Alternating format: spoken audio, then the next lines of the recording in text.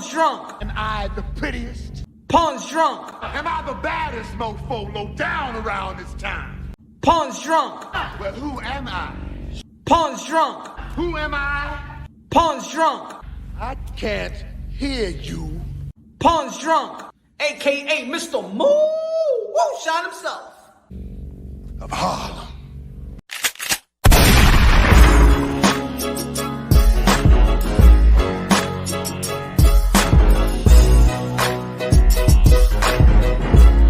You'll never be alone. I'll be with you from door to door. I'll be with you from door to door. Baby, I'm right here. I'll be with you from door to door. Baby, I'm right here. But you'll never be alone. Anyway. Then it's time to stop me. Then it's not a slow. Setting it needs me. Hand him at the bone. Wait a minute. What do you mean? What do you mean? Screaming when I'm low. Gonna start a show, man. Running 90 feet. You already know this is Pawn Drunk Boxing, aka Mr. Moo Shot himself, aka La Dobo, aka La Sazon, aka El Borracho. Ladies and gentlemen, good morning, good afternoon, good evening, wherever you are on this side of heaven. God bless you all. Ladies and gentlemen, you read the title, see the thumbnail. Yo, I'm seeing a lot of delusional folks out here in the sport of boxing, y'all. Hold on, y'all. Hold on. Let me fix this thing up, man. I see a lot of delusional folks out here in the sport of boxing. I see a lot of fans sticking backwards. I don't know if it's this. You having problems at home. You having problems with yourself. Ladies and gentlemen, the YTBC have become certified a nut house. It's Bellevue Hospital. YTBC is the Bellevue Hospital. Yes. I really don't know how boxing fans think anymore, collectively. I can understand if, like 90% of the people think the same way. Hardcore boxing fans, they want to preserve the sport of boxing, want to give the fighters the benefit of the doubt. They see a good fight. They see when a fighter go out there and go for the challenges and go for the right accomplishments and go there and acquire the belts in the proper way, in a challenging way, climbing the ladders the right way, not over-marinating a situation and things of that nature, calling out these fighters, letting your promoters know to petition for these fights and things of that nature. All I see in this recent, I've been seeing this for quite some time, but for real, I think it has ramped up to epic proportion, ladies and gentlemen. The most accomplished fighters are the most devalued, disrespected fighters there is. This is why I keep on saying, ladies and gentlemen, that the sport of boxing does not grow. It's not going to grow. It's not going to grow. The hardcore boxing fan is supposed to be the educators, the one that educate the fans and the one that educate the people that's coming into the sport of boxing. But all you mother effers do is discredit the sport, discredit the fighters that's out there going for greatness. You know what these fighters do eventually? They stick it to you. They say F you. Then they go for the money. Then you get real frustrated. Then you're gonna be crying to be like, yo, why he don't fight this challenge? Why he don't fight this? No. You did not respect these fighters. You didn't respect these fighters. You ain't give a damn. Ladies and gentlemen, I don't know how, the flip-flopping of fans. Oh my God, it's overwhelming. And even for boxing content creators, don't you want to preserve boxing? Because while you preserve boxing, then you can have a legitimate channel. You know what I'm saying? A legitimate channel. People are going to come and see you talk. But if you're busy trying to, put boxing in a damn hospital bed, then pull the plug on it, then what you going to stand on? What you going to be talking about? And and look, you know what I'm tired of too? Let me say shout out to the people out there, man. Ron Finkley, what's good, my brother? Good looking now. Appreciate that, my brother. Ron Finkley in the building, what's good? Joshua, Rider of the Storm, bum, what's good? He said people question these two. It's just questioning, is not hate. But for the ones who do, that's normal because you are as Keats going to have haters. Look at Mayweather, but people hate Mayweather for. The thing is with Mayweather was calling for the hate. Mayweather wanted to be hated. Mayweather told you that he wants to be a villain, that he wants to give that type of perception. He want to be hated so he could capitalize off the hate. Basically, Mayweather projected. He wanted to be that. But there's other fighters that get hated. They don't want to be that. They don't want to be that. It's a crime if you ask for a good compensation. It's a good thing if you want your fair, you want to be valued, you know your value, you set your values, you ask for your true value. And it's a crime. Everybody want to be a pocket watcher and be like, nah, they don't deserve this. You don't earn that. You don't deserve this type of money. Why you want this? I ain't never seen people like this in my life. Boxing, man, damn, I really thought I was entering a community. And I keep on saying this if y'all follow the channel. I thought I was entering a community that finally, you know, I'm surrounded in this form of community, this form of communication, that I am surrounded by people that likes boxing, that they really know the sport. But I walk myself into a bunch of people that don't get that is here to destroy the sport. That's the overwhelming part about it. That for me, 80% of the people here are frustrated. They want to destroy boxing. I thought people was up here to uplift the sport of boxing. There's no great news. Everything is bad news. You don't know these fighters are good or not. If I didn't know shit about boxing, I'm coming to this community, I'd be like, yo, everybody, what is it? What is the pillow punches, pillow fighters? What is this sport? What is it? Ick, you know what I'm saying? What these human beings are doing, because they don't get the credit for the people that say they understand the sport of boxing, the pugilists of the game. This is disgusting what I'm seeing right now. It's disgusting. Why? I don't understand why. I don't understand why. Joshua in the building was good. Sanchez was good. Lewis was good. Mark Nash in the building was good. Subscribe to Mark Nash. Angel Dímelo Mi Hermano. The Voice of Angels was good. William Boxing was good. They hate on Latino fighters. They hate on everything. There's people that just hate on everything. It's weird. It's just weird to me. It's weird. It's weird that we love and we give so much props to the people that's climbing the ladder. And once they hit that mountaintop, then you want to push them out from the mountain. You want to push them to the cliff. I'm sorry for the likes of Virgil Ortiz. I'm sorry for the likes of Bruce Ennis. Because you know what? You gonna get it too. Unfortunately. Teofimo Lopez got it. Teofimo Lopez beat Nakatani, Richard Comey. Wow, went for a champion and then back-to-back on a pandemic. Gets you Lomachenko, the guy that was regarded pound for pound #1. You can flip it, 1, 2, 3, you can flip it around. And now all of a sudden, this guy is probably the most hated lightweight now. He's the one that discredited. He's the ducker after what he's done and showed you. This guy gets the duck point. The same shit that I heard with Danny Swift Garcia. When Danny Swift Garcia was arguably one of the best resumes. They used to call it Dannyville.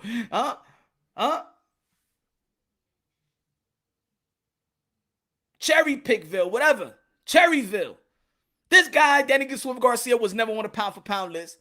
He beat the likes of Lucas Matisse. He beat the likes of Amir Khan when he was the underdog. He beat the likes of Lamont Peterson. He jumped weight class. He beat Guerrero. And all you used to hear, oh, he's a cherry picker. Dude had one of the best resumes in the sport of boxing. Young, was tested young. And there was hate. If there's a power puncher, if there's a guy that's knocking everybody out, and that he go a few extra miles, he go a few extra rounds, he's exposed. He's exposed. Look, Edgar Berlanga is not that type of guy. I told you. Look, he knocked the guy 4 times down. But his power, I told you, when he goes up in level, he's not going to be that good. What the hell is wrong with y'all? What's going on in y'all life for real? I think y'all all come to the sport of boxing and be like, you know what, man, I got to take my angle on boxing, man. I'm having problems with my wife. I'm having some type of mental illness. You know what I'm saying? I hate my life, and I'm going to go to boxing and hate on everybody else's life in boxing. And that's why I take my frustration out, so I could go back home and have a good conversation with my wife or girlfriend or my significant other, or I could look at my children in the eye. What's wrong with y'all, man? Really, I want to know, man. Let me help you out. I'm your brother, man. We're brothers and sisters, sons and daughters of the Most High. Let's not bring each other down. I want to know what's your problem. I'm going to open up the panel. And I know anybody that has a problem, I want to, let's help each other out. Let me help you. Let me, if you having a problem, let me be the ear. What's going on in your life? that you like to walk into the sport of boxing and you see people going for greatness, in pursuit of greatness and accomplishing greatness, but all you do is want to hate on it. I want to know what's going on, because maybe you could be suicidal. I don't want that. Huh? Maybe you really got some problems. I want to help you out. I want to be your brother. Let me be your brother. Let me be your brother, man. That's all I ask. Give me the chance to be here for you. Give me the chance to be here for you. Steel, what's good? What's good? What's good? Nebraska in the building. What's good? If you are not hated, you're not successful. Yeah, but you know what? That's that culture bullshit. You know what I'm saying? Only within the culture, only people that's born from the least, from, you know, unfortunate backgrounds, the have-nots. We have this culture slogans. You know what I'm saying? If you're not hated, you're not successful. I don't see like rich people hating on each other. I see people partnering up with one another. I never hear a slogan like this. There's other coaches that I chill with, other coaches. I don't hear this stuff. Oh, if you're not hated, that's like hip hop culture, whatever, inner city shit. If you're not hated, you're not successful. I used to say that all the time. That yeah, being hated is good. No, being hated is not good. We're not gonna promote hate. No, that shouldn't even get a pass. But I understand, King. I understand it real well. Trust me, I used to say that all the time. But no. Because what we're showing people out there is, yo, you gotta be hated. Be hated. And then you will get compensated for it with your hate. Be a delusional fuck. Be a menace to society. Be a menace to boxing. And you're gonna get paid. Ha ha ha, yeah.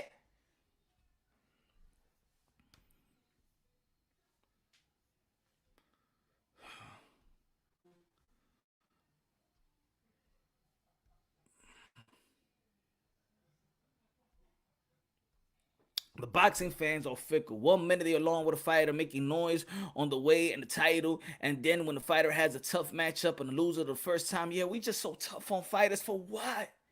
Like, we understand the sport, right? I know the people that I know we understand the sport. I know you understand the sport that you're looking at, right? Jose Yepes was good. I understand. I think we have an idea of the danger of this sport. This is why there's a lot of people out there that's yo, my God, yo, Oscar Valdez, yo, we gotta be suspended, gotta get stripped, yo. For real, that's not fair. It's a dangerous sport. We understand when we see something, we know we caught it out. We see something is wrong, right? Huh? We understand the seriousness, right? But then, how about flip it around? The seriousness of attaining these type of, to earning these accomplishments. What this man had to go through to earn this shit. To earn a belt. To earn to beat that guy that everybody regarded as the best. I told you the other day that Canelo Alvarez, he checks all the boxes. Regardless, you don't like his style. He checks all the boxes. Huh? Does he strive for greatness? Yes. 4th division world champion. Huh? Does he fight and beat the best of that prospective division? Huh? Of the division that he's campaigning for. Is he beating champions? Yes. No. You want to set standards. You want to set standards. Oh, Canelo Alvarez is a cherry picker because he's beating the least of champions. That's the new cherry pick. So now beating champions is cherry picking. Now fighting another champion or trying to unified is cherry picking. I never heard this type of term in my life in the sport of boxing, but I see that people are so geared to look for something, create a hate, create something. They got to create racism. They got to create a hate. They got to create a dislike. My goodness, what is going on in your life? What is wrong with you? What is wrong with you? Dímelo, mi gente, ¿qué está pasando con tu vida? Dime que yo soy tu hermano, dime, I'll talk to you. Come on, brothers and sisters. What's going on? Why are you so geared? Why you have all the energy in the world to disrespect and devalue fighters, especially those that you know is striving for greatness? I ain't never seen so much flip-flopping with fans in my life. Or maybe you go to a bunch of channels and they alter your mind and they mold you to be dummy just like them. Almost 90% of the fighters is going for it, even in women boxing. Look at the thing with Amanda Serrano. Amanda Serrano is going and she say, this is my worth. I'm going to get this. This is how much I'm really worth. And you know that I'm worth. I'm a decorated champion. I'm a 7th division world champion. I know what I'm worth. You know what I'm worth. You know the work that I put in. I go from boxing to MMA, back to boxing to MMA. I work my ass off. I dedicate my life to the combat world. You know I should be earning more. And then she goes out there and be like, you know what? I'm putting out of this fight because if I get this 200 G's, that's all I'm gonna get in my career. Now I'm worth this $1 million, and I know I'm worth it. And look at right now, she about to get that money. And then there's people out there that's mad. Oh, but she doesn't sell tickets like that. So why would she even ask for that? It's Teofimo Lopez's fault that he went to Triller and stuff like that. He should have fought Devin Haney. He should have fought somebody else because, see, he wouldn't be going what he was going through if he just didn't take the low ball offer that Top Rank was giving him. How dare Teofimo Lopez take a purse bid and get that $6.2 million that they bid on them? Huh? How dare Teofimo Lopez get that $3.9 million? It's Teofimo Lopez's fault that Triller postponed. Everything goes to Teofimo Lopez. Even though that he showed you and inspired you and motivated you that he knew his worth. Even when the people around him in his promotional company didn't think that he was worth that money. I ain't gonna get paid this. Bob Arum, I ain't gonna do it. I'm not gonna pay this. Nah, sorry, Tio. You didn't worth that money. You don't worth that money with Cambosos. But what about me? What about what I did? What about what I beat the golden goose of the company? I beat Lomachenko, the guy that was regarded pound for pound number 1, 2, 3. You can flip it around. The guy that y'all referred to almost Muhammad Ali. I beat that guy. I paid 4 sanctioning fees. You not gonna be pushing no pennies, no 1.2 million to my damn face. I got sanctioning fees to pay for. That's 3%. That's 12% right there. I gotta pay my nutritionist. I gotta pay for the camps. I gotta pay my bills.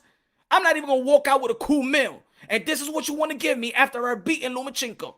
Huh? That's what you want to give me. I'm taking it a purse bid. And then every solid mind was like, yo, damn, Teofimo Lopez.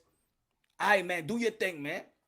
And everybody, there was a lot of people out there that be like, he ain't gonna get more than 2 million. He ain't gonna get more than this money. And guess what? Triller came out of nowhere and gave him the type of money that I believe and true people out there, because of what he did and how he have grown in 16 fights. He earned the right. He earned it. But you fans, oh no. Oh, why he did it. Why he did this. Why he did that. He can't sell tickets. How the fuck are you going to say that? How the fuck are you going to say that a man can't sell tickets, right? When he hasn't even gone through his main event yet. He hasn't gone. There is no numbers there. He hasn't performed yet. So how you going? He wasn't selling tickets. He wasn't selling tickets. You know what? Before an event, there is no numbers. So how the fuck do you know? How do you know? Ladies and gentlemen, there was a bubble out here. Ain't nobody was talking about no seats. There was people out there that were still getting paid. Yo, my man, if you tell me, yo, Punch, guess what? Yo, I'm about to get $6 million. I'm about to get $4 million. My nature is like, yo, my man, go get yours, yo. Proud of you, my brother. Keep doing you. Matter of fact, where you gonna get that check at? Where you gonna get that money at? You want to use my car? You want to whatever, man? Go get it, man. I'm about congratulating. I'm about, building. I'm about, being proud of you. I'm praying for you, man. I'm that type of person. I don't know. Maybe I was born in that type of morals, and maybe a lot of people, y'all got morals. You gotta set your morals straight. Because a lot of you motherfuckers out here are suckers, bro. Y'all suckers. Y'all betas, yo. Beta male to the damn core. You got no, you got no pride. You got no, no moral compass. Nothing. He's not worth that type of money. How about if I go to your life and tell you you're not worth that type of money too? How about if I go to your life and tell you that? Huh? You're going to look at me like I'm crazy. Punch, you don't know my life. You don't know my sacrifice. You don't know how hard I work to get here. Who are you, Punch, to tell me that I'm not worth this type of money that I'm asking for? But you want to do it to these fighters that you know that they sacrifice their life. You know it. So now Teofimo Lopez gets the blame for going to purse bid. So in your mind, he should have took that low ball offer they was giving him, that Bob Arum was giving him. Now all of a sudden it's Teofimo Lopez's fault. It's not Triller's fault. It's Teofimo Lopez's fault. If Teofimo Lopez said that he wants to fight Josh Taylor, you want to shame him and saying, yo, still fight Devin Haney. He got to fight Devin Haney because he needs to clear the dispute of an undisputed. Shut the F up, man. Shut up. Seems like a lot of you people don't know what the hell is common sense, man. Y'all losing your common sense too. I told you millions of times, go call the sanctioning bodies. Do it. They got the numbers. You like to push this website to my face? Call the president. Go have an interview Mauricio Sudamon to see what he tells you about the WBC and the standards of who's the supreme champion of the WBC. Don't play the fool. Tell the WBA. Who's your supreme champion? Is it Teofimo Lopez or is it Gervonta Tank Davis? Go tell him. Ask him. Go call it. The number's right there. You like to push websites to my face. How about you call the number on the website and you tell me back the answers that they give you? Call the WBO. Tell them. Ask them. Who's your supreme lightweight champion of the world? Go ahead. Tell them. Don't push these websites to my face if you ain't going to call the number. Call them. Tell me what the IBF is going to tell you. Tell me what the WBA, WBO is going to tell you. And then tell me what Mauricio Sudamon is going to tell you. Are you fucking dumb? Do you know what common sense is? If all separate entities, which got their own respective rules in their company, what you think they're going to tell you? What do you think they're going to tell you? That Teofimo Lopez is our supreme champion. Now put that all together. Common sense says that they all recognize him as their supreme champion. Thus is an undisputed, you fucking fucks. Do you recognize that? Or no? Or do you need your neighbor to recognize your own fucking wife so you could be baby? That you're my wife because my neighbor recognizes you. Yeah. Now I could tell the whole world that you're my wife because he said that you're my wife. And she said that you're my wife. And he said that you're my wife. And then yes, now you could be my wife. I could tell the whole world you could be my wife because I needed them to tell you that she's my wife. Ladies and gentlemen, like I said 1,000 times, I said, yo, does ranking system, if belt federations, does their ranking system, do they recognize each other? No. No, they don't. Let me answer it for you. No, they don't. No, they don't. But you still, but. The WBA doesn't recognize Teofimo Lopez. So Teofimo Lopez is not going to be undisputed. Mira, señor estúpido. ¿Ustedes qué? ¿Qué están fumando crack ustedes? And then in another instance, oh my God, boxing is so corrupted and boxing is so politics. And oh my God, Teofimo Lopez, he need to fight Devin Haney right now. But Teofimo Lopez, and then there were some people out there that be like, yo, my man, yo, Punch Drunk, you're protecting. Why are you protecting Teofimo Lopez? Why are you protecting? I know that's your guy. Why are you protecting Teofimo Lopez? You think that me protecting Teofimo Lopez is telling him to fight Josh Taylor? Really? You dummies. Yo, how am I protecting Teofimo Lopez if I want Teofimo Lopez to be fighting his hardest challenge in a Josh Taylor? How is that protecting Teofimo Lopez? Does anybody tell me in the chat? How is that protecting Teofimo Lopez? Because I hear you folks. And I get it all the time. Even if the boxing content creators, even the people that you know what I'm saying, we have camaraderies and things of that nature. Oh my God, Punch, you're the Teofimo. Teo, why you giving Teo a pass? I'm giving Teo a pass because he wants to fight the great 140 undisputed, undefeated lineal champion in Josh Taylor because you want him to fight Devin Haney. I want him to fight Josh Taylor because that's a greater accomplishment. That's a harder accomplishment. That is a lineal, undisputed, undefeated, pound for pound fighter. But I am the one that's protecting Teo. But you are the one that wants him to fight Devin Haney. But yet you're the same person that be like, but why Canelo Alvarez is fighting the weakest link? Oh, you think that Teofimo Lopez not fighting Devin Haney compared to the three names that he has given y'all, Josh Taylor, Gervonta Tank Davis, Devin Haney, out of those three names, you don't think Devin Haney is the weakest link? I'm not saying he's weak. Out of those three names, you don't think that Devin Haney is the weakest link. So you would rather shame Teofimo Lopez for wanting Josh Taylor to fight Devin Haney, but then you go around and tell Canelo Alvarez, why is he fighting Kovalev, and why he don't fight Beterbiev and Bivol, why he doesn't fight the greatest of all champions, why is he fighting the weakest link? Make up your mind, man. Your hate make no sense. Make up your mind. You don't even know what you hate. Your hate doesn't make sense. You can't look at yourself in the mirror and tell that shit to yourself 100 times. I don't even understand why I hate Teofimo Lopez. I don't know. He got light skin, soft hair. I don't know. Maybe his marriage, he's put together. He don't go to the club. He don't have an entourage. He doesn't act like a fool out there. Maybe this is the reason you can't relate to it, because you're a damn fool yourself. Because he doesn't give you this type of personality that he's ghetto, wearing a bunch of chains and thinks he's in a rap video every time he goes live. Because he don't fling money around. You don't think he's good. Oh, why advice for Teofimo Lopez? Because that motherfucker did what we are desperate for fighters to do. Yeah, I'm going to give. And yeah, keep on saying it. I am a Teofimo Lopez guy. You're damn right I'm a Teofimo Lopez guy. I'm that person. I am going to root to the fullest for the people that goes out there and challenge themselves.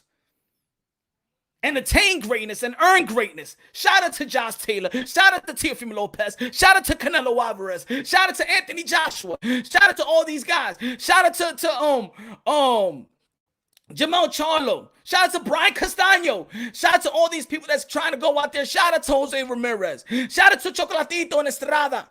Shout out to Yoka.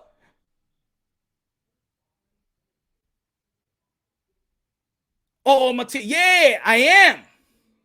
Because I know the work that he's put in, I know who he's beaten, and I know the odds of him beating those champions. He went back-to-back champions to beat Rich Comey and Lomachenko, guys that thought that he was an underdog coming inside that ring. Don't you tell me you flying liars, you imbecile, you malparido, you haters.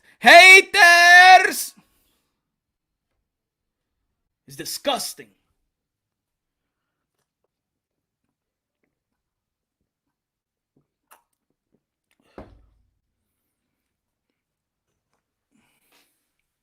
It's disgusting. Your hate is disgusting. I want to know why, though. I am very because I love humans. I love my race, the human race. I want to know. Shout out to Rap Soul Boxing Knowledge. What's good, my brother? Punch, these people hate themselves and use it against our warriors. I believe so, Rapstar. I think they hate themselves. Because I don't understand how you hate. I can understand you may be a fan. Let's say, okay, you was a fan of Richard Comey and he beat Teofimo Lopez, and damn, you don't like Teofimo Lopez because he beat your guy. I understand. I say it 1,000 times. I'm a Knicks fan. Michael Jordan used to whoop our ass. I hated Michael Jordan. I hated Reggie Miller. But I would never say that Michael Jordan was not the best. I won't take nothing away from Jordan. And then there's other athletes as well that I probably don't see them as a, they're going to be that good. To be honest, LeBron James, Carmelo Anthony's rookie year, I thought Carmelo Anthony was going to be that guy. Yeah, LeBron James even surprised me.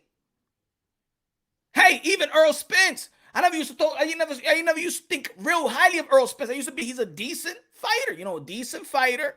I don't see him as a special fighter like that, the way that people see him. But you know what? It grown, his fight by fight, opponent by opponent. I said, damn, this guy, he is the goods. Sometimes it happens. And maybe it'll happen to you. Maybe don't think highly of Teofimo Lopez right now or Canelo Alvarez. Canelo Alvarez, 4th Division World Champion, the cash cow, the pound for pound. The guy that has fought is going to be fighting 4 times in a span of 9-10 months. The guy that has unified the titles in 168. The guy that went to the 175 got a title. The guy that went to the 154 got a title. The guy that got a 160 unified the titles at 160. Fought the boogeyman in Triple G. And even when he fought the likes of Triple G, there was people that felt that he lost too. End of the day, he won. End of the day, he's still fighting.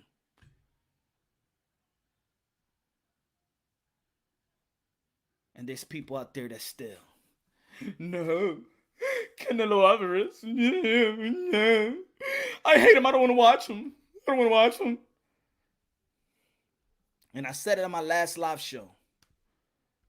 What's good, HLD in the building? Good looking out, Rap Store. Everybody subscribe to Rap Store Boxing Knowledge. Angel Rivera, señor, dímelo, mi hermano. Steel in the building. What's good? What's good? What's good? Javi, Teofimo all the way punch, always bringing facts. Of course. But I understand, you know what? I also understand the world. I understand that nowadays people like to think backwards. People don't like facts, Javi. They don't like facts anymore. No. They just comfortable with the lie. They comfortable with the lie. They talk about everybody else's business, not knowing their business in the sport of boxing, not even trying to understand the sport of boxing. And I understand when their fathers, trainers come into people's panels and do the interviews, it's their job to prop their sons. It's their job to prop their fighters. They never gonna talk shit about their fighters. They're gonna hold them like they're kings and queens. I understand that. Hey yo, punch, pull. Why you don't challenge Teofimo Lopez Sr. when you interviewing him? Why you don't tell him these questions? Why? Because this is the same guy that everybody in this community, not everybody, but a lot of people in this community will tell his own son to fire your father. Oh, Papachenko is a genius in boxing. He's a genius trainer. And then what Teofimo Lopez Sr. did, he outgamed Papachenko.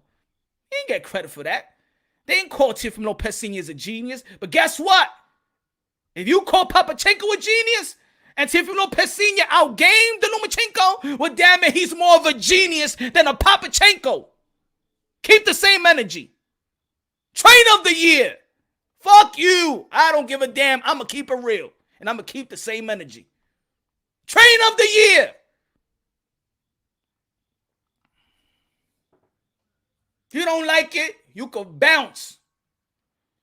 I'm not going to lie to you. I'm going to change my energy for you. I'm going to devalue my intelligence and my integrity for that. I don't care how much you hate Teofimo Lopez. I don't care how much you hate Canelo Alvarez like that. I'm going to give you the truth. I just want to understand how you see the sport. And it's only this damn community that when you have a successful father and a successful father and son combination, you so busy to break it up. Wanting to break it up. You can't wait till Teofimo Lopez fire his father. For what? We only the only community that says these things. I've said this before, but I'm going to say it again because new people are listening on. What's good, Martin Ramos?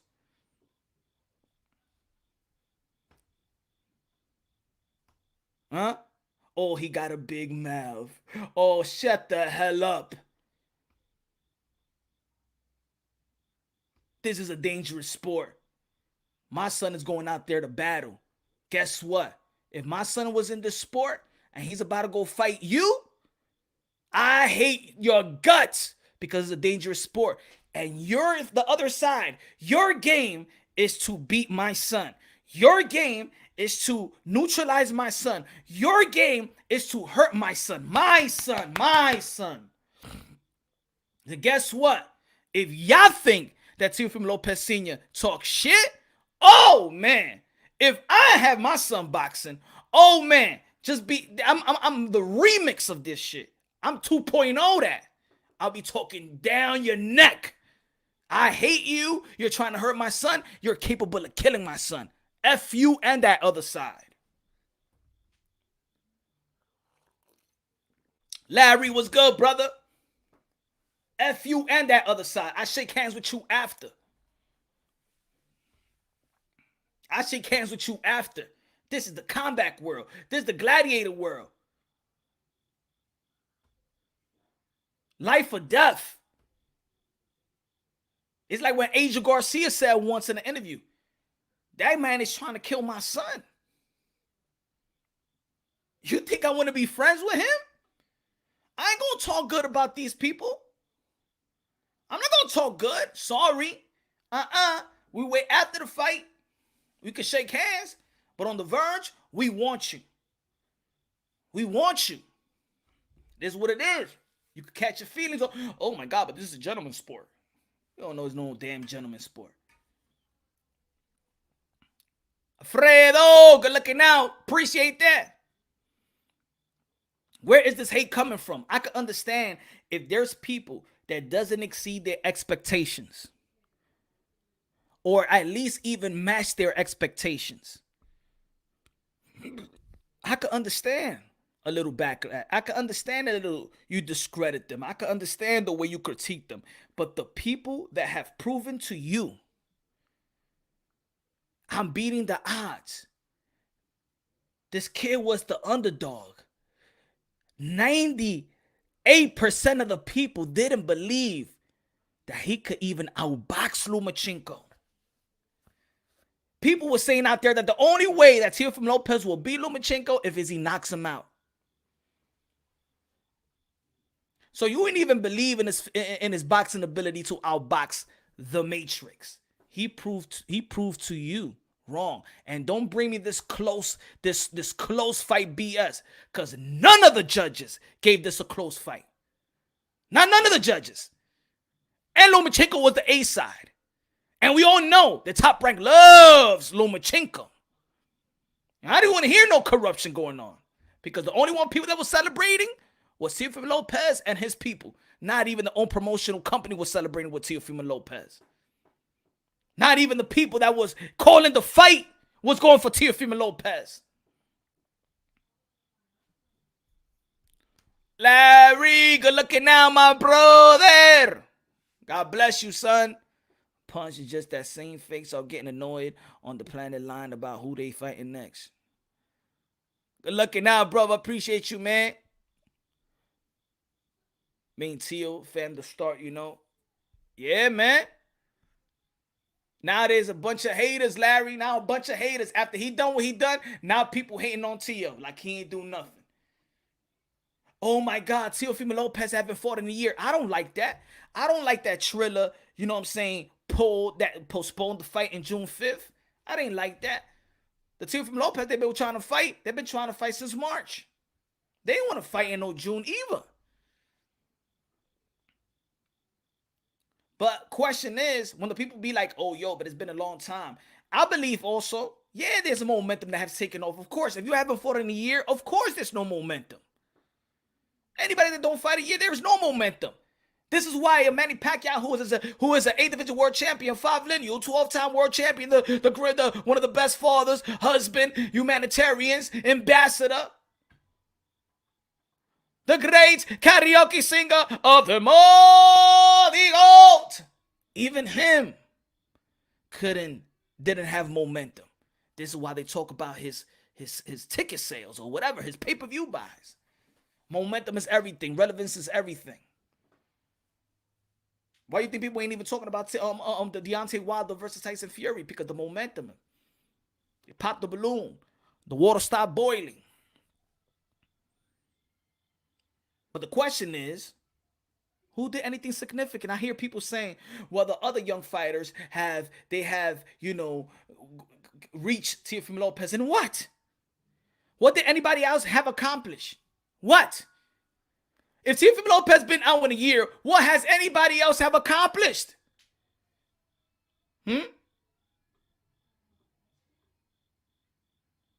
Gervonta Tank Davis, another regular title? Okay. What did Delaney accomplish? What did Ryan Garcia accomplish? Being Luke Campbell? Okay. Linares? Okay. Virgil Ortiz beat, like, what have they accomplished even close to Teofimo Lopez? Huh? So I could say that. I could switch it up on y'all. He's been sitting for a year, and nobody has been catching up to him. Oh, now's the new thing. Teofimo Lopez is holding the division hostage. Really? He's holding the division hostage? Who sent him a contract? Did Ryan Garcia after the fight when he beat Luke Campbell, did he call Teofimo Lopez name? No. Did Gervonta Tank Davis call Teofimo Lopez name that he wants to fight him? No. Devin Haney wants to fight him. But even we, how many conversations we have with the Mr. Haney? Any term sheet been passed even before the IBF ordered them? No. And now the kid is saying, I want Josh Taylor. And y'all motherfuckers is catching the titty attack. This guy, he's not calling. He's not calling your 20th ranked fighter. He's not calling your 15th ranked fighter. He is calling out one of the baddest man in boxing. I want to go up to a division. I want to not fight Regis Prograis. I'm not calling Regis Prograis. I'm not calling Brandon Lee. I'm not calling Cepeda. I'm not calling Baranchik. I'm not calling Jose Ramirez. I am calling Josh Taylor. I am calling him. Back in the days, a boxing fan would be like, yo, this kid is for real, bro. Yo, this guy really, he won from Comey, won at Lomachenko, was calling Lomachenko for years. He got him, beat him. And now he wants Josh Taylor. Like, yo, as a boxing fan, you will commend his call out. No. Not people here. People here be like, but why he don't fight Devin Haney? I mean, he got more work to do in 135. More work to do in 135. More work to do in 135. So Alinio in that prospective division has more work to do in 135, or does he have more work to do in boxing to be greater, to enhance his legacy? The man told you, I beat the man to be the man. I beat the guy. I am the king of the lightweight. Put in more what work I gotta do at 135 to prove to you that I'm king. Mira, señor. Oh, y'all thinking backwards? What is going on in your life right now that y'all motherfuckers think backwards? I know there's a lot of weird shit going on. There's rappers that are pregnant nowadays. There's politicians that you know what I'm saying, that want to be another sex at the age of 60 something. I know it's a weird time. I know. But boxing, please get away from that weird mentality, bro. Juju, who's hating Tio? Nobody knows who he is but hardcore fans. He wasted a whole year with this Triller nonsense and don't have more buzz. He wasted a year with this Triller nonsense. He wasted a year. He wasted a year. Do you think that Teofimo Lopez said when he took that thing to purse bid? Coño, ¿qué pa... Diablo, man.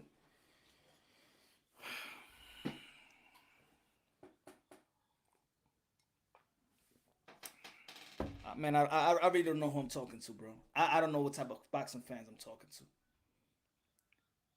The kid took it to purse bid. They won the purse bid. If you did not want Teofimo Lopez to waste his time, why didn't Top Rank pay him the money that he deserved at that time? Top Rank figured out his worth. That's why in the midst, in between of him working out to fight George Kambosos, they say, we need to reconstruct that deal. Yo, we need to reconstruct. We need that Teofimo Lopez kid. We don't want no problems with him. Let's give him the money that he deserves. He wasted his time because there was another entity that wanted to pay him more money. He wasted the time.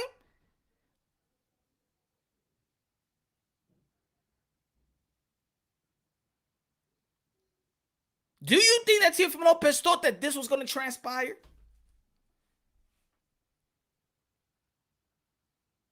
Matter of fact, people out there, go back if your social media feed and go to the date, go to that date. Go to that date when Teofimo Lopez won the purse bid.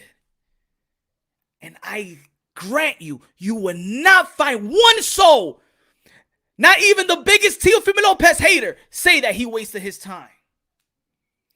Even the biggest Teofimo Lopez hater gave him props. But now he wasted his time. Like he was the one that wanted to be out for a year. With their Triller nonsense. Or was it Triller's nonsense? And don't have more buzz than Virgil. They got the same buzz. The same buzz. The same buzz is because Virgil Ortiz fought recently. So he's going to have a momentum because he fought recently. I don't want this. Yo, good looking out, Drew. But I disagree with you on this. He wasted his time. And this is what I mean, bro. It's like, yo, Ernesto, dímelo, mi hermano, preach it, punch. Thank you, my brother, pero yo no entiendo, eh. Yo no entiendo con esta gente. Yo no entiendo como la gente piensa ahora. I don't understand, bro. I don't know. Anybody, if the Teofimo Lopez out there, did he sleep with anybody's sister or something like that? Is Teofimo Lopez got your mother pregnant or something like that? Let me know. Because to be honest, I'm trying to understand this hate. Like, I know there's certain hate. Like, I know why people didn't like Floyd Mayweather, even though that he was so great. But I understand that. I understand why people was hating on Adrian Broner. I could see how he acts and stuff like that, and how other people, oh my God, he just likes to fling money. He likes to brag, and man, he's not humble, and people don't like humbleness and things of that nature. I understand why people don't. I want to know those steps that this kid has taken. I want to know why you hate him. I want to know where is to hate. I want to know. I really want to know how people think, because these boxers are going out there. Teofimo Lopez told you, I go for legacy, right? We applaud it. He go for legacy, and then he's telling you. Then we all know. Good looking out, Ernesto. We all know that damn he earned whatever he got. We was on the same page. Everybody, even his haters. Go to the channels that hate on Teofimo Lopez. Look, go to the channels. If you need to go out, go to the channels that you and I know hate on Teofimo Lopez. Go to the channels to that particular day that he won the purse bid, and even the haters that hate Teofimo Lopez, that hates his guts, was giving him props.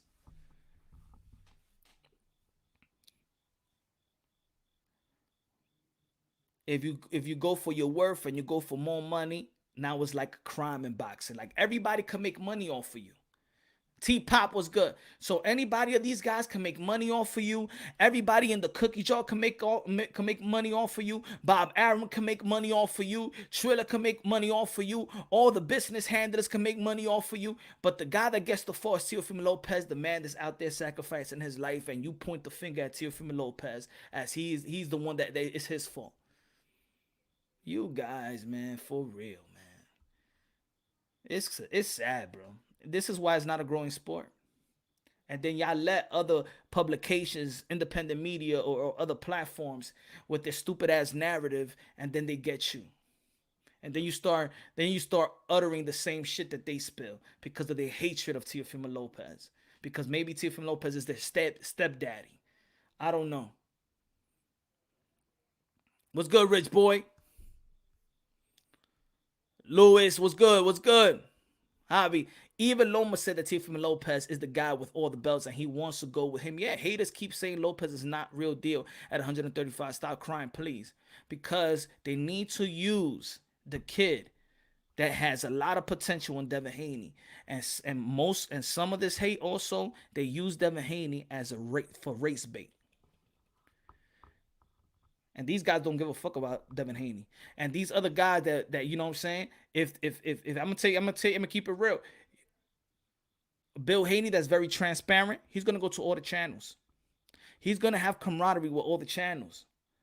Transparent. And maybe these guys get starstruck and they be like, yo, no, he's here, yo. So I love Devin Haney now. Now I love Devin Haney. Now I gotta vouch for him because his father gives me a lot of props. I get it. You know what I'm saying?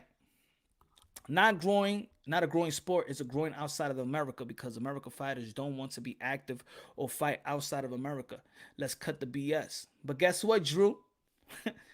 You know what Teofimo Lopez stated? He said it right here in this channel. He said he would like to face Josh Taylor in the UK. People had a problem with that too. That's how much this kid will want to fight Josh Taylor. He said on this channel, I will fight Josh Taylor in the UK.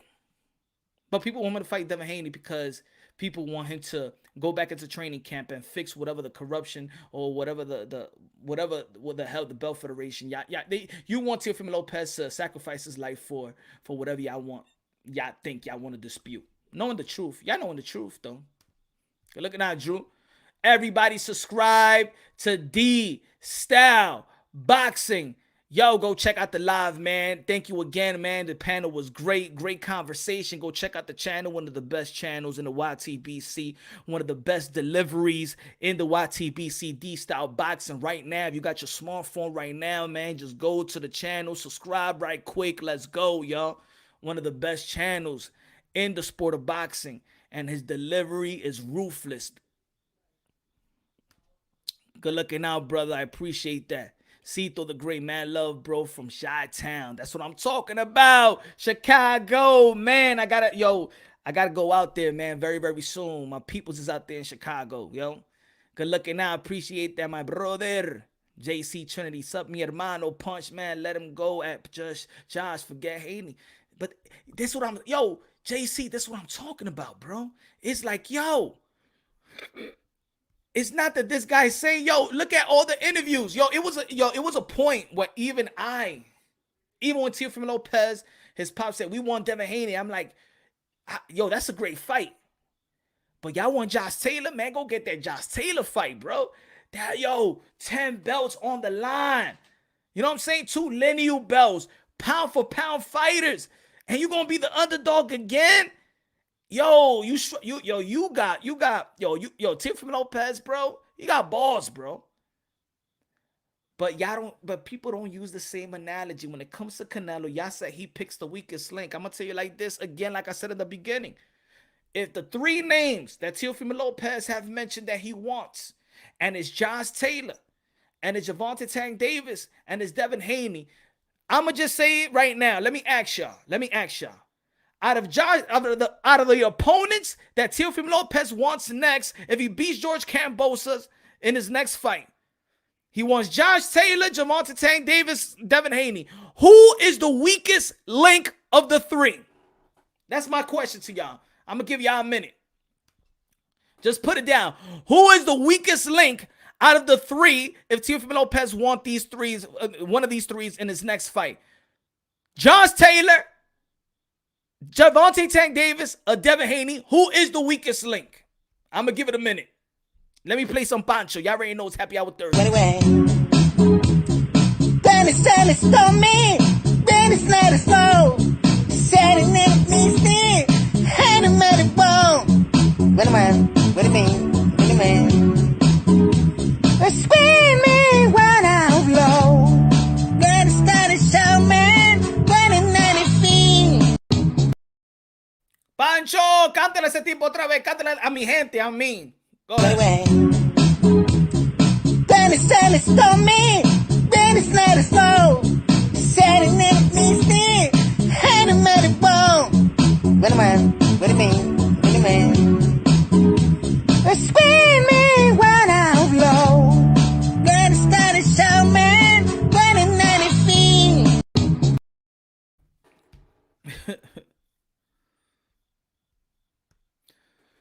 So let me see what the people saying. My question was, Teofimo Lopez, if he beats George Kambosos, he's calling out 3 opponents. He won Josh Taylor, undisputed versus undisputed. He won Gervonta Tank Davis. He won Devin Haney. I said, who's the weakest link? That was my question. Let me see what the people saying out there. Let me see where it start. Javi, Devin Haney will not last 3 rounds with Teofimo Lopez. T-Pop, Devin, JC, Haney. Javi already said that one. Set up. Manny was one of the Alex, Devin Haney is the weakest link. Gracias Salido, pound for pound number 1. Larry G, G3, Devin, Jose Lewis, Haney. Haney is food for Tio. Haney is the weakest link. Alfredo. Gusto, Haney is the weakest link. Devin Haney, obviously. Ron Finkley, Tank, in my opinion. 1 tank. Pound for pound King Haney was meant to be next like 1 year ago. What the F happened? Ray P. Taylor. Jason Ayala. Haney. I would say Tank because I do think Haney beats Tank, King says. We got 2 tanks and the rest are Haneys. And 1 Josh. Jose C. Haney. Angel. Devin. Felipe. Haney. Alex. Haney. That's hard one to answer, Punch. Haney is the weakest. Right of the storm. Boxing idiot. Heaven Haney, of course. Alejandro Haney. He does like Pancho. Haney, no power.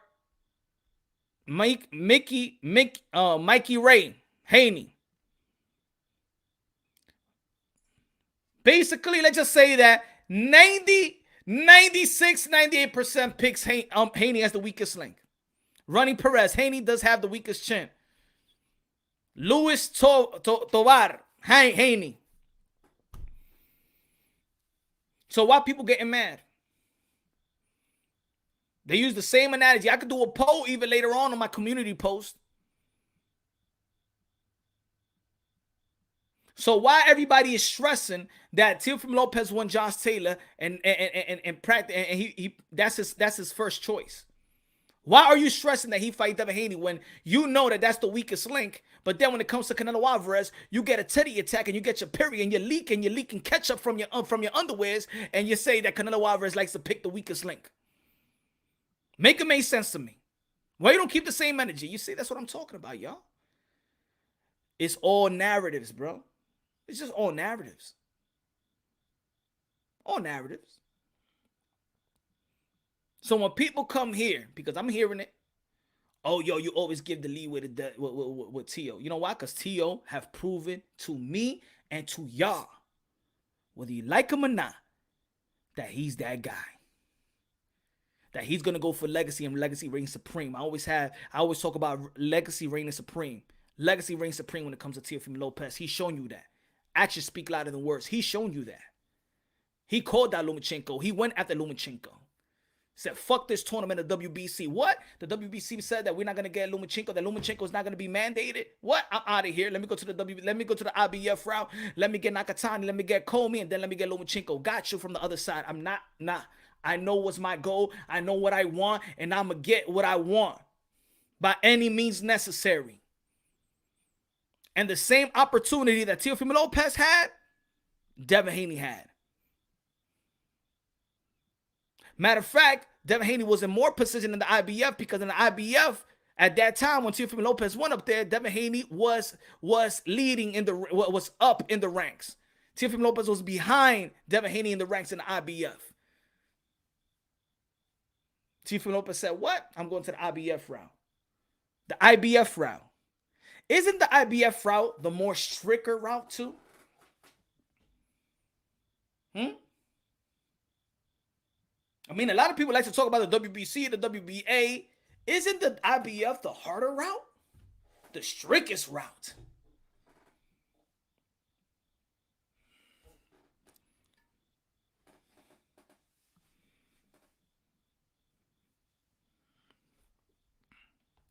And I know that this cult group. Either you the top ranked crew, either you the PBC fan base. You know what I'm saying? I just don't understand as a boxing fan. as a boxing fan. Yeah, and I put you on blast too, my brother, because you come to every comment box and like, so if you want that work and you want to be on a panel, let me know. You don't have to write no more. You don't have no type no more. You could be on the panel and let me know. Let me know if everything I'm capping for Tio, because this is all cap now. So hey, do you want the panel? Yes or no? Do you want to be on the panel? Yes or no? So you could tell me your displeasure, your hatred towards Tio. Got him? No, not got him. You want attention? This is what I mean. People just want attention now. That's what it is. That's what you were seeking for. I will give you the attention. I will entertain it. That's why I'm here. You didn't get me. Get in the panel, my brother. Do you want the link? Yes or no?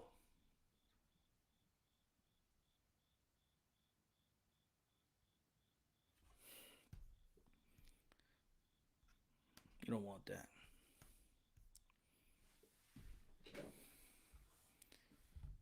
Because one thing people don't like to be, they don't want to perceive themselves as a hater. Yeah, he don't have it. Yo, Punch, I hear crickets now. No, literally, I hear crickets in the background. No, I do. Right outside the window. It's not cap. It's because Teal has said these things. What has he said? Hold on. Pound for pound. Hold on. It's not cap. It's because Teal has said these things. What has he said, pound for pound, King? What's that he said, or what has he done? Because I know what he's done. You know what he's done. So what have he said that got you? He said these certain things. I want to know. I want to know where the hate is coming from. I just want to understand. I want to understand the people. No, I want the haters. I want the haters, my man, Ron. Ron, I want the haters. I need to talk to the haters.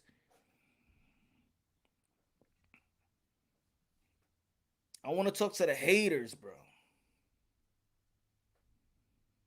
I want the haters on the panel.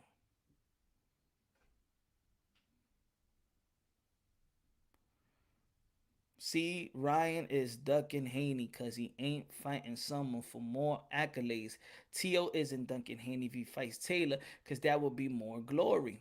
Those are the facts. But people, you got to understand that these fighters don't have the power to do whatever they want to do.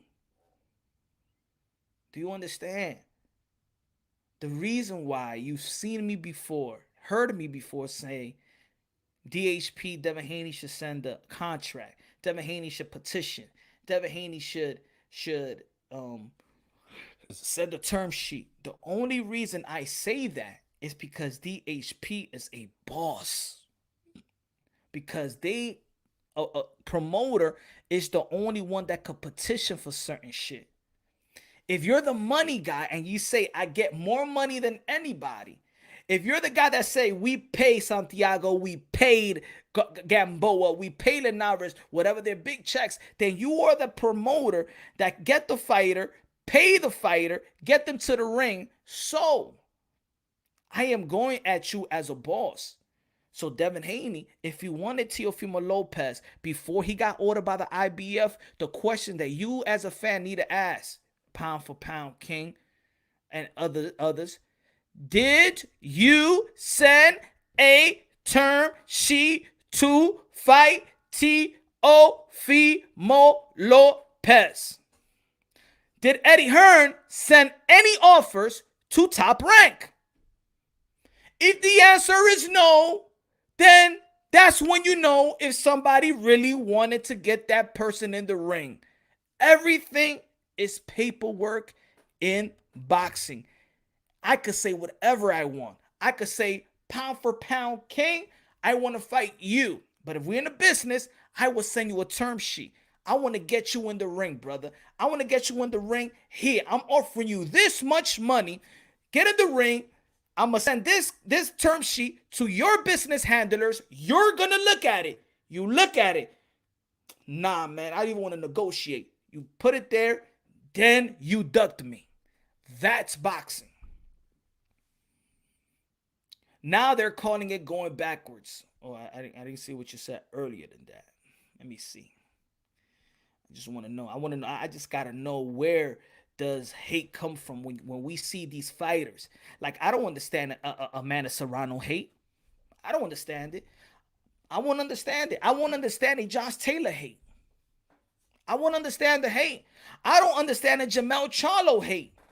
I wouldn't understand that. The same thing. Oh, Jamel Charlo, he give me props. Oh, yo, you a Jamel Charlo guy. I am. Yeah, I am. I am a Jamel Charlo guy. I am a Teofimo Lopez guy. I am a Canelo guy. I am I go for all the fighters. All the fighters that really go for their challenges. I support every fighter in boxing, even from rank number 1 to rank number 10,000. But I will show love to those who are striving for greatness. I will show love. They separate themselves from the pack. They level up. Punch, Haney did send a term sheet to Gamboa. I know they sent a term sheet to Gamboa. We know that. I know Matchroom sent a term sheet to negotiate with Jorge Linares and petition to fight Jorge Linares. Facts. I know they send the term sheet for Santiago and work the deal with Santiago 12 days after they got uplifted to elevated, when Lomachenko got elevated. Now the question is, did they went through the same business model to getting a fight to get Lomachenko, to get Gervonta Tank Davis, to get Ryan Garcia, to get Teofimo Lopez? No te hagan estúpido, mi gente. No te hagan estúpido.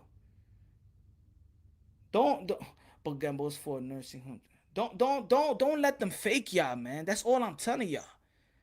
Don't let even the people in the boxing personnel, just ask the right questions, you get the right answer.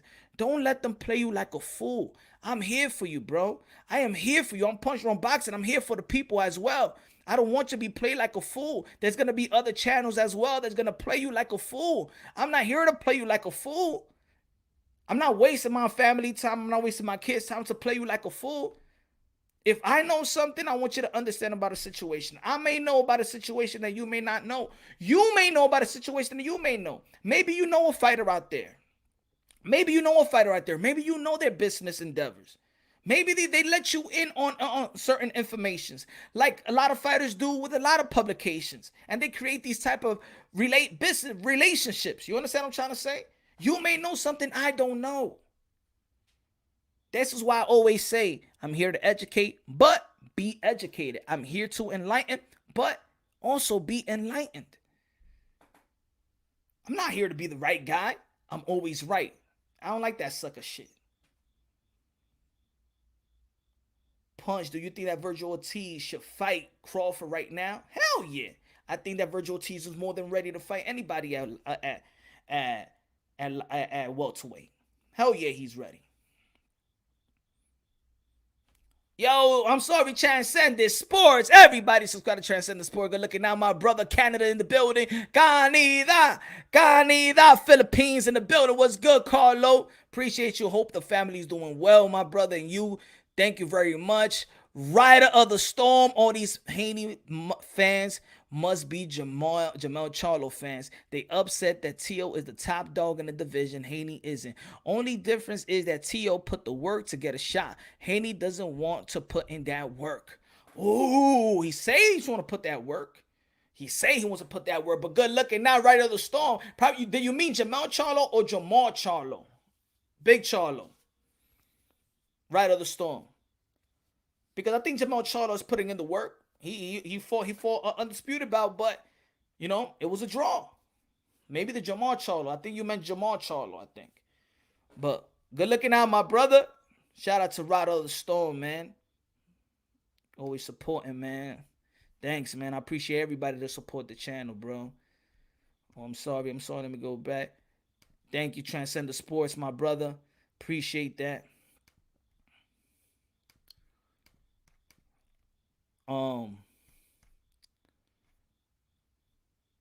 Haney's like high school girl on Twitter. I'm blocked from that. Punch, add a BTC address so I can send tips, bro. I watch your channel, but don't have money in the cat. I'm gonna do that. I'm gonna do that pound for pound. Good looking out, Big Charlo. Okay, Gusto. Illis, yo, how can Tio be a diva if fighting chance while Haney fighting? That's what I'm saying. These people don't even know how to hate. Like, yo, at least let your hate have substance, right? Right? Punch Drunk Boxing versus Bill Haney debate. Yeah. At least make the hate make sense. You feel me? Like, yo, if I tell you, damn, I hated Michael Jordan back in the days because of them, but yo, because I'm a fucking New York Knicks fan. And then I'd be like, okay, I understand. You feel me? You see? You feel me? But at this point, I can't. There's nothing to critique on Teofimo Lopez. Sorry. At this point, there's nothing to critique. Let's wait for his next fight. How about if he get clipped by George Kambosos? How about if he lose to George Kambosos? How about he get dropped by George Kambosos? And then we start questioning, oh, does he got a chin or things of that nature? But at this point right now, it's nothing to critique T.O. in my opinion. I'm going to hold them real high. Just like I'm going to hold Katie Taylor, Amanda Serrano, Clarissa Shields, Cecilia Breakers, Canelo Alvarez, Anthony Joshua, for beating Andy Ruiz on that rematch. I'm gonna give props to Tyson Fury. I'm gonna give props to Alexander Usyk that's gonna be moving up. I'm gonna give major props to Inoue. I'm gonna give major props to Casimero. I'm gonna give major props to Virgil Ortiz as a young fighter. I'm gonna give props to Boots Ennis, who I believe is special like a Virgil Ortiz. I'm gonna give credit to the people that's doing their thing. I'm gonna give credit to Oscar Valdez for beating Miguel Burchett, but does he need to get do they need to hold him accountable and probably be punished? I believe in that also. Jamel Heron being Frampton, I'm gonna give him props. I'm going to give fighters props if you going out there fighting the fight. Josh Taylor, Jose Ramirez, I'm going to give you props. And even if you lost to Josh Taylor, I'm going to still give you props because you got knocked down and you kept on getting back up. I blame Floyd for all this ducking and curving boxing world. I don't even know if we could blame Floyd for all of that because at the end of the day, Floyd did fall a lot of legendary fighters. That's easy. Let's not blame Floyd. Let's blame these guys. I'm not going to blame Floyd for these people. Nah, I'm going to blame people for their own careers, right? Like, to be honest, I think they moving Dev the right way. But they going out there saying they're getting dug by everybody. I don't believe that. I think the business, Mauricio Sudamo on WBC said why Ryan Garcia and Devin Haney's not fighting because both camps chose not to fight one another right now. That's what he said. Nobody called. Did Golden Boy call Mauricio Sudamo a liar? No. Did Devin Haney call Mauricio Sudamo a liar when he made those statements? Because he's making the statements on their behalf. So right there, this is when the fans need to listen. Yo, okay, Mauricio Sudamo, WBC stated that Ryan Garcia's team and Devin Haney's team decided to not fight right now and fight. That's why there was no order of the fight. Did anyone, have you ever heard Devin Haney and Bill Haney, or have you heard Oscar De La Hoya, Gomez, Samson Promotion, have you ever heard them say Mauricio Sudamo and the WBC is lying to us? No, they never checked them on that, right? So why you checking everything else? Yo, everything is in front of your faces. These guys are transparent.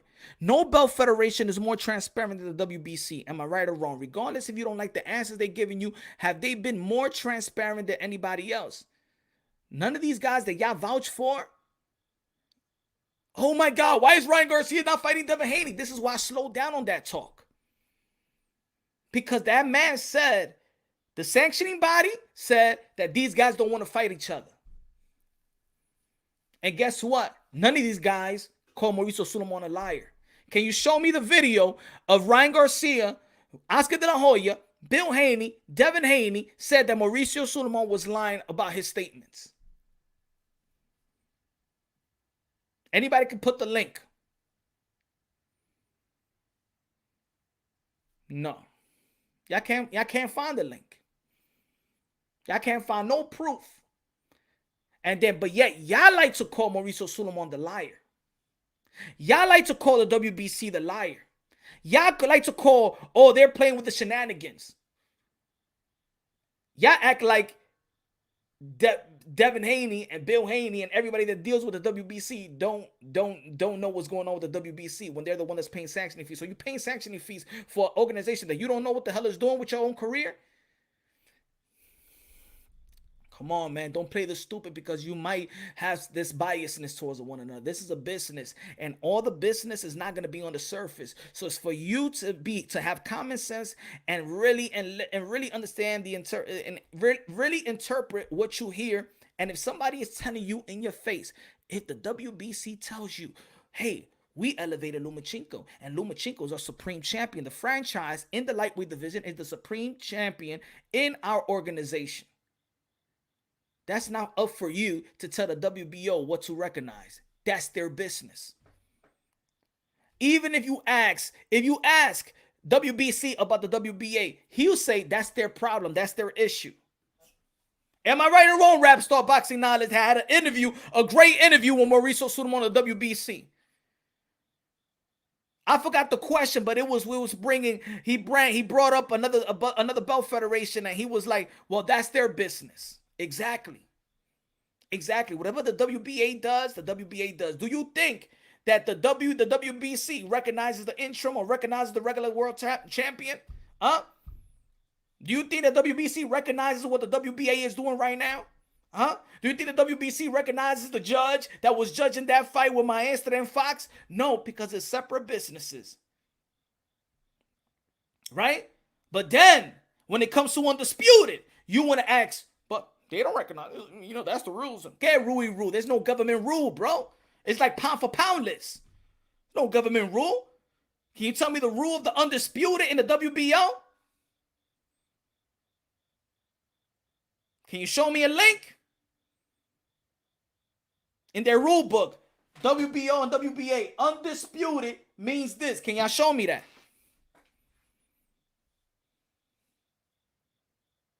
No.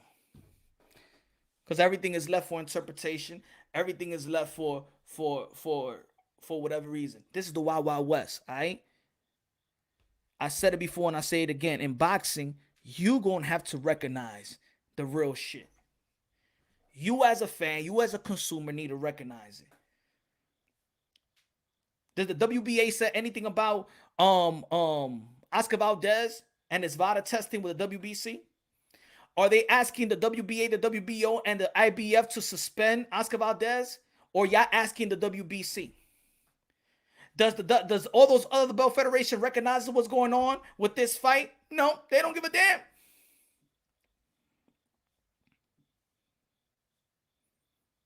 Have you heard any statement coming from the WBA, the IBF, and the WBO in reference to Oscar Valdez and what they should do to their champion? Because, hey, they have power. They need to be they recognize him too. So they got power in their business, right? Give me an answer. Have you heard anybody refer to the problem of the WBC and Oscar Valdez and things of that nature? Huh? Has the WBO made a statement? Did the WBO say, you know what, we need to fire one of our major champions? Or I mean, suspend or punish one of our major champions. Did the WBO suspended Oscar Valdez? I mean, it's on it's on their website.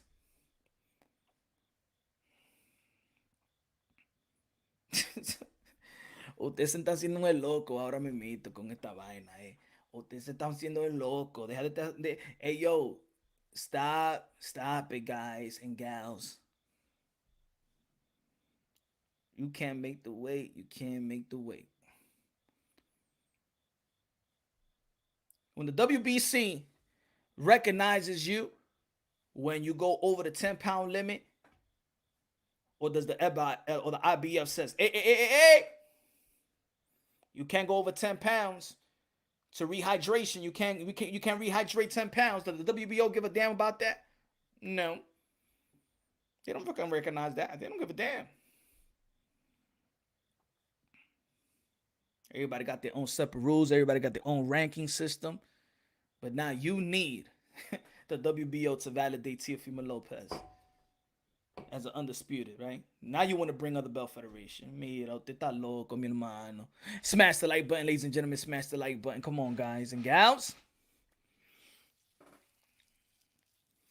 Is it that society doesn't relate? Maybe it's this. Maybe it's this, and maybe this is gonna be a statement that might hurt a lot of people who you might comprehend it. You might comprehend this in the wrong way. But is it that greatness is abnormal?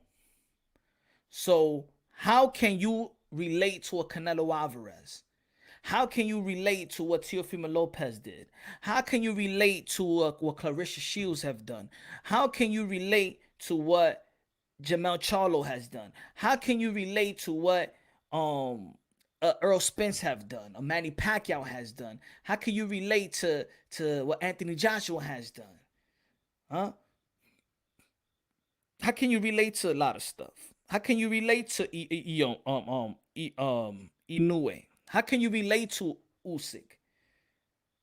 And maybe you can't understand their greatness. You don't relate to their greatness, so you rather relate to the people that maybe lose, that they're not great.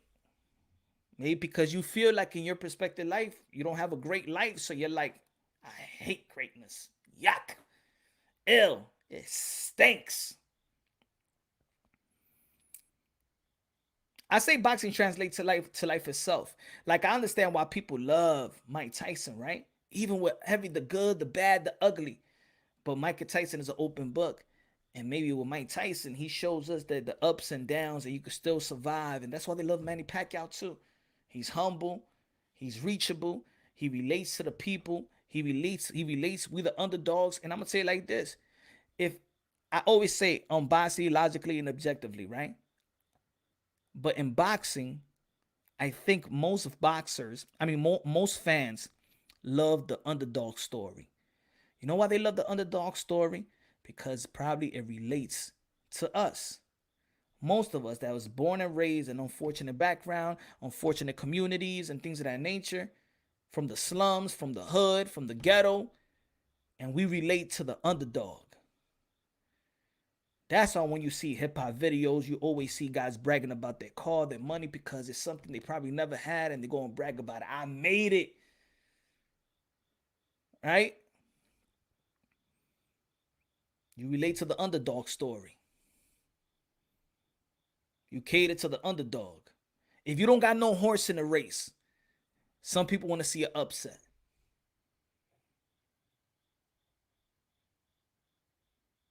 Gilbert was good. Maybe it's that. Maybe it's that. Boxing turning worse than the novels, he said. She said, yeah, man. Greatest gives birth, jealousy, envy amongst, yeah. I think that's what it is, man. That people probably don't relate, don't know what it takes to be great, maybe. So when you see somebody, you think what Teofimo Lopez did was easy. You think it was easy, so then it's easy for you to hate it. You think it's easy for Canelo Alvarez, who have everything in life. That's it. Canelo Alvarez could retire right now and be a Hall of Famer. He could retire right now and be a Hall of Famer already. But Canelo Alvarez, every time after he fights, he takes 1 week off and goes right back into the gym. There's other people like Canelo Alvarez right now that have half of the success that he had already. Got a beer belly. That's it. They done. You know what I'm saying? Washed up. They don't got the hunger to run no more. Nothing. Canelo Alvarez is about to go and fight for his undisputed in 168 in his 4th weight class, fighting 4 times in a span of 10 months. Wow. Wow. Ain't that wow in this era? But he gets hated. And when somebody else pop dirty, you blame Canelo Alvarez. That's some hating shit. Oscar Valdez pop dirty, Canelo Alvarez gets the blame. Wow. Oh shit, can you imagine you in your house and your homeboy rapes a chick, and then the people come to your house and say that you raped her too? Can you imagine that? Can you imagine if a dude that you chill with or know go out there and do some disgusting stuff and rapes a chick, and the police come to you and say, "Hey, you raped her." Well, how? Nah, because you peoples with him, so you might as well. You might as well a rapist. You raped her too. It's your fault. Can you imagine? That's the world we living in right now. Oscar Valdez, Canelo Alvarez got more blame than Oscar Valdez. Everybody in that gym got more blame than Oscar Valdez. You put Oscar Valdez and you do a video, you get probably smaller views. I mean lower views. You put Canelo Alvarez and Oscar Valdez, you get the higher view. You put Ryan Garcia with Oscar Valdez, you talking about Ryan Garcia. They even said that Andy Ruiz is also old because he's skinny. Then he got to be on something too. Hey, you skinny? He's on something because he lost weight. If you have an affiliation with somebody, yeah. It's your fault too. Man, the hate is real, bro. I ain't never seen hate like this in my life. Especially in boxing, bro. Yo, boxing is crazy. I don't know. I'm telling you, I think that boxing has become probably like a mental institution. You know what I'm saying? I think there's a lot of people that does have problems in the sport of boxing. I just hear, there is logical human beings, or maybe it's just the YTBC. Because to be honest, discussions I have in the YTBC is different than I have on Twitter. It's different conversation that I have outside of the YTBC. Maybe the YTBC is the nut house. Maybe the YTBC is the lands of the beta males. Maybe it's that. Because it's hard to block people. They'll create another account. F it. That's why I look like I don't have no wrenches. Because I feel like everybody could carry themselves in a respectable manner. You need to debate. Akaka TV badly punt. Nah, man. That guy can't debate. He's too slow. He can't handle my energy nor my delivery. It's no match. He's no match. The only way that the only way that fool could debate if he's behind his computer and he's micromanaging everything.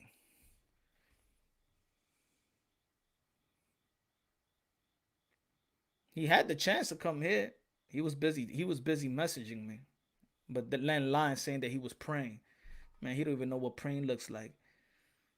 He don't even know what praying sounds like. Or that garment don't mean you know somebody. Or that garment don't mean you know Allah. Nobody, you think I'm a fool? He's a munafik.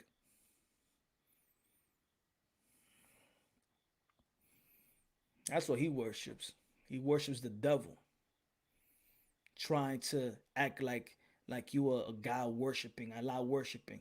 If I tell you half of the stuff he's written and then act that he finished praying, how can somebody finish praying then curse the way he cursed? Fake. Get out of here, man. I seen a bunch of fake. I know a lot of people that are church folks are fake.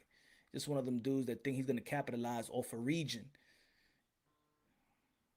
And it's either you go the political way or either you go the religious way. And there's a market for all of that. If somebody see a hole in the market, they just attack it. That's all it is.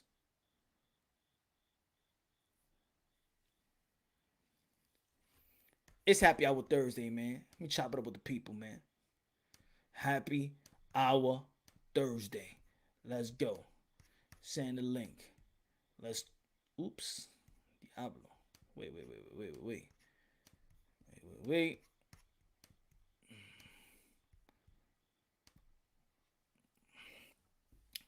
Let's go. Open panel. Let's go. Haters allowed. If you want to show penises, you're not.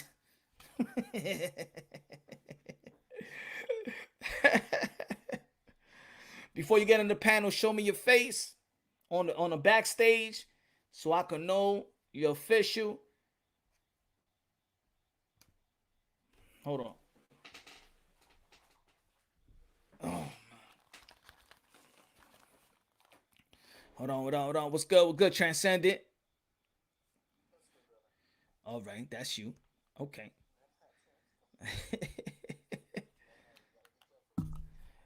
Yeah, man. What's up, Transcendent bro? Sports was good, man. Transcendent Sports in the building was good. Yo, everybody subscribe to G Funky Boxing in the building. You already know ACP, Hispanic Causing Panic. What's good, my brother? Órale, raza. Dímelo to all Latino America. Y por ahí, tú sabes. Mi hermano y mi hermana, ya tú sabes. Leo in the building was good. General in the building was good. Anthony was good. Gotta say what's up to the people. Gilbert, dímelo, mi hermano. Yo, Transcendent Sports, what's going on? What's good with all the hate in the sport of boxing, man? What's going on, man? Is it just me? Am I blowing something out of proportion, my brother? Or you see what I'm seeing?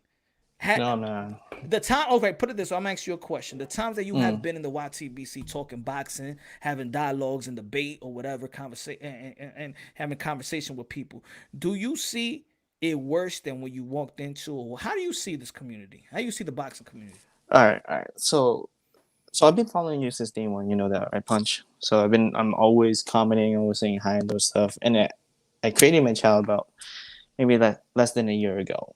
Because I thought it'd be like, oh, it'd be great to have a chill time and talk about boxing, and to people who love boxing, because this is our sport, right? And I thought it's an international sport, so it'd be great to meet new people, whatever, right?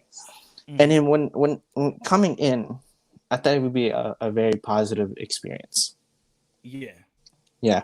So, but you know me, Punch, like I'm always a laid back kind of guy, right? I chill and always talk about boxing. I try to stay out of politics or whatever and those stuff. And wholeheartedly, I can tell you, there's so much toxicity within boxing, especially to the fans. Being in this YTC, in this boxing community, makes me realize how much hatred towards each other are. How much. Hey, bro, Teofimo Lopez not undisputed. All right. So Chris, legit. H Money on the panel was good, y'all.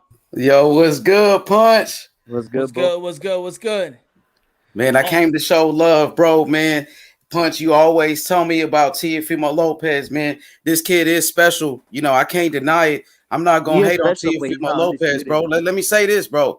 This kid is the youngest fighter on the pound-for-pound list. Only 16 fights. Fought the best. Lomachenko was number one pound for pound and beat him.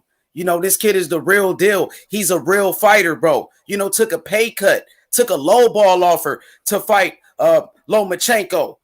This kid is the real deal. Shout outs to Punch Drunk, man. Shout outs to Teofimo Lopez Sr., man. I respect the real fighters. This kid is a throwback fighter like Bernard Hopkins, Marvin Hagler, Chavez, Duran. He's the real deal, bro. And why hasn't he defended his belts? Hey, shock the world, huh? As the underdog and beat Lomachenko. Hey, he still hasn't defended his belts in how many months? Hey, isn't he about to fight? On a Tuesday or something like that? It don't matter what day it is. Nah, it does matter. Yeah, he defending his title. Sound like a hater to me. So now you need to watch boxing on a Saturday, right? Nah, bro. It just said that he was gonna sell 1 million, and he was disrespecting Mayweather and all that. Oh, that's what it is not cool, bro. Oh, you don't like nobody disrespecting. Why is he disrespecting Mayweather? What does he have to do with that? That's what you hate. Mayweather disrespected him, didn't it? No. Yes, he did disrespect him. Leonard. He said that there's fighters everywhere. How's that disrespecting him? Teofimo Lopez always looked up to Floyd Mayweather. He been in the gym.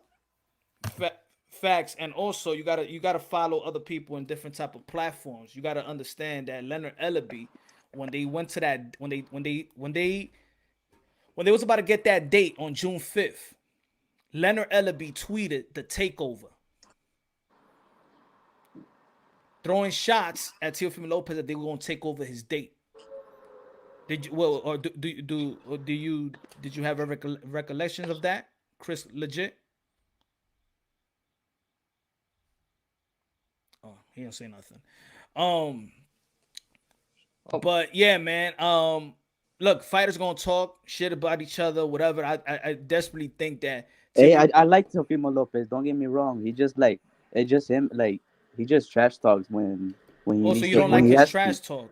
He Yeah, back but it Just, up just though. he has so to just say mention that. Floyd So just though. say that you don't like his trash talk. No, but why does he have to mention Floyd when he has nothing to do with I it? just gave you an explanation. Floyd Mayweather was trying to downplay belts And he said when that Javon, he was all like I'm gonna sell 2 million pay per view or more, that his and father all these said three that queens are gonna want to fight me for the his father biggest said payday, that his and father they're said gonna. No, he his. said that in the interview with Fight Hype or Fight Hub TV with Marcos Villegas. It So was live what? So streaming, how about if he says he's gonna sell 2 million pay-per-views? and he Why said you that all care? these three queens are gonna want to But fight me I'm for the just saying, biggest if he payday. says he's And gonna where's sell he at now? 200, Where's if he you at now? Where's he at now, bro? He's gonna fight on the so Tuesday. you don't like what he said. He's gonna fight on the Tuesday, huh? So Oh, make if you tell me, yo, my and man, he's yo, gonna punch, postpone his fight like 3 times. Chris, are you listening to me, or are you just rambling off? It's if you tell me, yo, punch, I'm gonna make 200,000 next year.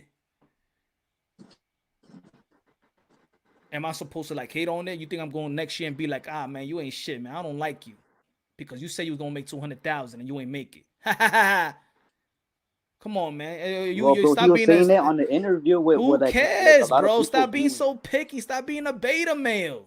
He said But he he was didn't gonna do it make though. He didn't do it. he He said didn't he do was it. gonna make 200 million in pay-per-views and he didn't make it. And he said, why you sounding like a female, bro? Well, but he's not make. He's not. He Who didn't do it though. He cares, didn't do it. bro?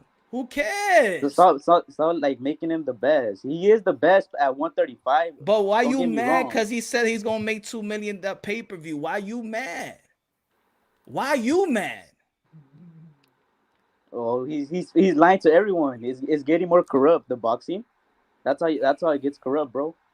That's how I guess corrupt if you say I'm Yup. gonna make two. It is corrupt right now. Oh man, you picky It's hella motherfucker. corrupt, bro. You can hella see it. Yo, you could be like, yo, this guy. Why do you What you think could say? You why do could. you You know think what's you're fair live to streaming, say? bro? Just say, yo, my man, you was ahead of yourself. You could say things like that. To say that he lied to you, Teofimo Lopez. I just want to tell you something. You lied to me. Yo, why? What you talking about? Because you said in an interview that you was gonna have 2 million pay-per-view buys, and I told all my friends and my girlfriend that you was gonna have 2 million pay-per-view buys, and it didn't come through. What are you talking about, bro? This is why you don't like Tia. That's why you mad. Cause he told you he was gonna have 2 million pay-per-view buys. And why do you think what's the name Gervonta had to speak up too? Huh? Because he's still talking about Gervonta that he's gonna have to fight him for a biggest payday. Is that bad? Like it's He's not undisputed Come on, though. man. I can't He believe you has a said franchise Tank Davis. Like Tank Davis, the man that ducked Lomachenko, the man he's not even fighting the real champions. He's not fighting real champions at lightweight or 140. I Teofimo know, but Lopez, what's it called? he fought Lomachenko, bro. He beat the man. And Tank ducked that guy. Tank He didn't wouldn't have to no fight smoke him with though. Tank didn't have to Lomachenko. fight him. What you mean? He don't want to fight the Tank best? didn't have to fight him. Is this H money? Is this He H did money the on the Yeah, Twitter, this panel? is H Yeah. money. Oh, okay. It Who's wasn't this the other guy? mandatory or something. yeah. I just had to put photos because you never know, man. Who's Oh, trying to show. yeah, yeah. I Oh, I never get it. seen Chris legit, so I don't know if Was he's trying was to throw. He's was just Gervonta Davis mandatory for Lomachenko? It doesn't matter. Was what? Lomachenko was calling out Tank. Tank should want to fight the best. Loma was the best. Why Tank Yeah, didn't but do it? yeah, Tank didn't do it because Tank didn't go to the Olympics. He was scared. That's why he was ducking them. No, He he didn't want wasn't it with ready. Loma. He just wasn't ready. He wasn't with Tio was ready, and Tio's younger. What do you mean? Tio's younger. He was the same age when He's he called younger him than out. Tank. When Loma Tank called 27, Gervonta Tio out. 24. Come on, man. Give us something. Yo, Chris, give me something new. Give me a new. Don't give me one of them talking points, them narrative pushing talking points about why. Give me something new. Why you mad at Teofimo Lopez? You mad at him because he told you he was gonna have 2 million pay-per-views, and you're mad about that. No, whatever reason. no. And I'm not mad at him. I'm just saying that he is a good fighter, but he's not undisputed. I don't okay, like him so either, but he's not undisputed. He needs to okay, fight Devin Haney for the last belt. okay, you can. Hey, The that's WBC. fair. You want to see it? You want to see a Teofimo Lopez Devin Haney fight? Fair. You want to say that he's not undisputed? Fair. The problem that I do have when it comes to undisputed, this is the problem. This is the problem that I have. And why didn't You're- he fight this Cambosis and just get through Haney after? Are you following boxing, bro? Why he hasn't fought Cambosis? What kind of question is why? Because the Because he caught Triller has been COVID. postponed. They Caught COVID, postponed. right? They postponed the day and he caught COVID. Are you mad that he caught COVID too? No. You gonna tell Teofimo Lopez I'm mad at you because you got sick? You're not supposed to get sick, Teofimo Lopez. You're a warrior. Hey, but you see You're fighters now supposed to like wear your hey, mask but everywhere listen. you go. Hey, but listen, bro. There's like hella fighters like just But let me pulling say no. But COVID, let me finish. COVID, Let me finish COVID, this with the COVID. undisputed. Just to like If Maurice, if the WBC, Mauricio Suleiman, the president, because whatever the Mauricio Suleiman says as a president is because the board voted on it. If Mauricio Suleiman WBC would have never said that this is the supreme belt, that Lomachenko is a supreme champion in the lightweight division. If Teofimo Lopez beats them, he become undisputed. If the person they pay sanctioning fees to never would have uttered those words, and they the WBC, they made a franchise belt because wait, of wait. Canelo. It No doesn't cap. matter. They when they make a belt, they all the belts that has been Yeah, created. they gave him that belt because he didn't have a belt at middleweight because he was Charlo's mandatory. And you know, I don't know what was going on He with did that. have the WBC. What are you talking They made about? him a belt. How cute. So, but And that's what corrupt the whole boxing. all right. So be mad at the corruption. Why you mad at the fighter? Hey, but the belt confused a lot of people. That No, it franchise doesn't. belt. No, it don't confuse because you know what you're It did. watching. It did confuse a So lot it of confused you. people. You're No, it so confused a you're lot of people. confused. Everyone in the comments saying No. Let me ask you a question. Are you confused? Yeah, I was confused when Teofimo Lopez beat Lomachenko. Oh, I you was actually thought he was confused. undisputed. I actually thought he was So undisputed. let me ask you a question. So you confused. That's what it is. Yes Yeah, or I no? was I You're was a confused brainwashed. boxing I was fan. brainwashed by Top Rank or Okay, whatever. you was brainwashed. All right. Yeah, and so I You found was the truth. brainwashed by the WBC too, right? Yeah, Is Devin Haney paying sanctioning fees to the WBC? I don't know. Do you know? Yes, nigga, he's a champion. He is. I know he is. So the WBC confused you. They didn't confuse Devin Haney though, because he's paying sanctioning fees, right? So they know what they're doing, right? Even Paul Malignaggi said it too. He Answer was the like, question. they made Does the Devin franchise Haney belt. knows what the WBC is doing because he's paying sanctioning fees to them? Wait, what? Does Devin Haney knows what the WBC is doing because he's paying sanctioning fees to them, right? Does he know? Does he have recollection? Does he know that what they're doing? Yeah. He Okay, knows. then. So be mad at everybody. Yeah, yeah. He should fight like he should fight Teofimo. Like he should be calling out Gervonta or someone. I don't know. All right. AMG, what's good? Yo, what's up, man? Can you hear me? I hear you loud and clear. How you doing? Cool, dude. I'm doing good. Good show, by the way. Thank you, my brother. Yeah, Hey, so Teofimo Lopez unified champ though. Unified, not undisputed. Okay, hey, whatever you want to recognize. Whatever It's the floats your truth. boat. Why are you brainwashing all of your subscribers? Nah, whatever record. Hey, I say it, you can have your No, own you're mind. brainwashing them. I'm not brainwashing anybody. Yeah, you're the one. telling You them just lies told me that that he's undisputed. you just told me, but time out. You just told me that you a I go confused by boxing facts. fan. You just told me that you confused. If So they why go the if so they you go to brainwash? court So and you you who bring all the you trying to time out Devin Haney will win time the- out will time win out the- time out time out. You said you a confused boxing fan. You're gonna come to this panel and tell me that I'm confused too when you're confused and you don't know what the fuck is going on? Yeah. So how about you confused. sit back and let me? How about you sit back and let me tell you, since you're the confused one, because I'm not confused. That shit never Paul came out of my Malignaggi mouth. said it too. Paul Malignaggi said it too. Is that like the franchise, the franchise belt is made Hey, to. I don't care not what fight Paulie the mandatories and Malignaggi everything. say. I don't care what Teddy Atlas say. I don't care All what the real you fighters say. know- I don't care what anybody say. Hey, I'm but all gonna the real listen. fighters know I'm what gonna the belt is. listen. I'm gonna listen to the people that pay the sanctioning fees to. I'm gonna listen to the boss. We don't know who's that. Oh, you don't know what's that? That's- Who's Mauricio Suleiman? Yeah, that's the president. The Okay, WBC president. all right, okay. That's all we know. I guess at least you're not Who else do you confused know? about that. Who Though. else do you know? yo, I From got something to WBC. say about the franchise belt. Go ahead, my brother. So really, the franchise belt, in theory, it was meant so that the champion wouldn't be tied down to the mandatory and could potentially make bigger fights, whether it be at other champions or maybe move up and down the divisions. Yeah. Did it work out perfectly? No, obviously it didn't. But that was the intent of it. Mm-hmm. As far as Teofimo being undisputed, I think he should be. Technically, I could see why some people would say he isn't. And that's just, it's not his fault. It's the fucking WBC's fault, right? And Loma's fault too. Yeah, I could see that. That's fair.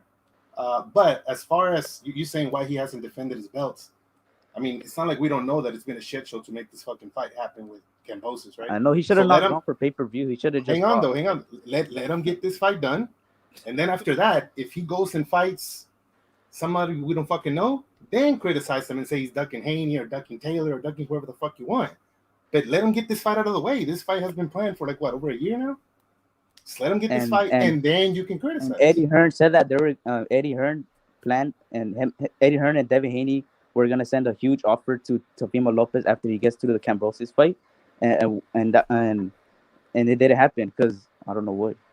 Eddie Hearn says a lot of stuff, bro. He does a lot of talking. Yeah, but they said it on DXN, like when Devin Haney was going to fight George Lee Norris. They said it right there on TV and everything. What did he say about Teofimo Lopez leading up to the Ryan Garcia Luke Campbell fight? Hey, and Ryan Garcia didn't fight Devin Haney for the WBC. What did the WBC why say? didn't do that? When every fighter's dream is to become a world champion. What did the WBC say? What did the WBC say why that fight didn't come through fruition? What fight? Ryan Garcia and Devin Haney. You don't know? No. The Mauricio Sudamon said in Boxing Social interview, he said that Ryan Garcia and Devin Haney both decided that they want to fight each other when everything opens up later on in another date when everything does open up. It's because Ryan's not ready. Okay, wait. See, this is what I mean. This is when the fans don't want to listen. I just told you what Mauricio Sudamon said. The question that you should be asking is, Devin, is Mauricio Sudamon is lying that y'all told him that that you and Ryan made a decision not to fight each other? The question I want to ask you, did they say that Mauricio Sudamon is lying? Because Mauricio Sudamon, the president that they pay sanctioning fees to, publicly are talking for them. Was Mauricio Sudamon lying? Because his promoter's Oscar De La Hoya. Was Mauricio Sudamon lying? About what? Mauricio Sudamon, I just told you, the Mauricio Sudamon stated that both camps said that they'd rather fight each other in a later date. Was he lying? No. Okay. What's good? Let's another thing. Come on. What else? What else we got here? What else we got here, brothers? What else we got here, man? What's going on? What's going on in boxing, man? What's going on with all these fans? Why they hating? Why they hating the accomplishable ones? Yo, Punch. You know what? I'm gonna step back and enjoy the show first. Okay, I just gotta do something first, brother. All right, brother. Everybody subscribe to Transcendent Sports. I'll be back on later. I think originally when Teofimo was gonna fight Kambosos, the way I looked at it at least was he just beat the man, right, Loma. Yeah. So let him go out and get his payday, right, and then he can go back to trying to make history, trying to do this, trying to do that. I feel like most people saw it as it's fair. Let him go get some money, because at the time we thought he was gonna get paid a lot of money, blah blah blah. It was gonna be in Australia, wherever the hell. But we didn't know that all this shit with COVID was gonna happen, right? So that fight shouldn't have taken that long to get made, but it did. But that's where he's stuck right now. Hey, and is it Tio's fault or is it Trilla's fault? I think at this point we got to give fighters the benefit of the doubt when it comes to COVID, because I know they weren't doing that before. But look how many fights have been falling off recently. There's no way that this many fighters want to lose on that payday. So we got to give people the benefit of the doubt. If he says, that's the way I'm taking it. That's the way I'm taking it. I mean, I'm a boxing fan first. I'm always going to give the fighters the benefit of the doubt. There's just too many cases now, when it comes to boxing. So many fights falling out. I'm always going to give the fighter the benefit of the doubt. And if you're going to call one fake, you would have to call all of them fake. So yeah, it's just like it's just like when it's all corrupt. It's just like when Devin Haney I would say it's actually not. When they got elevated, and I'm saying they're gonna do the same shit to Dev that they did to Charlo. They was promising him fights. They was promising him fights and things of that nature. He ain't get it right. Now we're gonna get you this fight. Don't worry, we're gonna get you this. We're gonna get you that. The reason why I say drop the belt, and this is before Teofimo Lopez won anything. This is a video I made in October 23rd, when they got elevated. Teofimo Lopez ain't had no title. So there is no point of let's say for example, me to say, oh, you a TO guy, because no, I said this before even Teofimo Lopez had to fight with Comey in December. Because this that we talking about right now, and people saying paper champion, email champion, and things of that nature, it was gonna hurt a brand. Maybe people don't want to fight. Maybe people don't want to fight Devin Haney because they don't look at him. His contemporaries don't look at him as a champion. Isn't Teofimo saying that too? Paper champion. Everybody said it. He's saying it too. From Javante Tank Davis, Shakur Stevenson. Yeah, but he's the one that says it Teofimo the Lopez. most. Everybody's saying it. But they all stopped until Teofimo, because he's mad that he ain't undisputed because he has to go through Haney. He's not mad. You know why he's not mad? He mad. You could tell, bro. You could tell by his face, bro. Like one of the interviews. You know why he could. You know why he could be mad though. You know why he could. If he is, you know why he could be mad, because he's shown people, everybody, that he goes for legacy. So and when you attain legacy and you the underdog. So Devin Haney doesn't have a dream too to become a world champ. He does, but he didn't pick that choice because Loma ruined it. Stop with this Loma ruined it bullshit, he did, bro. Come on. What you mean he ruined it? Why he ain't go to the IBF route? Because why he ain't go to IBF route? Number one WBC. Why fuck the WBC? Why he ain't go to IBF route? Oh, fuck the WBC. I'm saying through conversation. I'm telling you, why did he go the IBF route? I mean, when rules, the WBC aren't he supposed to go by rules, bro? Or is it all corrupt? Why did he go the IBF route? He was ranking the IBF as well. But he wanted the WBC. All right, let me teach you something, brother. Let me teach you something. It's all corrupt. I'm telling you, bro. The WBC is the one messing it up. Let me teach you. WBA is cleaning it up. Let me teach you something, young blood. Let me teach you something, young blood. If you want to be humble, can I teach you something? Because it seems like you don't know shit. I do know. I know everything. All right, let me tell you. All right, so to get especially on top 10 or get ranked up by a you have to go through eliminator and everything. No, I'm just saying, even if you're not fighting eliminator, right? You petition to they have the right. You petition to be you petition to be ranked. Rules. You have to go by rules. My brother, hold on, man. You petition to be ranked. Devin Haney was ranked higher in the IBF than Teofimo Lopez. When the WBC notified that Lomachenko was not going to be mandated and they were supposed to have a tournament in the WBC, Javier Fortuna dropped. Teofimo Lopez said, F it, top rank, we're going to go to the IBF route better. If Devin Haney said, F it, let me go to the IBF route too, because I am in position to get the Nakatani fight. I am in the position to get that eliminator if I file for the petition to be eliminated, because I am in front of Teofimo Lopez for that fight. Let me get Richard Comey. Then I'm mandated to fight Richard Comey, and let me get Lomachenko. Why do I have to be married to the WBC if I'm ranked in other belt federations? If the WBC is not giving me that opportunity, let me go somewhere else. I'm already ranked high in someplace else. Let me go the IBF route. I don't got to be in the WBC. I'm not going to get Loma through this. Through this lane, I'm not going to get Loma. Let me go the other lane. Why didn't he go? I don't know. See, ask the right question. That's what I mean. So ask the right question, get the right answer. Why didn't he go the other lane? Look at right now. Look. You could go. IBF mandatory, bro. You could do it to any other fighter right now. Go to the welterweight division. You might find Sean Porter #1 in the WBO. You might find him #1 or probably in the WBC. You may find him somewhere in the WBA. Right? If I can't get Earl Spence or Bud Crawford, I want Earl Bud Crawford, so I gotta go to W. But let's say he wants Earl Spence, and I'm ranking the WBA and I'm ranking the WBC. If I can't get Earl Spence through the WBC, let me find a way if I could get him, if I could get a better shot to get him through the WBA, where I'm also ranked too. Fighters, there's fighters that are ranked in multiple federations. I do not have to stay married to one. I don't have to be like, oh my god.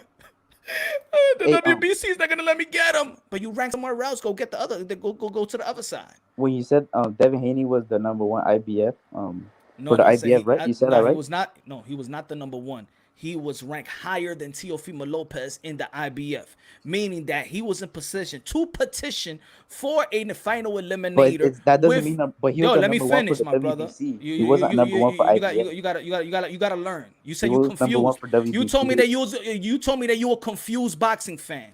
So don't tell me that you know all the answers now. I know because I found this out like less than a year, bro.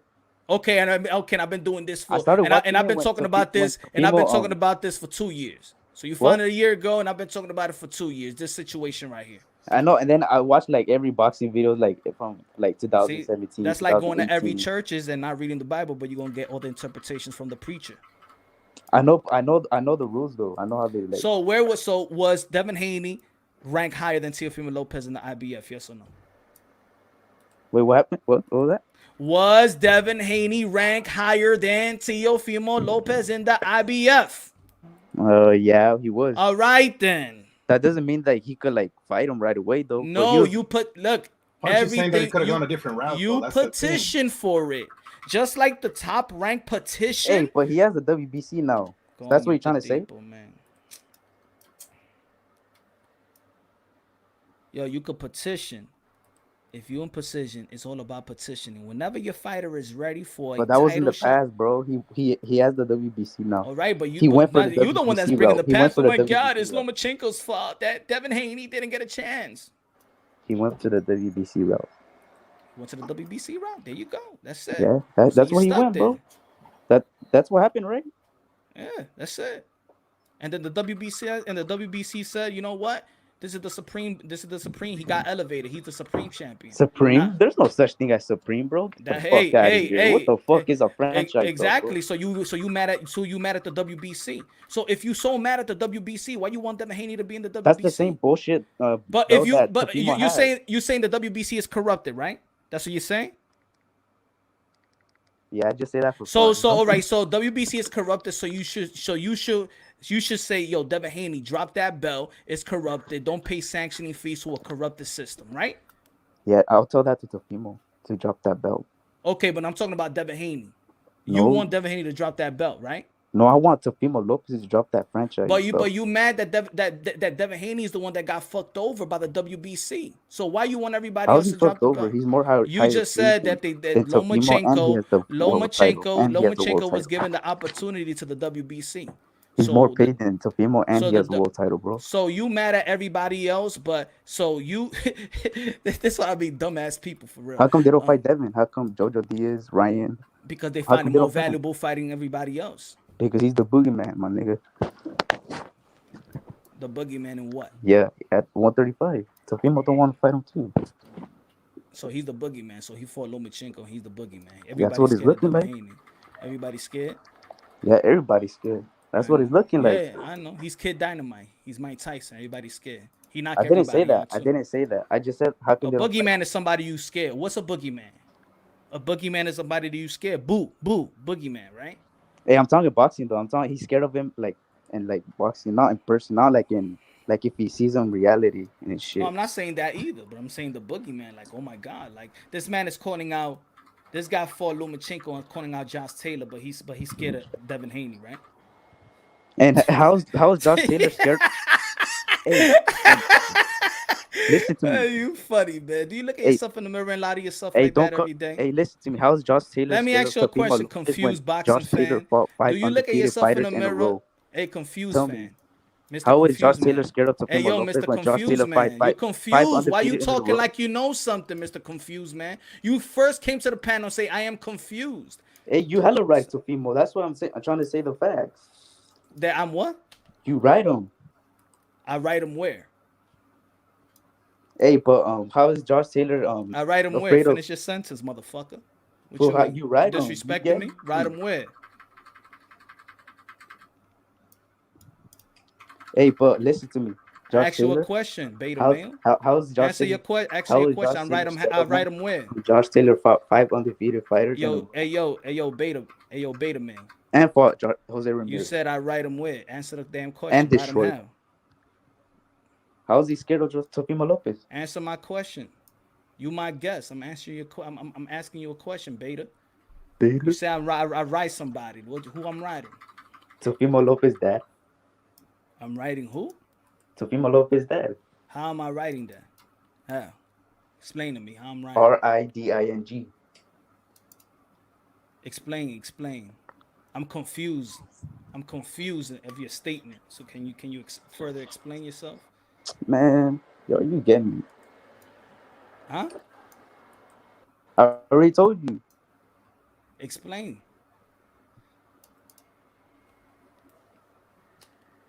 Explain, Beta.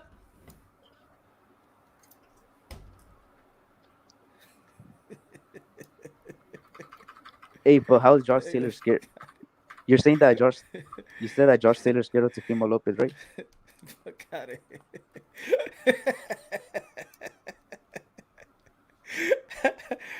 Hey, yo, you said the link, man. Hold on. These fucking beta males,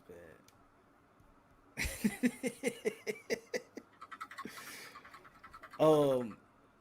So yeah, man. Yo, what y'all feel about the fan? Y'all been in this community for a while. What y'all feel about the nature of the fans? Like, yeah, I mean, there's people that like to talk ish here and there, but are we as hardcore boxing fans, are we gonna start devaluing, discrediting all the people that's highly accomplished in boxing? I mean, what would we have left? This is the reason why a guy like Jake Paul is gonna get shine. Yeah, dude, it's toxic as fuck.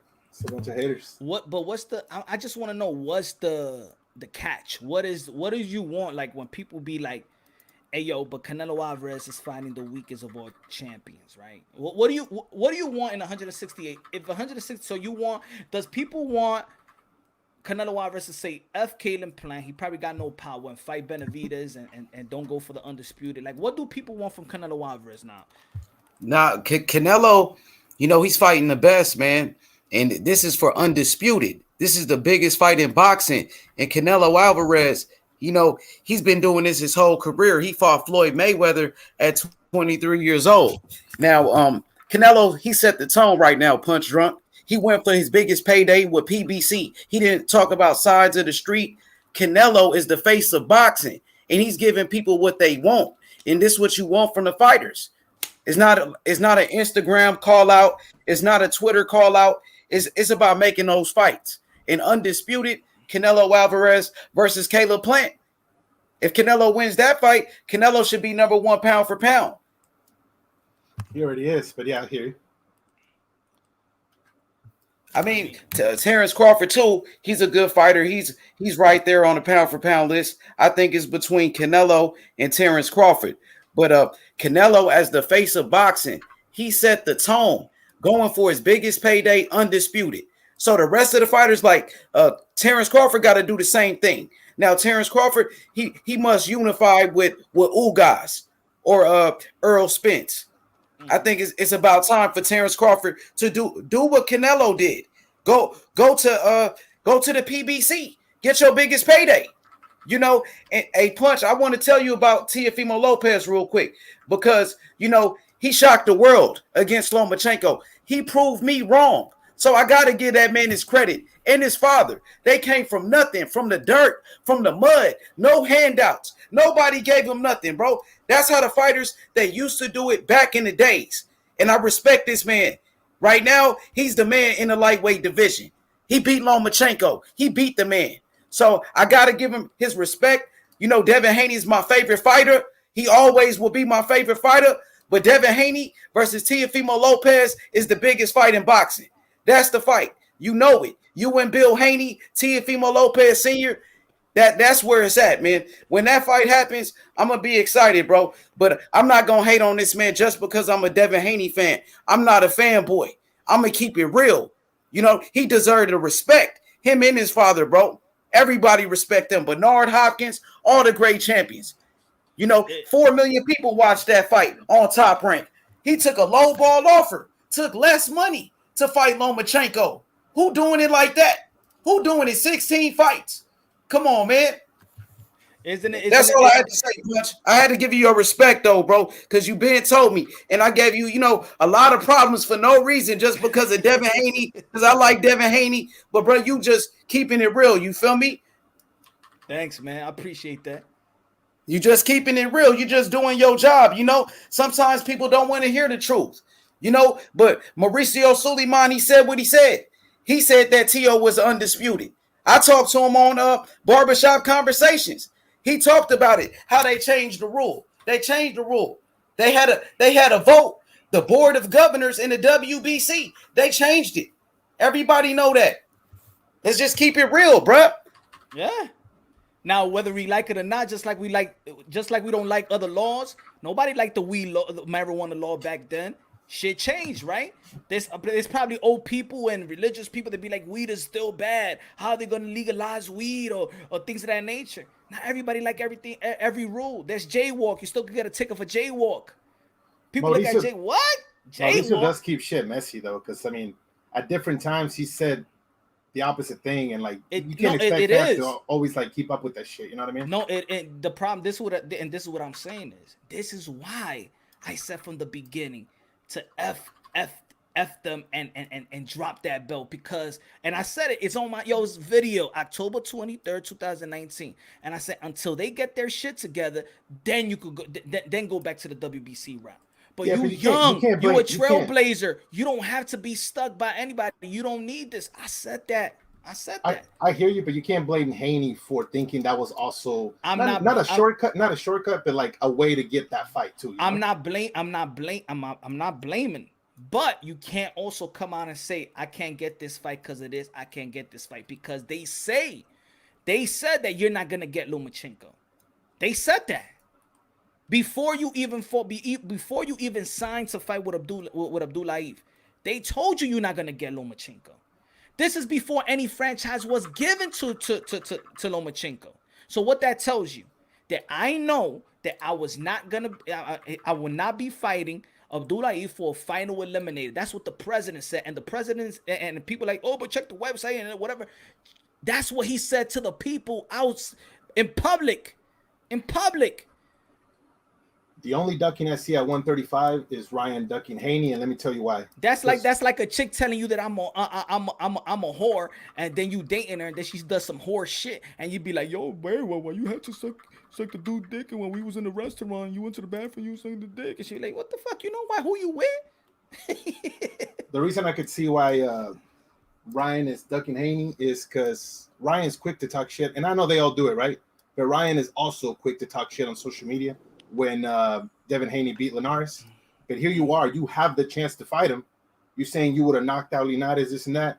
You got the chance, and no, instead of, you already beat somebody for the eliminator, so you could already fight Haney, but instead you're gonna fight for another eliminator to then do what? Fight Haney or just duck him again? So I can say, in my opinion, that no, from Ryan the outside, from the outside look, this is what I'm saying. I could say that. I was saying that. Why Ryan Garcia, if you're gonna fight for a position, why is he calling Gervonta Tank Davis? At least don't talk shit. You know what I mean? No, but everybody was saying that. But then you get some more information and be like, okay, Ryan Garcia and Devin Haney's not fighting because the both camps said to the WBC that they rather fight each other. Thus, okay, and I understand why this fight is not ordered. Now, what I'm saying is, will Oscar De La Hoya, Gomez, the matchmaker, will Devin Haney, Bill Haney say that Mauricio Suleiman is lying for the statements that he made for their behalf? If they're not saying Mauricio Suleiman is lying, then that tells you as fans that they did decide not to fight each other. But I still got to promote myself, and I got to let the people feel that I am the avoided one. But Mauricio Suleiman is making a statement on your behalf. Is it true? Yes or no? And that's what we should ask. Is it true that you told the WBC, y'all told each other that y'all don't want to fight each other now? Is that true for more money later on? Right. I see what you're saying. So pull his card. And that's what I've been saying since day one. Pull their card out. But Punch, I think Devin Haney always wanted to fight Ryan for sure, though. But maybe Ryan didn't want that fight like that. But you know, Devin Haney always wanted Ryan Garcia. He showed up to his last fight against Luke Campbell. He was in the crowd, but Ryan said he want to fight Tank Davis. So I think Devin Haney really wanted that fight, to be honest with you. You see, I think they will all fight each other. That's one. But if the he thing fought is Ted the Davis, business is just the business. Is it? I could say that I want to fight this person. I could tell the whole world, you see this guy don't want to fight me, I want to fight you. But then behind the scenes, you say this. Y'all have this little, thing that, yo, we'll fight each other later on. But you're still gonna come out to the public and be like, this guy don't want to fight me. But that's what I mean. Then the WBC, this one I didn't utter those words that Ryan Garcia is ducking this person, because when the Mauricio Sulaimon spoke on their behalf on why they're not fighting, because they both decided not to fight, then I want to see Bill Haney or Devin Haney says, man, Mauricio Sulaimon is lying their ass off. It was Ryan Garcia, he want to fight. Mauricio Sulaimon, don't speak for us. Or Oscar De La Hoya, hey, don't speak for us. We want Devin Haney. Don't speak for us.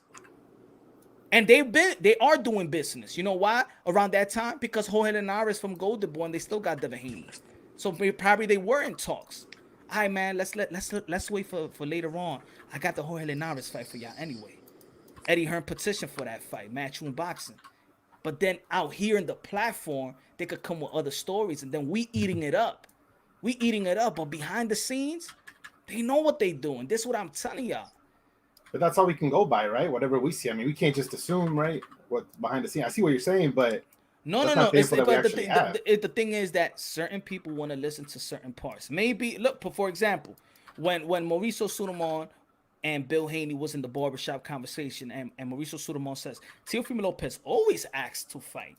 Well, he always asks to fight. He always wants to fight Devin Haney. He always asks to fight. What is he lying? Did Bill Haney say, you're lying, Mauricio Sulaimon? He never asked for that. No. So let's listen. When some people put their cards out, let's listen. And Mauricio Sulaimon, do you have any issues, any problem? How your career have with us? Bill Haney was like, nah. Punch. How come that Ryan Garcia never said that? Look, Haney agreed that we wouldn't fight right now. Why wouldn't he say that then? I just go by who they pay the sanctioning fees. So I got no negative energy towards Steele. My negative energy is towards Ryan. Who's going to sanction the fight?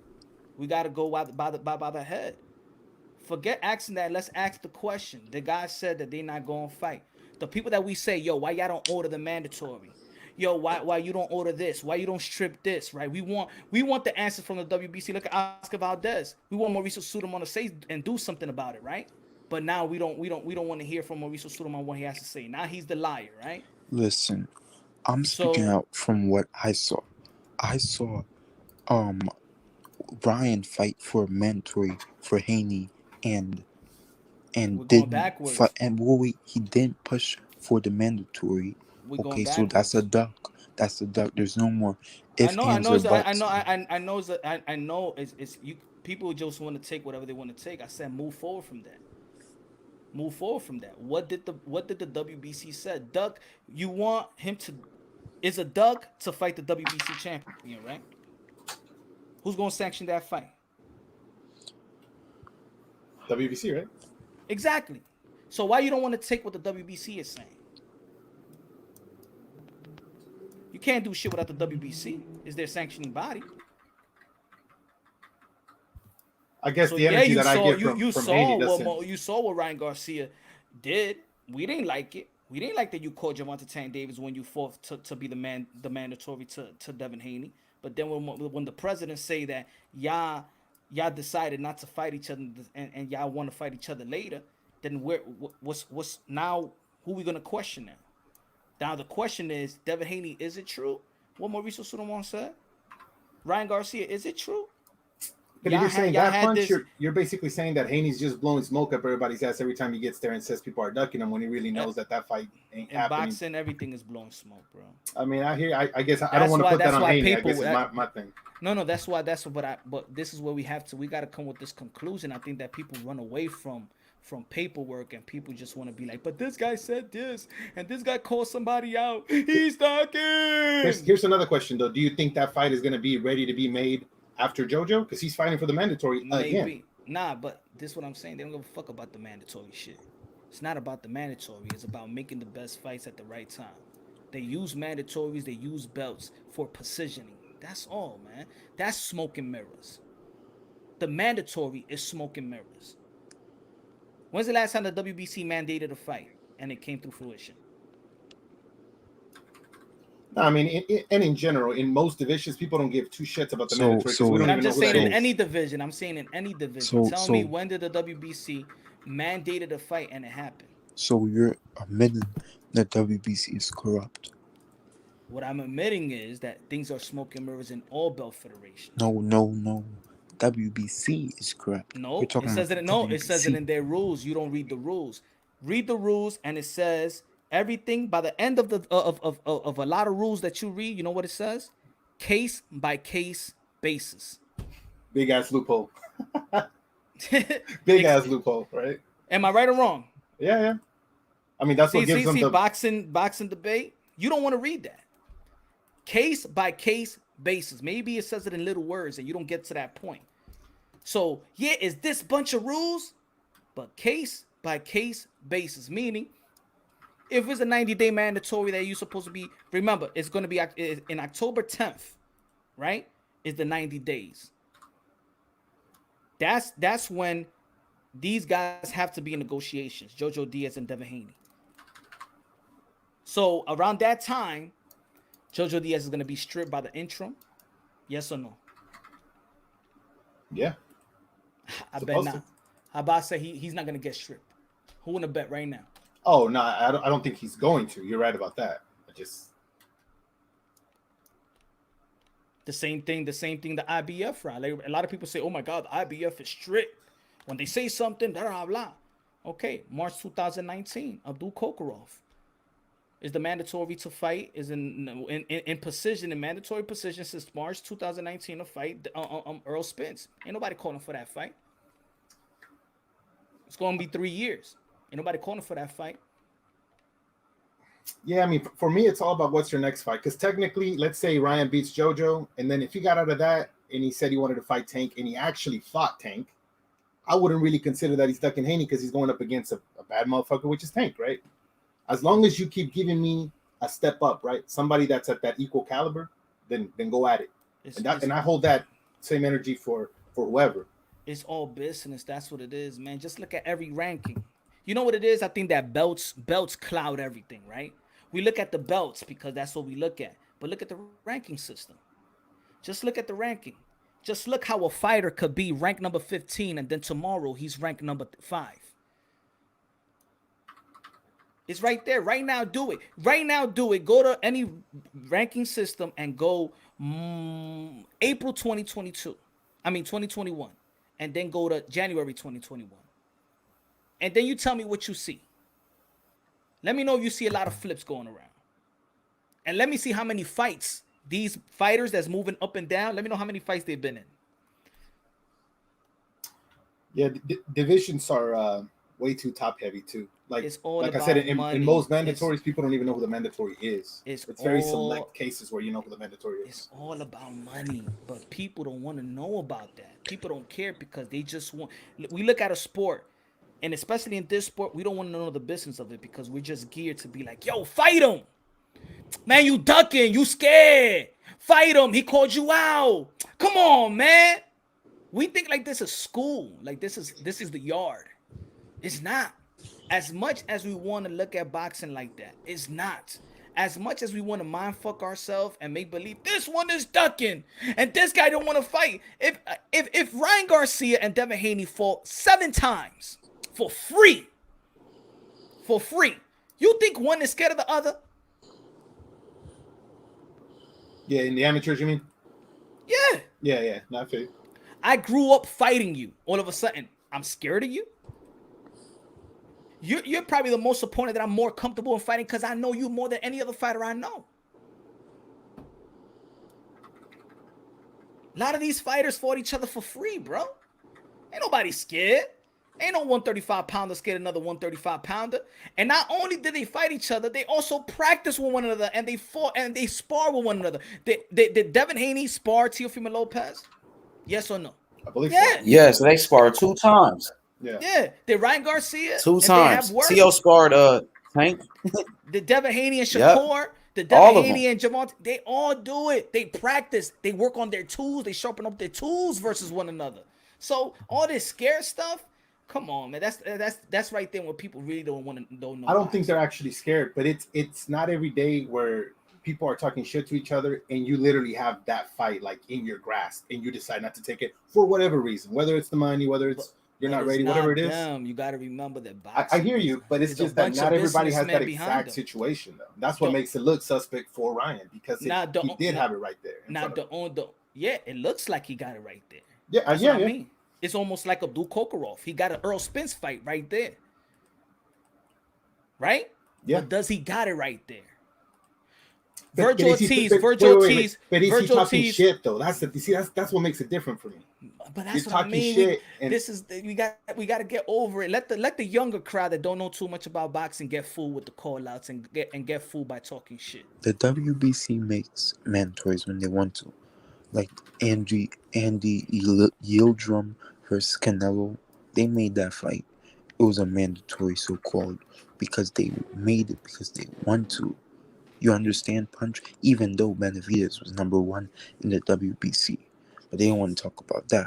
Anyway, so they make mandatories. He wasn't number 1 because he had just got so why the WBC don't call for Jojo Diaz and Devin Haney to negotiate, or Jojo Diaz, you're going to get stripped?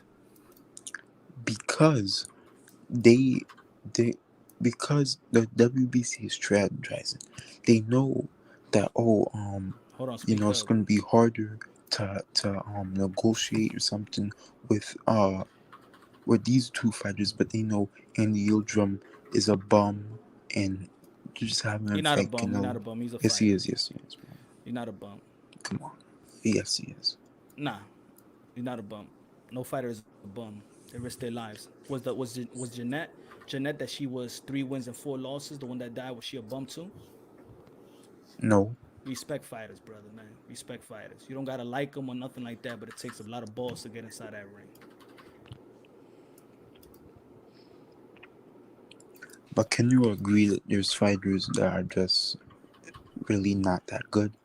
Hector, us, lots of pit bulls. Yo, Teo, straight up line. Good looking out, my brother. Say it again. Can you admit that there's fighters that are not? That's better than others. That good? I think there's fighters better than others. I think there's more fighters polished more better than others. I think there's fighters that's trained better than others. I think there's people that has the opportunity and the resources to work on their craft better than others. That's what I think. You know what I'm saying? There's people that's naturally gifted. There's people that could go 70%. Like I think Javante Tank Davis, I think he goes 70%. I think he's way more. I've seen him. I've seen him show more in the amateurs. You know what I'm saying? I think that there's a lot of fighters. Teofimo Lopez, everybody thought he couldn't outbox Lomachenko. I said just by looking at his amateur, he's gonna outbox Lomachenko.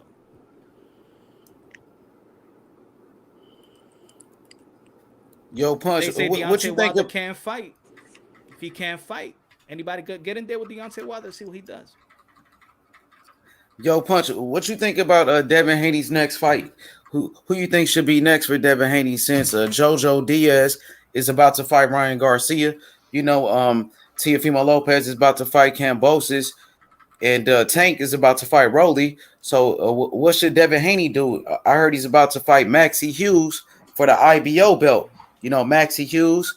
What you think about William Zabata versus Devin Haney? William Zabata, 23 wins, 21 knockouts. He has the highest knockout percentage in the lightweight division. He's undefeated. He just knocked out Hector Tanajara. What you think about Lee Selby versus Devin Haney? Or maybe Devin Haney versus Michelle Rivera. Michelle Rivera from the Dominican Republic. What you think about these fights? I think of that. That's what if I was like managing Devin Haney, I say, if I can't get the fights that Devin Haney wants, if my fighter, you don't get the fight that you truly, truly want, and no, they don't want you, go get your money. Pick whoever you want to pick. Go get your money and stay busy, stay sharp. You don't have to submit to the fuckery of boxing, right? That's what I'll tell them. Whichever opponent is that. But What about Maxie Hughes? You like that fight for the IBO? No, I would say this. Inevitably, if Devin Haney, remember when he was with Floyd Mayweather, he said that, and they said that I'm only going to fight one time in the 135, and that was Linares right there, right? We're only going to fight one time, and then we moving up to the 140, right? If the belt, if these your contemporaries don't respect your belt, I would take that belt and I would take the power of that belt,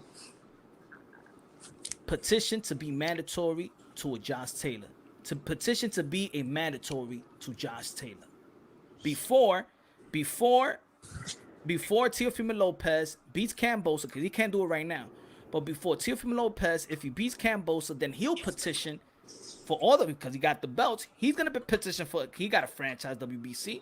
He got a WBO. He got a WBA IBF. He gonna petition one way, one another. He's gonna try to trap Josh Taylor. Nah, that fight's not gonna happen because it's not. I'm talking about Devin Haney. Before that happened, if Devin Haney inevitably is gonna move to 140, like they like all of them been saying, Ryan Garcia, Devin Haney, Teofimo Lopez, they're all gonna go to 140 eventually. But I would take that belt. If I'm not gonna have I'm not gonna have no great fights at 135. These fights are gonna happen at 140. Let me put myself in position at 140, and let me be the mandatory to the WBC. I think these fighters at 135 are gonna get titles at 140 because Josh Taylor his fight with Jack Catterall just became official. No, so I'm just saying. But I'm he's just gonna saying. Fight. So he's gonna fight Jack Catterall, and then he's probably gonna move up. Good, but put it this way. But good. If he moves up, he drops the belt. Guess who gets first dips? The guy that petitioned to be that mandatory and whatever. If he's gonna have to fight for it, Devin Haney's already gonna be in place because he already filed that petition to be mandatory, and he's gonna have to fight at the final eliminator or whoever just for that belt. Yo, that's what I'm saying. Put yourself in position. Yeah, he's with Top Rank. He's with Top Rank, ESPN. Put yourself in position like Alexander Usyk has done. Put himself in position, just like but Crawford did. Put himself in position by being a champion in a lower division and use that power of being a champion. You could do that. So Devin Haney, people don't want to fight. If you feel people don't want to fight you in 135, use that power. File a petition so you can be mandated at WBC. Fight whoever you want to fight, IBO, whatever opponent is available, or fight somebody in 140 in the top 10, in the top 15 in the WBC. Petition to be a final eliminator to the mandatory to Josh Taylor. I would do that. But does he really? And the question is, does he really ready for? To be the mandatory to it. Man, but ain't no way that Bob lets that fight go. Like he's gonna save Josh Taylor either for Crawford or for Teo. Like there's no way he's gonna let Taylor fight Haney. Like he'll figure out a way out of that for sure. Well, so let's talk about this, Punch. Now, yo, Punch. So Devin Haney is a free agent, right? We know that, right? We know that Top Rank got all the belts at 135. The fighters that he's calling out, they on Top Rank ESPN. Teofimo Lopez, Lomachenko, the fighters that he's always calling out, right? So even at 140, you know, if you want to move up, you got Josh Taylor right there. They got all the belts. So they saying Top Rank, they got all the smoke for Devin Haney. You know, they got all the smoke. They got all the lightweights. They got Teofimo Lopez. So if he wants those fights, he's a free agent. Do you think he should go to Top Rank and they going to make those fights? Top Rank always make the fights. They made Loma versus Teo, Josh Taylor, Jose Ramirez, Shakur Stevenson versus Jamel Herring. They make the fights. So you think that's the move?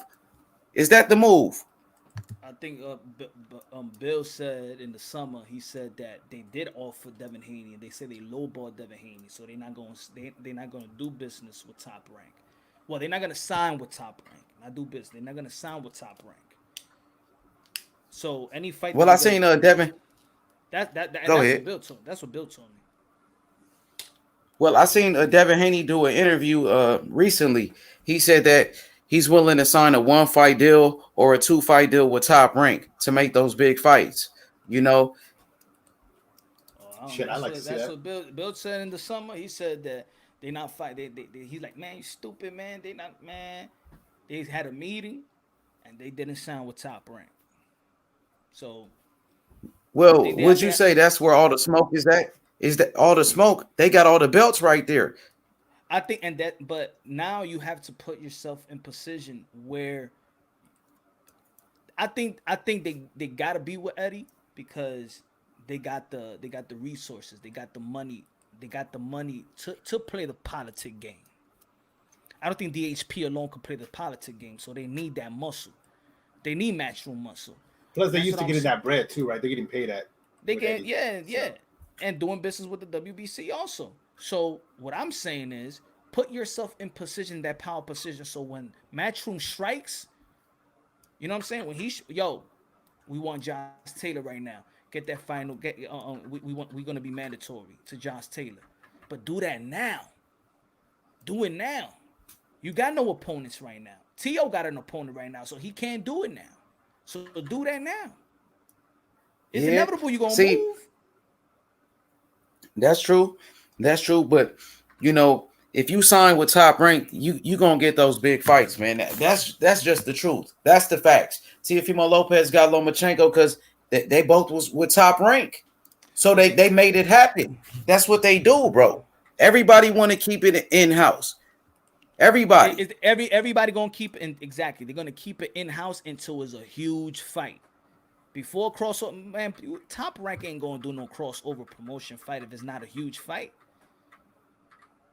That's If it's not a huge fight, Haney's or hands are it's- tied though. Like he can't build That's what himself up because ain't nobody will fight him. So but that's what I'm saying. This is why I say fuck paying this. Why are you paying sanctioning fees to? Why are you paying sanctioning fee to? If you can't even get your mandatory to fight you, what does your belt hold? I'm not gonna give no thousands of dollars up. For what? I'm giving you this money for free. So let me use my power that I have left with this WBC, the position that I am. Let me petition to be a mandatory up there. It's not working here at 135. You feel me? It's not gonna work here at 130. Let me see if it works in 140. And maybe eventually, if I don't get the mandatory position to fight Josh Taylor, he moves up to 147. He drops the belt, then I'm in position. I'm in position. Yeah, You know? see, And I'm not that's saying why that you he's gotta not in. fuck with Top Rank. I'm not saying that he's not in position right now. I'm not saying he's not in position, but I'm just saying he's not in power. See, that's why position. you gotta fuck with Top Rank though, Punch, because Top Rank, they got Jose Zabita. Jose Zabita, he has the WBC diamond belt. That's why Bill Haney was talking about fighting Zabita. You remember he mentioned his name because he want to position himself to become the champion. You know, like you just said. But Jose Zabita is a fight that makes sense at 140 because he got the WBC diamond belt. Yep. The same shit. What we said about if Jamal Charlo wants to fight Canelo Alvarez, what he needs to do. go up to 168. But what does he need to do to really get that? To put himself in position to get that? Use the WBC that he got right now in 160 and petition to be a mandatory. Because a champion could do that. Feel me? Yeah. So I think that's. If I'm the man, that's what I would do. But we don't know really what these boxers are. They trying to get the money. They trying to get this. Remember, this is a career, and they run it strategically. This is why they have matchmakers. This is why they have managers. That's why they get paid thousands of dollars. What we see, this is what I learned, bro. Whatever's in the surface, it's not really not, bro. It's not. It's not. All that talk is all cap and all clout. The time that we get tight, yeah, as that's what I mean. Fans, the time that we get tight as boxing fans for who it is when you're trying to insult our intelligence. When they're gonna go at you, if a boxing personnel says, "Yo, H is this," and you ain't shit, and you're lying to the people, but in reality, they're lying. That's when, all right, lines are crossed, and you ain't gonna make me look like I'm stupid in front of my own people. You know what I'm saying? And that's what it is. But all this trash talk and all this cap and all. Yeah, hey, I'm telling you, the move for Devin Haney is go to Top Rank, bro. I'm telling you, bro. That's where all the big fights are at. The Teofimo Lopez fight, you want it, you can get it. You got to go sign with Top Rank. They gonna make it happen. They gonna make it happen, bro. Even the Lomachenko fight, Jose Ramirez fights. What fights they got on the zone? Ryan Garcia. They don't even promote the fight with Devin Haney and Ryan Garcia on the zone. They act like they don't even want that fucking fight. You know what I mean? So you gotta take it why? into your own hand. You know why? Go ahead. Because the difference between Ryan Garcia is that he signed with Golden Boy Promotions. That Golden Boy Promotion is in contract with the Zone. The difference between that and Devin Haney is Devin Haney is partners with Matchroom. With Matchroom, they don't. Their job is not to promote Devin Haney. That's DHP's job. They need to promote themselves, and this is why you see Bill out here. You know what I'm saying? And being transparent with boxing content creators, with independent media. He's doing his job. That's his job because Eddie Hearn is not going to do it. Remember what Eddie Hearn wanted. He wanted Luke Campbell to win to have his real fighter fight Devin Haney. That's his fighter. You know what I'm saying? But Devin Haney. He don't have fighters though. That's the thing. He don't even have fighters for Devin Haney to fight. Yeah, not anymore. That's why he wanted Luke Campbell, because that's his fighter. But Devin Haney is just a partner with Matchroom, but not their fighter. So my job is it's just like a music deal, hip hop deal, my distribution deal. You know what I'm saying? It's like Rockefeller and Def Jam. Def Jam is just my distribution deal, but Rockefeller, you gonna have to do the promotion. You gotta do the legwork, not Def Jam.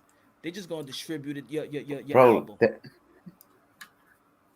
Same shit. Bro, that's where the smoke is at. That's where all the champions, bro. All the fucking champions are on Top Rank. You want the belts at 140? They got them. Josh Taylor. 135? They got him. Teofimo Lopez, Lomachenko, the fighters you've been calling out for all of these years. You can make it happen like that, bro. And that will put pressure on Teofimo Lopez to fight you because you're going to be on the same network as him. And Andre Ward and these guys, they're going to talk about it.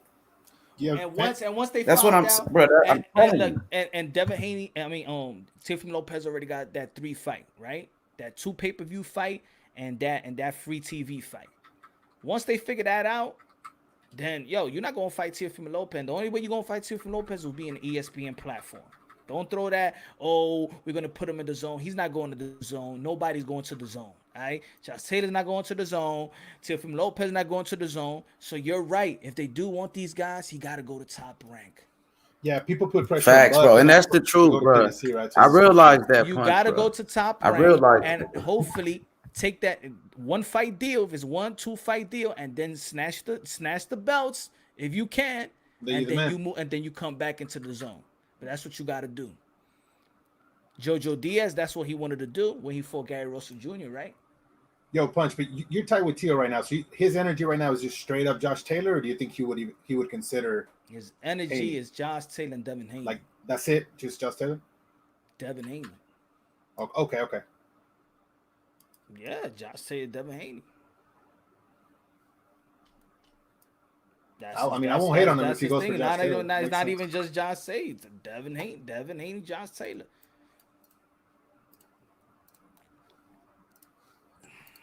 So we'll see. We'll see what transpired. But let's ask the real question so we can get the real answers, man. That's all. I'm not saying these fighters don't want to fight each other, but the business of boxing is going to get in the way of the certain fights. That's it. Facts, just the business of boxing. Facts. And JoJo is about to fight against Ryan Garcia. They promoted so it's that. like, he's still going to be in a big fight. He's still going to be in a big fight. I seen the commercial. I think even Bill Haney knew that's the way that shit was going to turn out. Like, if you watch interviews, yeah. They got a commercial for that shit? Well, yeah, they got a commercial, you said? Well, Golden Boy, they got, let me see, where is that? They got it. I saw it on Twitter. I don't know if the Zone was pumping it or Golden Boy was pumping it. Let me see if the Zone is pumping that. Let me see.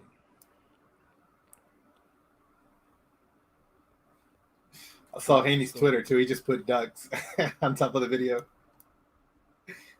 See, you really can't knock JoJo because he gonna be fighting Ryan, and everybody want to fight Ryan. Yeah, he's in Golden Boy promo. They put it up 5 hours ago. I'm not mad at the fight. It'll be a good fight. But that's what I mean. I think that people, in the end of the day, you know what? I think people also still forget. Devin Haney's about to be 23 years old. Teofimo Lopez, 23, ready to turn 24. Ryan is 23. These guys are still young. And I'm saying, these fights, I don't think it's gonna happen at 135. I think it's gonna happen at 140. It doesn't have to happen at 135. I mean, it's just boxing fans being burned, dude. Just because the top dudes at whatever weight, don't fight each other, so fans just sick of They it. top That's dudes, but what they're it is, young top dudes though. No, I know. I'm just saying that it comes from just the history of boxing in general, especially lately. Why I don't want see fans shouldn't take that away from it, because put it this way. The more shit you talk about Teofimo Lopez, if Devin Haney fights Teofimo Lopez, let's say Devin Haney beats Teofimo Lopez, is he gonna get all the praise? I would say, if I'm fighting somebody, I want you to give him all the praise, because if I beat him, shit's gonna be, man, it's gonna be sweet. I mean, they'll probably want him to fight Tank next, but yeah, I think he'll get praise. Yeah, and why you think certain fighters want to fight Tank? Tank's the money man. Got nothing to offer, not because he's got the money. The aura of Tank is they saying that he is the guy. Yeah, no, Tank is a belt for sure, even without a belt. But is he? He is, dude. No, I'm not. I'm just saying, like, for other people, not everybody agree. You know what I'm saying? I'm just. I mean, saying, I think if you ask most fans who's the viewed at least as the money guy, I don't know who's making more money, but who's viewed as the money guy, as the star, I think most people would give it up to Tank. Could be. I think Teofimo's the most accomplished because he beat Loma. How we don't know the we don't know the advances that Gervonta Tank Davis have taken. Remember, he went in depth, right? You remember when he said he lost his apartment? Right. He lost $2 million right quick. I think it was something like that. So we don't know if he's in the same position as an Adrian Broner. Is he making that type of money? Or he's paying back money? You don't know. That's what I'm saying. That's what I'm saying. The people say that the Charlo brothers ain't making millions yet. Well, look how they living. How they look. Ellerby's a good promoter, though. Like, he talks a lot of shit, and a lot of the things he says is bullshit, but he does yeah, a good job. but I think good promoters know how to. You see Don King? That's a promoter. Don King won't talk shit about the other. He will just uplift the event. This is the best event ever in the world. This man, and he's promoting the other fighter. This extravagances of this man, the undefeated. He talks about other fighters. So if this fighter wins, he gets all the major props. But Ellerby saying that John Cena brings nothing to the table is not smart promotion. That's faking the people. That's not promoting something. That's faking the people. I'd rather promote an event. You know what I'm saying? I'd rather say, and Devin Haney, Teofimo Lopez is gonna be like Roberto Duran and Sugar Ray Leonard. Once for the ages. You know what I'm saying? I talk like, this is the fight, to the point you wouldn't even think about Ryan, or you won't think about Gervonta Tank Davis. But all this, you ain't shit, this guy ain't nothing. He's not worth this type of money. This way, I ain't never heard this in boxing before. This guy don't worth this type of money. Man, he shouldn't get paid that. Not everybody's a pocket watcher. Man, before it was about who you beat. It wasn't about how much money you made, bro. Who you beat in the ring, who you fight. That's what it's all about, man. At the end of the day, that's the only thing that counts. How about Devin Haney? How about Devin Haney fights Lomachenko? I'd like that too. Yeah, Devin Haney Lomachenko. That's a good fight. I heard Loma's available too, and I think Bob said something. He wants that fight too. There you go. There you go. Mikey Garcia, Devin Haney. I don't think that's gonna happen. I kind of don't think Bill. Let it become a business though, Punch. Then it's a business. How much they gonna pay for it? You know? Yeah, everything's. That's what I mean. Everything is a business. Everything is a business. I think, but that's the point. That's the part that fans don't wanna pay attention to. You know? Yeah.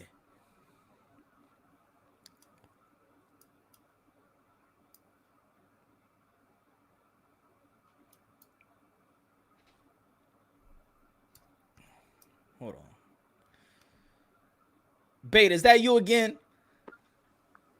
Yeah. Who wins Teofimo Who wins, in my opinion, right now? Teofimo Lopez. Between who and who? Devin Haney versus Teofimo. Oh, by okay. KO or decision?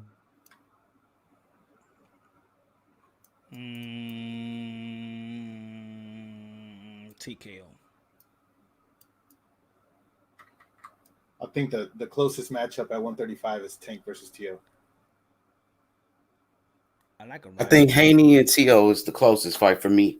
I think that's the best fight. I think those are the two best right there for me. I really like how Haney boxes. My thing right now is that like if you look at at least for me, if I look at the Linares fight, he hit Linares with some like straight up flush shots. And the fact that I never saw Linares really like wobbly or anything, I don't think that he can keep Tio or Tank off of him. He was hurt. My take right He now. got That's my stronger take though. right now. I think one thing that I was. Well, I mean, that was his most recent fight. Before that's what Devin I'm Haney going was fighting Linares, and I was saying what would I like to see from Devin Haney that's different. I would like to see if he got stronger. That's all I wanted to see, really. I know he could box, And he could move around. I know he got defense. I want to see if he's stronger. He showed that he was stronger. He was pushing Linares back. I think that he got so comfortable that then Devin Haney was really just sitting on his punches. And once you sit on your punches, you're throwing a lot of punches, you're gonna be subjected to get hit. I wasn't tripping about Haney getting dazed. I mean, anybody can get hit in boxing. I'm saying that he didn't daze Linares and he hit him with just straight up flush shots. He hurt him with the body shot. Maybe he hurt him with the body shots. I think in round number 6 and round number 8, bro. Take a look at it. He hurt him. Maybe because he saw them punches. You know what I'm saying? I guess to me, if Tank or Tio lands those punches, Linares is out. That's the way I take it right now. Sometimes, I mean, I could bring out a lot of fights. Look, Michael Garcia got dropped in his career before. Earl Spence couldn't drop him, and he landed everything in the kitchen sink. I'm also not saying Davian doesn't have a chance. I mean, I love the way he boxes. I'm just saying I don't think he's got the power to keep him off. To be honest, it's still even hard at this point. I mean, I don't think he got natural power. I mean, I think that's where, in my opinion, Teofimo Lopez, Gervonta Tank Davis, Virgil Ortiz, Boots Ennis, I think that's natural. That's just God-given ability right there. You know what I'm saying? Hey, I want to see Canelo versus David Benavidez. You know, what Devin Haney he got skills. He got speed. I think he got one of the best jabs in boxing. And Devin Haney's he's still getting better. You know, so they all still get that's the thing. That's what I was gonna say though. That they all getting better. They got the age where probably the same Devin Haney is not gonna be the same Devin Haney at the age of 25. The same thing for Teofimo Lopez. The same thing with Ryan Garcia. Yeah, and Devin Haney is the youngest. He's younger than everybody. So I think Devin Haney, his power is like Andre Ward type of power. You know, Andre Ward wasn't the biggest puncher. He couldn't knock out Alexander Brand or guys like that, but he was able to stop like Chad Dawson. He stopped Chad Dawson. He stopped Kovalev, knocked him out. I think he stopped Mikhail Kessler too. So Andre Ward, he still had enough power, bro. You know, even like Tyson Fury, they said, oh, Fury is pillow fisted. Wilder was saying that, oh, I didn't feel your punches. You got pillows as fists. And then Fury stopped him. You know, I think Devin Haney, he going to get stronger, bro. You know, and I think, you know, skills wins fights. Skills at the end of the day. He can box. I think his boxing skills will keep him in any fight, bro. That's what I think. Yeah, I think so too. I think he wins. I think if Tank and Tio, I think that they've shown they got skills too, though. That's the thing. If they were more like brawlers and they didn't really know what they were doing, I could see that. I could see Devin just straight up outboxing him. Oh, yeah, for sure. They got skills too, you know? Yeah, he do. Tio got skills, yep. That's why they couldn't understand what happened in that Lomachenko fight, because people thought that it was going to be on some. If you know Teofimo Lopez from the amateur, he was more of a boxer than a knockout or power puncher. He was not that in the amateur. He was a straight up boxer, boxing people out. You know. The reason I want to see Tank versus Tio is that, man, they both got that pop, dude. I want to see that fight. That would have me like on the edge of my seat for sure. And they stay in the gym. They stay in the gym. That's when you look at fighters that stay in the gym. Look at their fighters. They always prepare. Look at their body. You know what I'm saying? Stay having 6-8 packs when they're not even contractual to fight. You could see fighters. You could see the fighter that got better, but then you could see when they're not contractual to fight, you could see how they still living. It's not a surprise that let's say Jamel Charlo, he started knocking out people. You see Jamel Charlo when he's not contractual to fight, they stay in shape. They stay in shape. Guys like even Tio, Dev stay in shape. You saw how Ryan Garcia, he got a little baby fat during the time he was. I want to see how I really want to see how Ryan Garcia going to be looking in his next fight. To be honest, it's just like this gym. Look at Ugas. When is Ryan gonna fight? Ugas is a gym rat. Ugas the truth, bro. That nigga, man, he's Ugas good, is a gym bro. rat. Right, Punch. You said Ryan's fighting November, right? I don't even know. Against. I don't even know what none of these people gonna fight. I gotta wait till fight night because these guys be catching something. Yeah, like 2 weeks, a week, days before the fights. David Benavidez about to fight, right? He caught that too. Chocolatito caught that. Tyson Fury, T.O. Who else caught that? Everybody had COVID. Yeah, Jamel Herring caught it earlier. You just got to give him the benefit of the doubt at this point. Oscar De La Hoya. Everybody, a lot of people had it.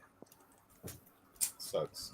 Yo, Punch, what you think about Ugas right now, man? He looked good against Manny Pacquiao. I think Ugas, man, right now, I got him right now as my number one welterweight right now because he got the best win. He beat Manny Pacquiao. Manny Pacquiao was the man in the welterweight division. I think Ugas right now, bro, he's the man to beat in the welterweight division. I think in the welterweight division, nobody's head and shoulders above anybody. To be honest, I'm talking about the elites. It's interesting. You know what I'm saying? I think that everybody could get a win. I give Ugas a lot of credit, but I still don't think he's busy enough, dude. Like I don't favor him over Terrence or over Earl. I mean, we got to see how Earl, is back with the whole eye thing.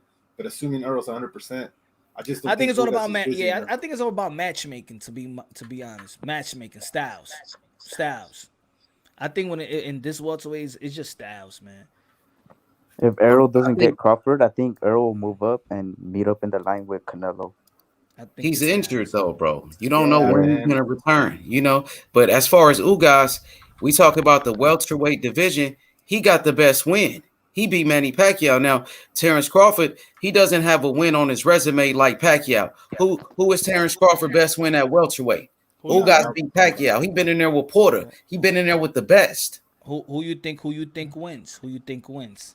Ugas Crawford? Boots Ennis or Ugas? Oh, I got Ugas. Ugas. Ennis or Ugas? I got Boots.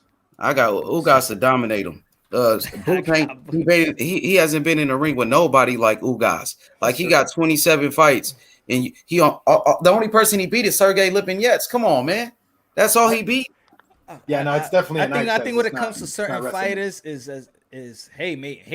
maybe prove me wrong, but it just with certain fighters the eye test says it all for me, man. It's like Virgil Ortiz. Does Virgil Ortiz who he need to fight? Proven. He beat Brad Solomon. You think Ugas beats Virgil Ortiz too? Right now, yeah. Right now, of course, he'll beat him. I see what Mean Machine was able to do with him. Porter was a close fight. Ugas is on a different level. Punch. He just beat Pacquiao, bro. He been in there with one of the greatest fighters. Like he's proven, bro. He been in there with Porter. I thought he beat Porter. I actually thought he beat Porter too. But Porter fought a weird fight, dude. He changed his style up completely for that fight. Hey, Punch, you remember what T.O. Sr. said to you? He told you it was a 50-50 fight with Ugas and Pacquiao. He knew it. He knew how good Ugas was. No, because Ugas is a gym rat. He stays prepared. He stayed ready. You know what I'm saying? He stayed ready. And he spars a lot. Stanionis is all right. He's good. I like Stanionis. He seems pretty straight up and down though. Yeah, he is. See, for me, that's what I'm saying. For me, special. Yeah, I think Boots and Virgil is special, bro. Yeah, Boots is. I think he's the best one right now out of the young guys. See, Virgil but Virgil. The eye test, yes, the eye test, right. Virgil been in there with better fighters. Virgil just beat Mean Machine. Yeah. For sure. Yeah, and he got less fights. 18 wins, 18 knockouts. Virgil Ortiz. He's must-see TV, man. You got to watch him. He fighting the top guys. Maurice Hooker, former champion. Brad Solomon, Mauricio Herrera, who gave Danny Garcia a very tough fight. And he knocked out Mauricio Herrera. He's the only man to do that. So he's a beast. And his jab, bro, since he was like his 6 jab and in his jab in his last fight against Mean Machine, he was jabbing the hell out of a fucking Mean Machine. That boy good, man. Yo, yeah, y'all frustrated with this Tyson Fury Deontay Wilder fight? With, like as far as it getting made, like it's not getting any type of promotion. I mean, to be honest, I'm not invested in this fight like I think I should be. No, I don't know why. Like it's just a fight that I'm not invested in. I'm not like my feelings is not invested in this fight. Yeah, I'm excited. It's boring talking about it. Is this back? You know why? Maybe because it's been that long. It's almost 2 years. All the back and forth, all the DASAs. Oh, this is like, all right, Tyson. All right, I heard it all. Like, like it's not even. I don't even laugh anymore. You know what I'm saying with his trash talk. I mean, now everybody look at Deontay Wilder and his training regimen. It's supposed to be early October or late October. It's October 9th. Dude, and not a fucking peep from promoters, dude. What the fuck? Bro, I ain't gonna lie. That fight, I'm most excited about that fight, bro. I want to see it. It's the trilogy, man. Wilder saying Fury was cheating and all of that. You know, all the drama with the gloves and shit. Man, I can't wait for that punch. Now that fight, I want to see the most at any fight. The bad blood in there, like that shit is real, bro.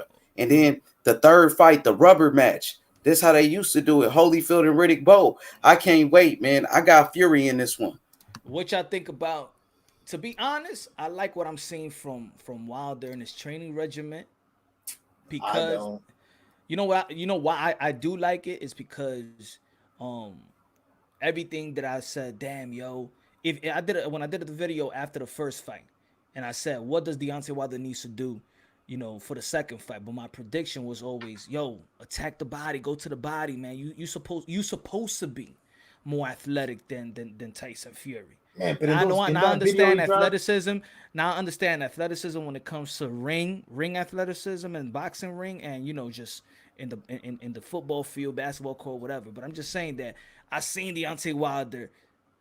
He's a very athletic dude. Why is this guy more athletic than you in that ring and stuff like that? But in that video he dropped, he's still kind of like falling over his own feet, man. Like he's just, I don't know, man. That's him though. You know what I'm saying? But I think that's why I favor Fury though, because of that. Yeah, but even with that craziness, he did knock down Fury twice. No, he did. I mean, I don't question his power. If he catches him, that's it. But so I'm saying, like, I'm not looking at Deontay Wilder to have a Tyson Fury, Anthony Joshua, whatever style that people when identify with when they call him he can't fight, he can't box, all that stuff. Mm-hmm. Man, for me, in my opinion, man, if he beats him, he's gonna beat him in Deontay Wilder style. I think that Deontay Wilder, what I saw, when he's hitting the body, and yeah, he missed one punch, right? That it was kind of wild. But what I saw is what I actually wanted from Deontay Wilder is you're not gonna be taller than Tyson Fury. You're used to fighting taller people. You're used to just striking people, punching up, punching. Punching down, punching straight, right? Nah. With him, use that power and go to the body. Use that right hand and smash that to the chest, to the solar plex. Bring his arm down. If Tyson Fury does got movement, then you already know. Just go to the body, slow that movement down. Bend. You saw when he was hitting the bodies, bend down like that. You know what I'm saying? Pause. But I think that's what I'm from his technique, and whatever Malik Scott is saying, I like. Now, if that's gonna transition to the boxing ring, to fight night, I don't know. But whatever they're doing and whatever he is saying, that's something that I will be telling Deontay Wilder as well. Yeah, I see Tyson Fury just kind of leaning on him a lot again this fight and trying to keep it close, assuming that he still doesn't have an inside game. And obviously, it's up to Deontay Wilder to prove him wrong, right? But he can't make adjustments, my brother. I don't think he can either. Now this is the trilogy, right? So is Deontay Wilder? I mean, is Tyson Fury gonna make an adjustment, or he's like, man, I don't even need to even think about this fight. You know what I'm saying? I'm gonna beat him. I'm gonna outbox him or beat him up like I did. Or does he need to make any type of adjustments? I think he's gonna fight at close range. I think he assumes that Wilder doesn't have you know, an up close style. He needs range to get that right hand off, and he's just gonna smother him like he did in the second fight. Rap star boxing knowledge. What the fuck is going on, my brethrens out there? What's going on out there, man? Yo, what up, Rap Star? Yeah, what up? What's happening, H Money, man? Let's get this energy up, man. It's early morning here. You guys sound like you're sleeping out there, bruv. Come on, going on 3 hours, man. You know why? You know why it's kind of. You like know why it's kind of dead? Because we're talking about Tyson Fury and Deontay Wilder. Hey, come on, man. Look. Punch. Look, let's keep it real, right? I like Deontay Wilder, and we got to keep it real with Tyson Fury. Look, the best chance that Deontay Wilder had is when the Tyson Fury came back after his mental illness, whatever, self-infliction, whatever he did to himself. When he came back after 400 pounds, coming in that ring, he wasn't ready for no Deontay Wilder. The only reason that fight happened is they cherry-picked him. And we know it. The boxing world knows that Deontay Wilder didn't want that test with Anthony Joshua. He didn't want that deal. And we also know that he picked Tyson Fury because he felt this was an easier champion to make a name under. So we know this, that was the best chance that Deontay Wilder had. That was the best motherfucking chance. Because when Deontay Wilder said that he's a destructive puncher, yeah, he is. Yeah, he's got the punching power. But is it true that Deontay Wilder gave everything to Tyson Fury and he took the power? Tyson Fury was able to absorb the punches with Deontay Wilder. But let's keep it real. Deontay Wilder wasn't able to take Tyson Fury's punches. And that's what happened. And in the second fight, it was a different Tyson Fury. Remember, in the second fight, it was a different Tyson Fury. But I'm going to say this. I'm going to say this before I give you the mic punch. And this is the truth. You know, I always keep it real. And H Money, you got to know this. That at this point, there's only one downfall with Tyson Fury right now. When his daughter became sick, he never trained for 3.5 weeks. Tyson Fury hasn't been training with Sugar Hill for 3.5 weeks. And that's fucking crucial. I'm telling you this right now to the boxing world, that Tyson Fury is only training now with Sugar Hill since he knew that his daughter's much better now. Now, what do you think about that, Punch? That Tyson Fury took a few weeks out. I mean, look, we could. What do you think about that? We could look at it in two different type of ways. How you okay? People look at it like, you know, it's good that Tyson Fury's child, you know, is healthy. You know, they're doing whatever they need to do and things of that nature. Man, prayers up, good, right? But his daughter, I'm just keeping it real with you. All right, but put it this way: his daughter and his health kept him out the gym, right? Kept him out the gym. He even looked like he gained like extra pounds, right? He has. Kept him out the gym. Why did Deontay Wilder even step inside gym? Same reason, isn't it? For his daughter. Not same reason. I just asked you. Tyson Fury stepped outside of the gym because of his daughter's health. Deontay Wilder stepped inside of a boxing gym because of his daughter's health. Well, that sounds good, but you got to remember that was a newborn kid, and I feel like Tyson Fury is an emotional man. He is that kind of a man, and we also know that he's a kind of an open book in a way that sometimes different situations overtake him. But I'm just saying that probably he's a person. I'm not saying it's not a downfall. Maybe Deontay Wilder's a guy that when his kids are sick, he's gonna have to fight for them. And when when Tyson Fury's kids are sick, boxing is not that important. Well, look, man, he's the much more skilled fighter. At the end of the day, that's the only downfall right now, is that Tyson Fury had a hiccup since his newborn. He's been out the gym, but now Sugar Hill's back. Tyson Fury's in the gym, and he's ready for all the smoke. But look, at the end of the day, look, Deontay Wilder's been staying sharp. But, you know, all these videos that they're showing us, bro, and all these fucking Malik Scott videos, and they're showing us how Deontay Wilder's learning all these new tricks. Let's keep it real. It's just like what people said. When Deontay Wilder gets in that ring, there's going to be nothing new. There ain't going to be no herky-jerky.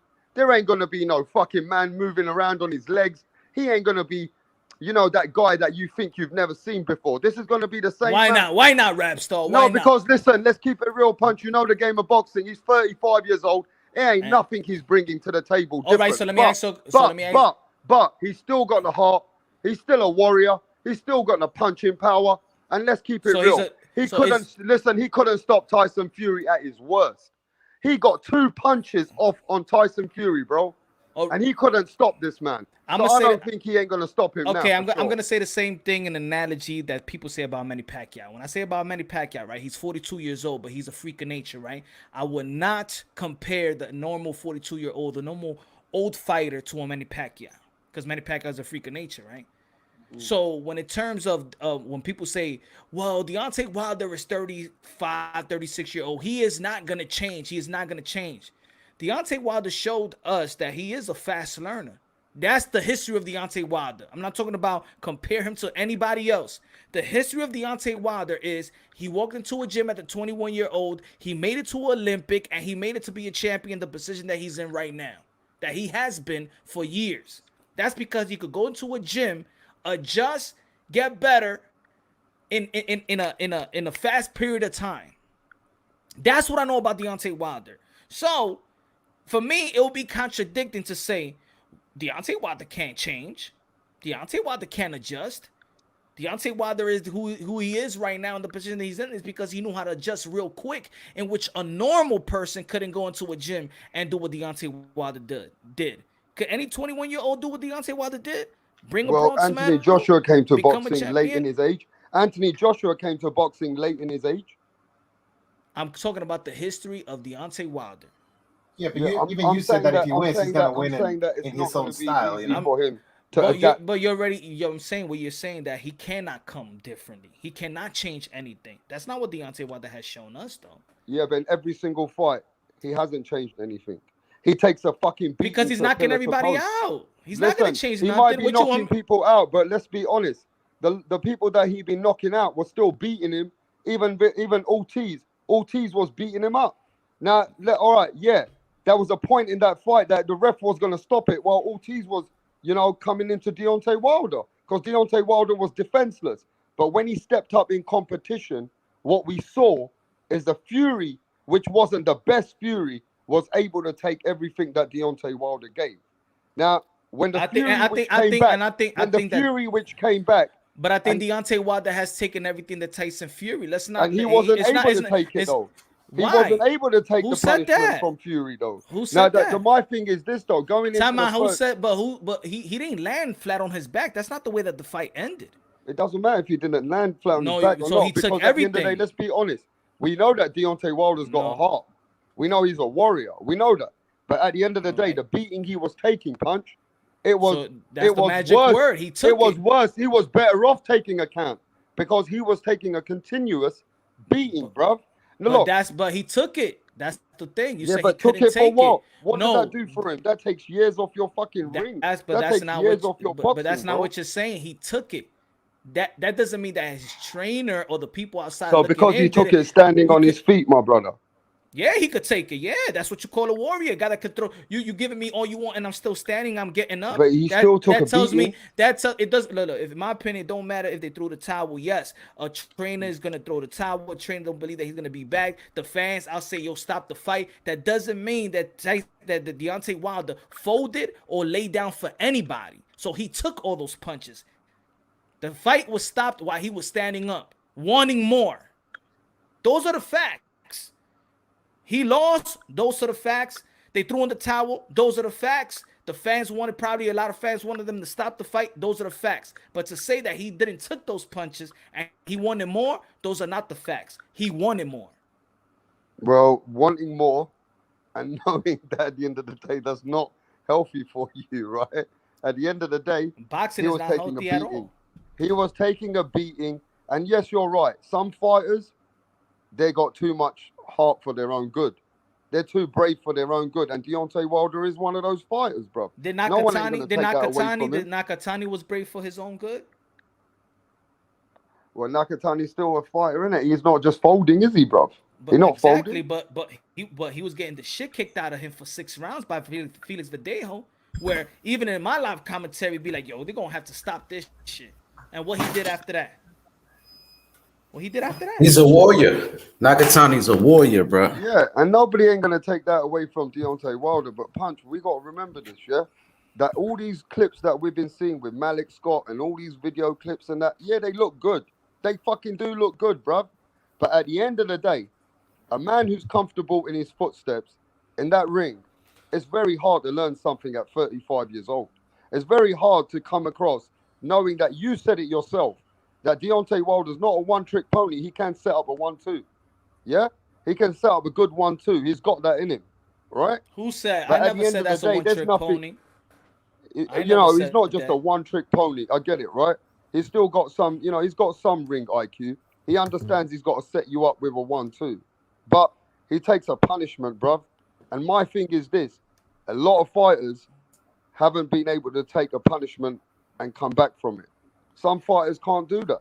But let's see, you know. But put it this way: let's see. what did Tyson Fury say he's gonna wait for this fight? He said 300 pounds. Right? Yeah, 300. 300 pounds. Yep. Deontay Wilder, we all know that the dude gotta probably eat a pie of pizza with beef patties and sodas just to get up to the weight that he was in at 230, 230. We know that he's always gonna come back down. It's the history of Deontay Wilder. Even when he kills himself to gain weight, fight night, he loses them 10, 8 pounds. He goes back to the 219, 220, 215. So Deontay Wilder is giving this dude, fight night, might give him 80 pounds. 80 pounds. People forget, though. I mean, yo, Tyson Fury got more skills. Tyson Fury could outbox Deontay Wilder. Tyson Fury can outslug Deontay Wilder. But that doesn't matter. Let's not forget. Mean shit, though. That don't mean shit because yes, it does mean something. It does mean something, in the past bro. who've been much heavier, but they can't perform. No, not in the past. In the past, your heavyweight was, look at Muhammad Ali. Muhammad Ali was what, 202? Bro, remember there was heavyweights, yeah, what 100 pounds more than fighters and still lost. But what about Nicola? What about that guy that David Haye fought? David Haye came as a cruiserweight and fought that 7'2" giant Nicola Vavarev. What was his surname? Nicola was a Russian. Remember? I know the 7-footer. He was 7 foot. Yeah, he was way bigger than. He didn't have the skills though, like Tyson Fury. Exactly. So yeah, he got the skills, but also he's giving up almost 80, 70 pounds. Yeah, but I'm just telling you that.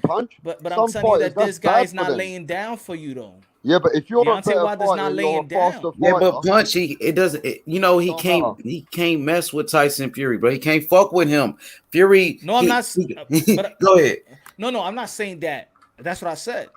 Tyson Fury had the tools to outbox him and outslug him, but I'm not questioning Deontay Wilder's heart though. I'm not. Are you making a case that he can? I mean, can he win the fight by landing the shot? Yeah, of course. Yeah, he's gonna take it, but I tell you, man, the scariest person is the one that got nothing to lose, and the one that fight like he got nothing to lose. Deontay Wilder got nothing to lose. Everybody feel. A lot of people feel he's gonna get beaten. A lot of people feel that he ain't even going to pass the 5th, 6th round.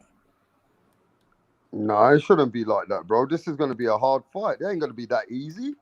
I won't believe it until he shows it in a fight. It ain't going to be that easy. But so if I'm looking at it like, okay, if there's going to be some adjustments, a lot of people feel like Deontay Wilder can't make adjustment, right? All I said was, how do you look at his training regimen and what he's showing? And I'm saying that whatever he's doing, I'm not saying it's gonna translate to the ring, to fight night. But what he's working on and what Malik Scott is saying is what I wanted to hear. If he was gonna go back into the drawing board, that's all I wanted him to do. Emphasize, be more athletic, stop staying in line, and go to the body. That's what they're doing. And I believe that that's the thing that Deontay Wilder should be working on. His athleticism. He is athleticism. Don't stay in line. I don't know how could you work in stopping the feints. That's all reaction in my opinion. But not staying in line. That's what they're working on. Let's see if it could I mean, they've been working out for how many? It's gonna be 2 years. So when people say, "Oh, it's just not gonna work out," they've been working on this. Maybe He did that in the first fight, though. Punch. He went to the body. Yeah, but not consistent, not consistently like he that. did though, bro. He went to the body a lot, and it really didn't play a factor. I mean, he did better. A lot. He was headhunting a lot. He was missing a lot. Remember? That's what I just think after the I fifth see round, Tyson Fury Floyd just Mayweather was slowing like, it down, just leaning on him, dude. That's how I see the fight going. yeah, and let's see when he does it. It's like fighting off the clinch. Go to the body. We're gonna come to you. You're gonna have to fight when he's coming and about to lean on you. Hey, Yo, Punch, you make the know make about the make my make bad, the go ahead. referee work. Play a little dirty. Play a little dirty until the referee gives you these type of warnings for you to stop. See, Fury more rough though. Fury know how to fight on the inside. Fury was the one being like, being dirty like Bernard Hopkins, and he was roughing up Wilder. Yeah. That's a fact. Oh, Yeah, we he was. oh yeah. Do y'all want to see this fight because y'all feel like it's gonna be a good fight, or because you want whoever y'all voting, whoever, or y'all want to see somebody get beaten up? Yeah, I want to see it because you're doing it for bragging rights, H. The reason I want to see it, yeah, for bragging rights, all of that, bro, for everything. Because Deontay Wilder lied and said Tyson Fury cheated, bro. Come on, Tay Jones, Rap Star, he's a fucking bitch. You know that, bro. You know what I mean? Those guys, come on, I'm bro. cool, my God, Tay, man. I'm cool, man. Oh shit, man. I'm Them cool, people my He a God. fraud, their bro. I'm channel, telling They you. don't want to debate me. But Ain't none of Punch, these guys want to debate me. I'm gonna tell you, bro. Like, people want to see Deontay Wilder get beat, bro. A lot of people want to see him get his ass whooped for all of that bullshit he did. But then a lot of people feel like they want to see Tyson Fury get beat too. They can't beat him though, Punch. Oh shit, they're in trouble, Punch. If Tyson Fury beats them again, I How feel about if sorry for Deontay these Wilder Wilder fans. beats him? I feel some of these sorry for the channels gonna Wilder. fucking go I crazy. feel sorry for these fake fanboys, bro. I don't know what's gonna be their next. I don't care who the fuck out there. Deontay Wilder overtrained with Malik Scott. Malik Scott gave him a fucking game plan. I don't want to hear no excuses, win or lose. I'm done with that shit, Punch. This was been the worst fucking time in the sport of boxing. Fucking 18 months, 2 years nearly. Two fucking years I've been listening to this shit. I don't care who the fuck out there. I'm done with this shit. I want Yep. Hey, Punch, this shit is real. Like, Rap Star life was threatened over Deontay Wilder. My life, even your life. You know what I mean? Come on, man. People want to see Wilder get beat. All the Wilder fanboys. Nah, Man, I can't wait. My life was threatened. Just Hey, everybody, my life been threatened fucking so many times. But listen to this. For over this same bullshit, what do you guys call them in America? Beta males. Beta males. These are fucking pure beta males, bruv. Yeah? I've never seen in my history of the sport so many people fucking fanboys of one man pushing lies and narratives. I've never seen this much bullshit, Punch. So listen to this. They took away the biggest fight, the undisputed fight, Punch. When it was going on, these fanboys didn't want to see it. They didn't want to see the biggest fight in boxing. That's why I'm done with YouTube boxing. How can you not want to see the undisputed fight with Anthony Joshua and Tyson Fury?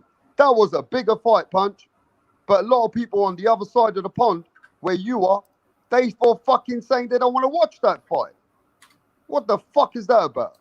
Well, you know why, Rap Star? Is just the Wilder and Fury thing is big in America, bro. I don't know if Joshua's he's not just big like that in America. Like, people don't talk as a about boxing Joshua like fan, that in though, America. H-Money, how can you not want to see an undisputed heavyweight clash between two fighters who can be for undisputed, bro? Yeah, of course. The hardcore boxing fans, they want to see that. Most of the fans. But like in America, Fury and Wilder is big, bro. Like that last but if fight. the second fight was close, then I'd say, okay, let's go ahead. But the second fight was a one-sided fight, bro. But the drama now, Rap Star. Well, if Wilder said Fury cheated and all of this shit made it even bigger, the third fight. The drama. Yeah, it's fucking Disney controversy, World. Bro. You know it. Fucking Disney World. That's what it is. It's a fucking joke. They brought the race into it and everything, bro. It's crazy. Wilder and Fury is about race and everything, bro. Yo, what do you mean race? They want to fucking say they want to kill people. People are fanboys to the fucking God knows what. They made it like black versus white, Wilder Fury, because Wilder said, the white privilege and all of that stuff, bro. Come on, bro. Yeah, this is going a bit crazy, man. But yeah, you're right. Conspiracy theories, actually. We want this fight over it. We want this fight to happen now, bro. It's been too long. You know what I'm saying? It's time now. This fight has to happen. And I don't want to hear no more COVID. Can you imagine if this fight gets cancelled again? Oh shit. Fuck that shit. Yeah, that'd be dumb as fuck, man. Everything's fucking. I don't trust any fight anymore. I don't trust any fight anymore. People are getting COVID anytime, any place. You know what I'm saying? Boxing needs to take precautions more. How the fuck is everybody getting COVID all of a sudden when big fights are getting cancelled? This is bad. Fucking bullshit.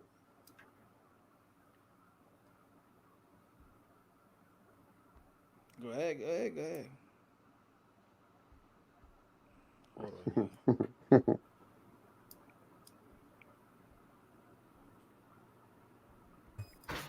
Yo, Punch, what you think about David Morrell Jr., bro? I like David Morrell Jr. from Cuba. I think he's gonna be a champion. He already got the WBA regular belt. He fight at 168. I mean, he cool. I want to see more of him.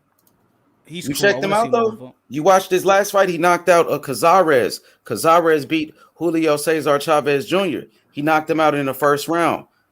Nah, I didn't see the last fight. No. You got to check it out, bro. And his amateur record was 192 wins, only 2 losses from Cuba. Like he's like Lara, but bigger, stronger, and faster.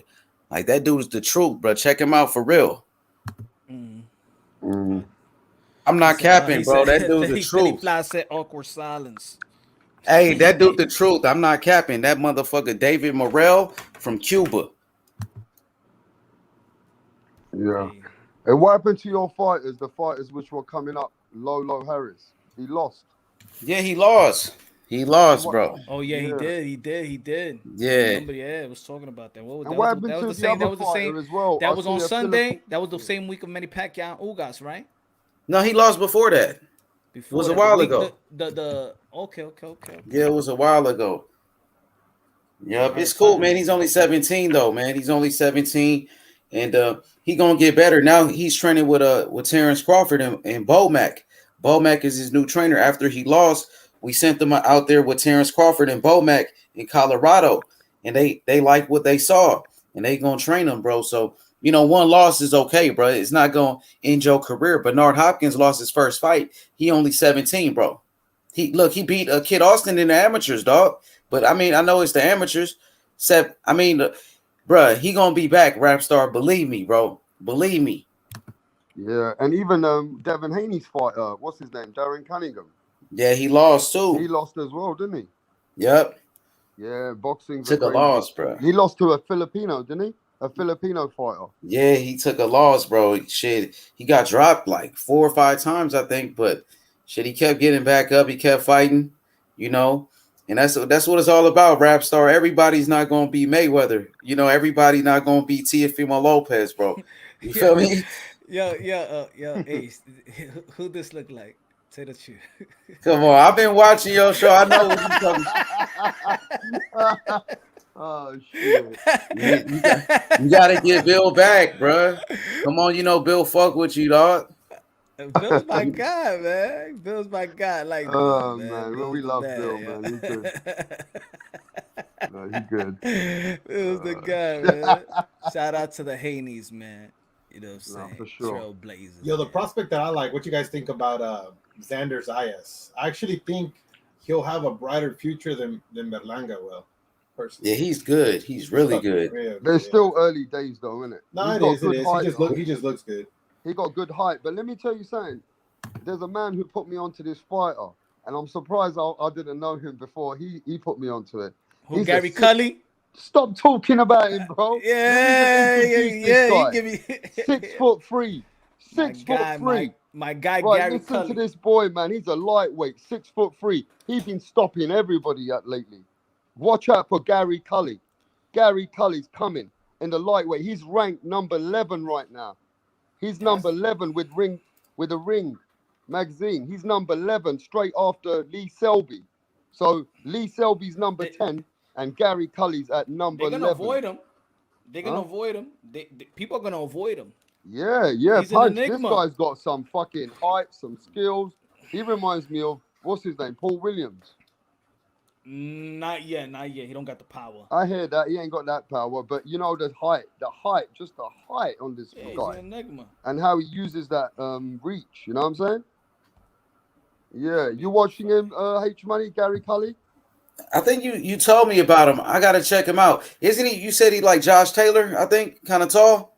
He's Yeah, he's tall, He's man. taller. He's 6'3". taller than Josh Taylor. He's from Big Ireland. screen. Yeah, he's Irish. Yeah. Okay, I haven't seen him yet actually. Hey, I like Keyshawn Davis too, though. Punch that boy the truth, though. I seen him in the Olympics. He had 2 knockouts. I thought he should have won the gold. Man, it was a close fight. I thought he won that fight. I think Keyshawn Davis, man, he gonna be a problem for anybody at 135 for real. Yeah, man. He's a problem, man. That's my guy. He's a problem. You saw the Yeah, he's a conversation they was problem. having. I posted a conversation that live, that IG live they had. Chris Colbert, Shakur Stevenson, Keyshawn Davis. Y'all seen that earlier? Yeah, I saw that they was talking shit. Yeah. Yo, Chris Colbert. They was talking shit about Roby. Yeah, I want to see what Rolly got to say about that. Yo, everybody hate Rolly. What's going on? Like, even the fighters, like, damn, Rolly got a lot of people tight, man. He's doing a good thing then. He's playing the bad guy, so it's good. He's Yo, rap star Do Love believe he should fight Taylor or go backwards and fight Haney or Loma? What is he asking me? Do you think Teofimo Lopez should fight John Taylor or go backwards and fight Haney or Loma? I mean, come on, let's be honest, yeah.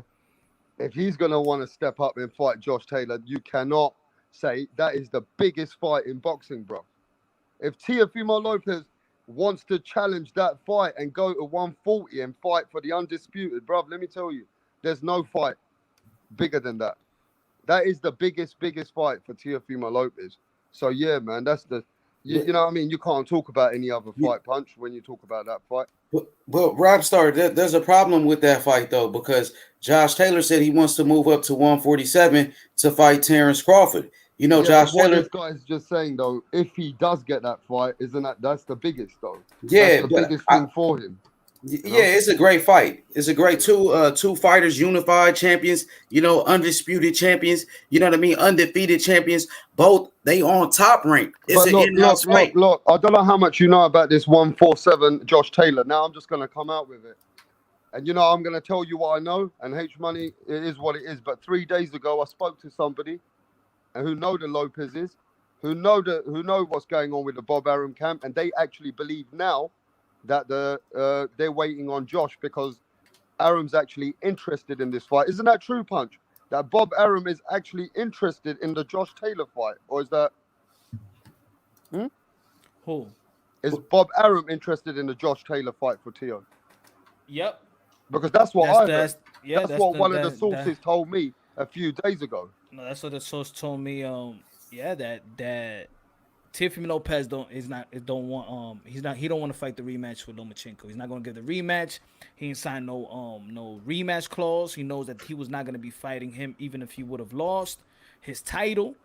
So he got more options and he wants Josh Taylor. And since he got that, pay-per-view deal with Top Rank and ESPN, the 2 pay-per-view fights and 1 free fight, he wants Josh Taylor. They can make it if they can make it happen. Now it has to be Josh Taylor. Who do you guys have in that fight? But hey, can I just say this now? Though, H, let me just say this. If there's no Josh Taylor fight though, then I want to watch. Then Devin Haney is the fight. Then I want to watch Devin Haney and Teofimo Lopez. H. Yeah. Okay, but let me say this now. Josh Taylor, he's struggling to make 140 pounds. He's struggling. He can't make 140 no more. I don't know about that. Yeah, but both of them. Like Teo struggling to make 135. So is Josh Taylor. Teo want to move up, and so does Josh Taylor. He want to move up to 147 to fight Terrence Crawford. He said that's a better fight for his career because Terrence Crawford is ranked pound for pound higher than Teofimo Lopez, and moving up in weight and becoming a 2-division world champion. He said that's better for his legacy. Well, you can't hate. Listen, that's the same thing with Teo. We can't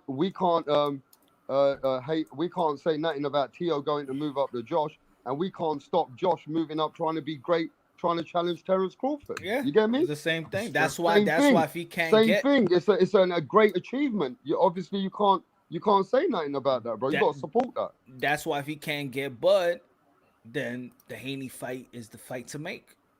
Yeah. My opinion, that's the fight to make. And then And Josh do you know Taylor what I said, think's going to happen, H Money? I reckon if he doesn't get Josh, I reckon Bob Arum's going because it's a business. I reckon Bob Arum's going to get the Lomachenko fight. Because don't forget, Bob Arum wants to make as much money he wants now out of Lomachenko before it's the end for Loma, right? So as a business, they're going to rather want to make Lomachenko and Teo because Haney's not looking to sign a multi-fight deal with Bob Arum. Haney doesn't want to sign a multi-fight deal with them. so if he does, he will get those fights, Rapstar, you believe? Yeah, if he fucking signs a multi-fight deal with fucking Bob Arum, I'll tell you what, people will say, people will say Devin Haney is the man. He's ready for it all now because he's gone and put himself in position with Bob Arum. But I don't think Haney's are going to do that, bro. That's what he needs to do. I think this is what they'll do, in my opinion. I think this is what they do. If you see Teo telling Bob Arum, I ain't gonna fight no Lomachenko. I'm telling you right now, I ain't gonna fight Lomachenko. I ain't gonna give him the rematch. I don't give a fuck how much I beg me. Okay. All right, forget it. You know what I'm saying? Forget it. We go the Josh Taylor route. Yeah. All right, fuck it. You know what I'm saying? We're gonna go with what you want. We're gonna pursue Josh Taylor and get that fight. But the business of boxing, what Bob Arum is gonna do, he's gonna petition. He's gonna make sure that as soon you already know that Lomachenko was now number one in the WBO.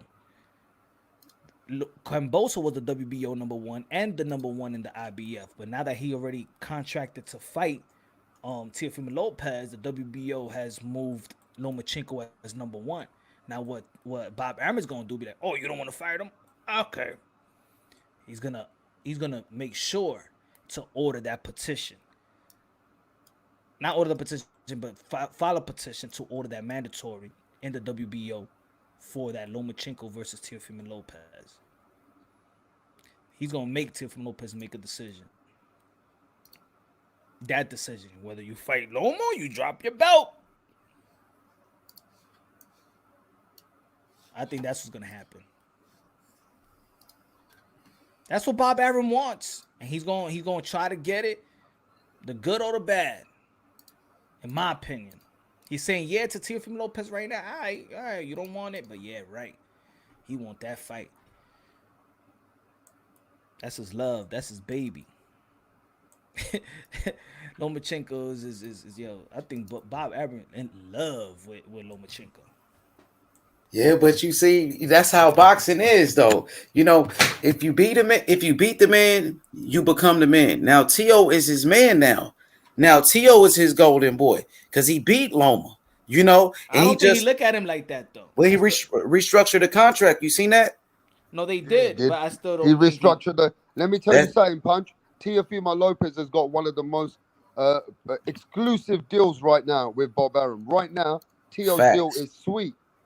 Hell yeah, ESPN, bro, he's guaranteed. They said I heard it's a better deal than what fucking Floyd Mayweather had with him, bro.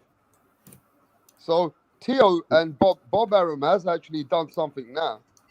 Hell yeah, he getting paid more than Loma now. Loma, his last fight with Nakatani, like $700,000. Yeah, now he's on a multi-million-dollar fighter, bro. No matter who Teo fights, it'll be for big money now. So you got to respect it because he fought for it. A lot of guys now, they get these big contracts for having Instagram followers and shit and a big social media following. But he actually deserved it. He fought for everything. So that's why you got to respect this man. That's why I respect him, what he's doing. Yeah, just to feel it. The one thing I don't like about the whole situation is this Triller situation.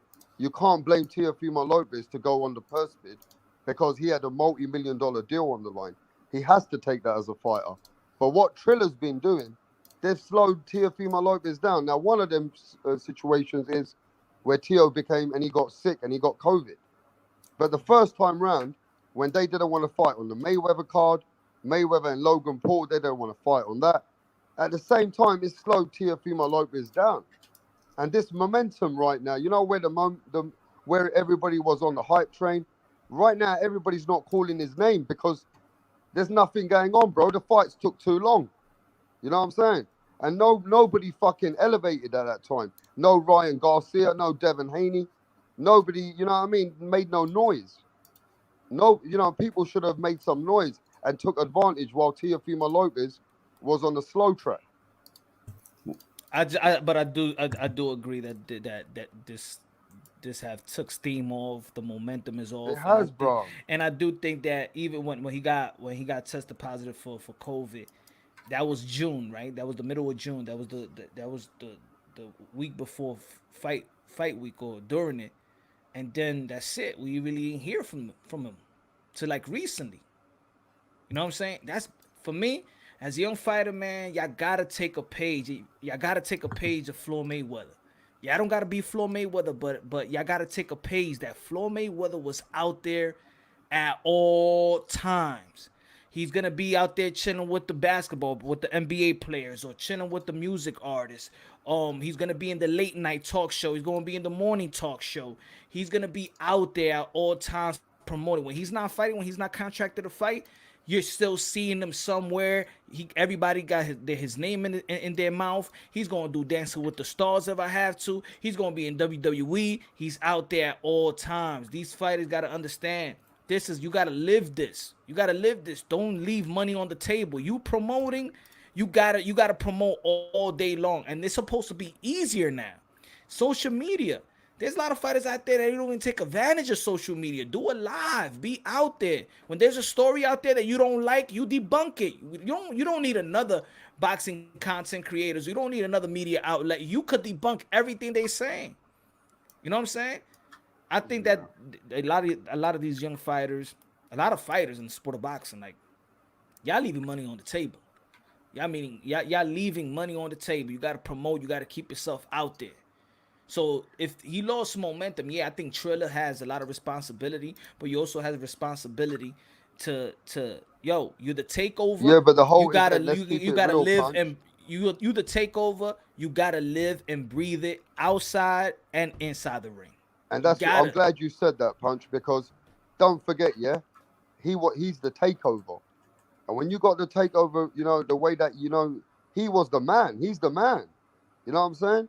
He beat the man, and everybody was talking about him. You get what I'm saying? And all of a sudden, this Triller thing has slowed down the momentum of Teofimo Lopez. But guess what? Rapstar, once Tio knocks out Cambosis, it's gonna be crazy, bro. He gonna knock him out, bro. Do that flip. Everybody gonna be going crazy, bro. Trust me. Because we're living in the now. You know what I'm saying? What can you do for me lately? I mean, the world moves quick. Jake Paul just finished fighting. That's it. And we're moving on to what's the next event? Who's popping? Who's going to fight? Who's going to do something? That's why you got to keep yourself out there but all H times. Money, you got to remember this. They were promoting this fight. Remember with Meek Mills, Jennifer Lopez. This was going to be a concert, bruv. This was going to be a huge event. You know what I'm saying? And this was going to be one of the biggest events what the Triller were doing. Now it's all, the momentum's gone, bro. You know why? Because Mayweather took his date, bro, and that's messed it up. And Triller got scared, and they changed the date. Shouldn't have moved the fucking date. Yeah, bro. it was Mayweather, bro.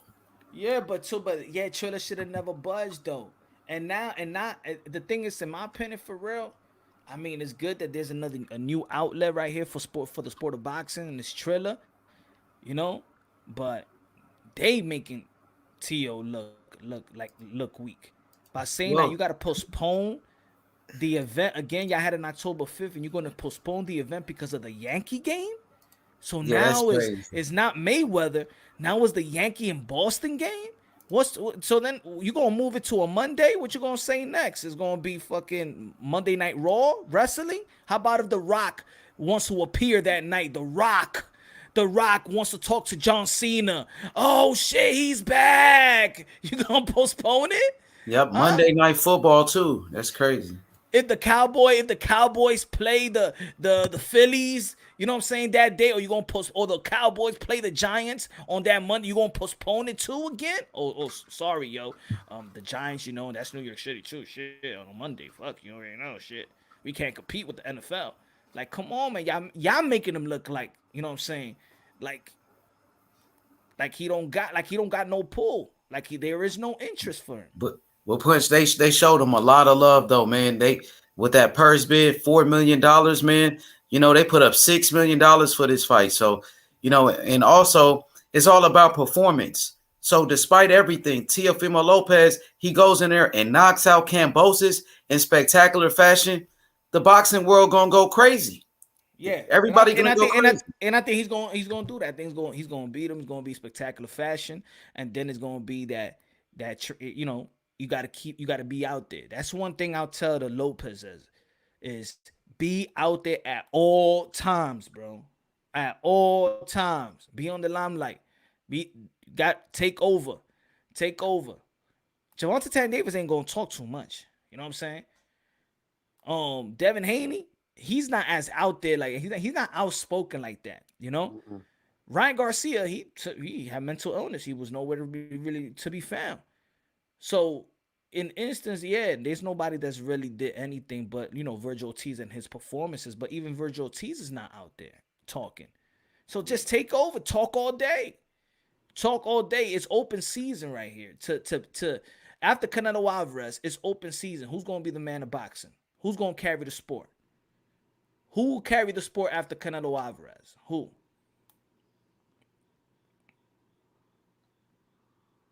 Anthony Joshua? You got a Tyson Fury, Tank Davis, Teofimo Lopez. I think Teofimo Lopez is one of the fastest rising stars in boxing right now. Even I think Tyson Fury too. Tyson Fury is a rising star in American boxing. Who else? You got Canelo. Man, you guys keep forgetting, bro. Errol Spencer's still a fucking name. He's still a big name. Errol Spencer. But he don't talk like fought that. in a year. He don't talk. He don't talk. Tank Davis got the streets, bro. Like, you know what I mean? It's different, rap star. Like, you even seen Tank, right? You remember your video on Tank? Over a million views, bro. He's with Mayweather, bro. But also, it's like, look at Tank, right? Almost the same stuff. Like, he don't talk too much, but he gonna be chilling with football players, or he gonna be chilling with an artist or something, right? Even what Earl Spence was doing. What's the artist's name again that he used to he chills with? Yellow Beezy. Yeah. Now let's say if he wasn't chilling with him, then there's no image, no footage of them chilling. So then you'd be like, damn, when's the next time we gonna see Earl Spence? You know? But you gotta do that. You gotta famous people chill with famous people for what?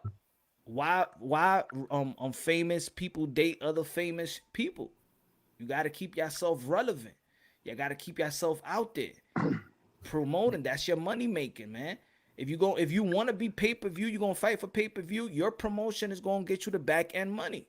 You gotta promote all day. I want to see Teofimo Lopez. Let's go. Talk all day. Promote the shit. Let's go. Oh yeah, he talked that shit for sure. Punch him in his dad, bro. Kambosos too. You gonna get paid too. It's pay-per-view. Talk your shit. Let's go. Oh yeah, he been talking shit too. They first press conference was really good. That's what I'm saying. The first press conference was good. Yo, even people that don't that when I put that on my Instagram, people that don't know shit about boxing was like, yo, I want to see that fight. Yo, you saw that shit, yo. It was gonna go down. Yo, I got excited to see this fight. And that's why now, everyone can say what they want, and that's why I miss Mayweather. Now I know what Mayweather was bringing for the sport. You can love him or hate him, but he was bringing a lot of shit. All the celebrities, all the world. Mayweather was constantly active, bruv. And Mayweather was always bringing something to the table. Now, you love him or hate him, but he was still bringing the hype for boxing. You know what I mean? One of the most vocal fighters and bringing it in the ring was Floyd Money Mayweather. I don't give a fuck what anyone says. Rolly Romero said, Dante Boxing Nation can suck my fat black cock. You racist boxing pages, but used to dick ride me when he was at Floyd's. Now he hiding in Thailand like a bitch. Now what happened? Rolly going at Dante Boxing Nation. But why? What did that guy do to him? What did that? Probably make videos trying to expose him and shit. Yeah, man, I had to expose him on my live earlier. H, you saw that, right? Yeah, I saw you, bro. Hey, he calls himself he calls himself Devin's biological father on his Rolly about to fight Tank, man. He's gonna be in a big fight. That's good. Yeah. I like Rolly, bro. He's fun. Yo, Punch. But to answer your questions, like who's in the next face of boxing? Now who's gonna carry boxing? Like, Well, who's you going got into other fighters like Ryan Garcia, who got a big following. Ryan Garcia, and then you got Devin Haney. You know, Teofimo Lopez, Tank Davis. I think these are the young stars in boxing for me. I think so. You gotta. Ryan Garcia is like kind of like Oscar De La Hoya was. You know, he got a lot of fans, bro. You can't deny it. Every time Ryan Garcia fight, he brings all the celebrities, rap star, like you said about Mayweather. Yeah.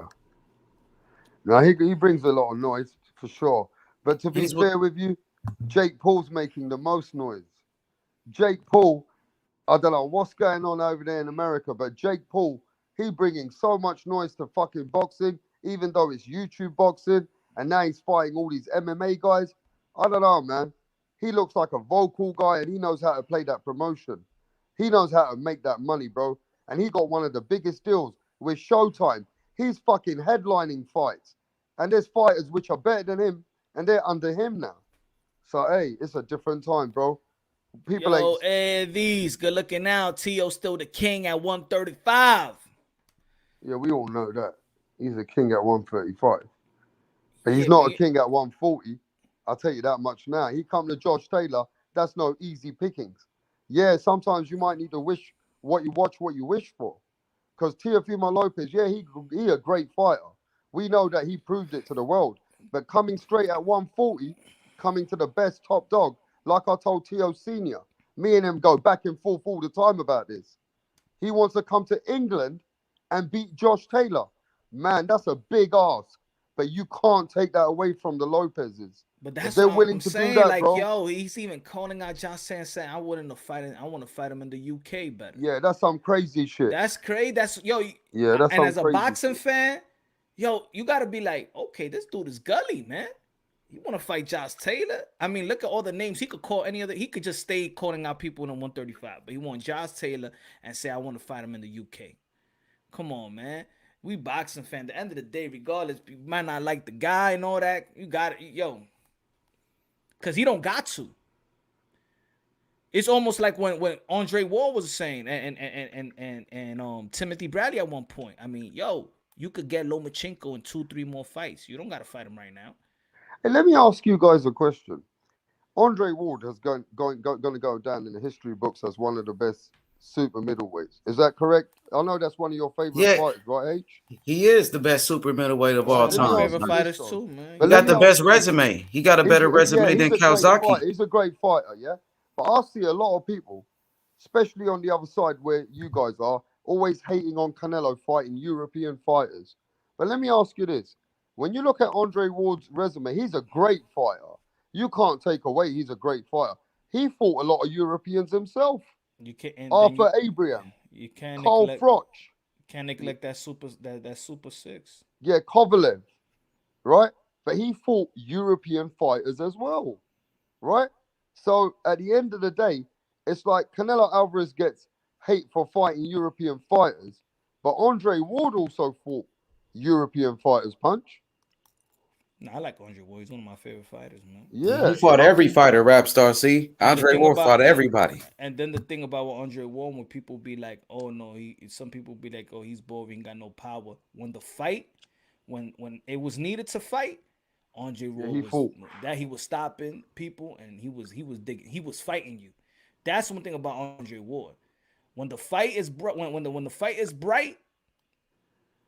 Did you think he lost that first fight with Kovalev? He know how to fight. Like, he a boxer. Like, you know, there's boxers out there, but they probably don't know how to really, like, get down on a street fight. Like, did you think he lost that first fight with Kovalev when he got put down?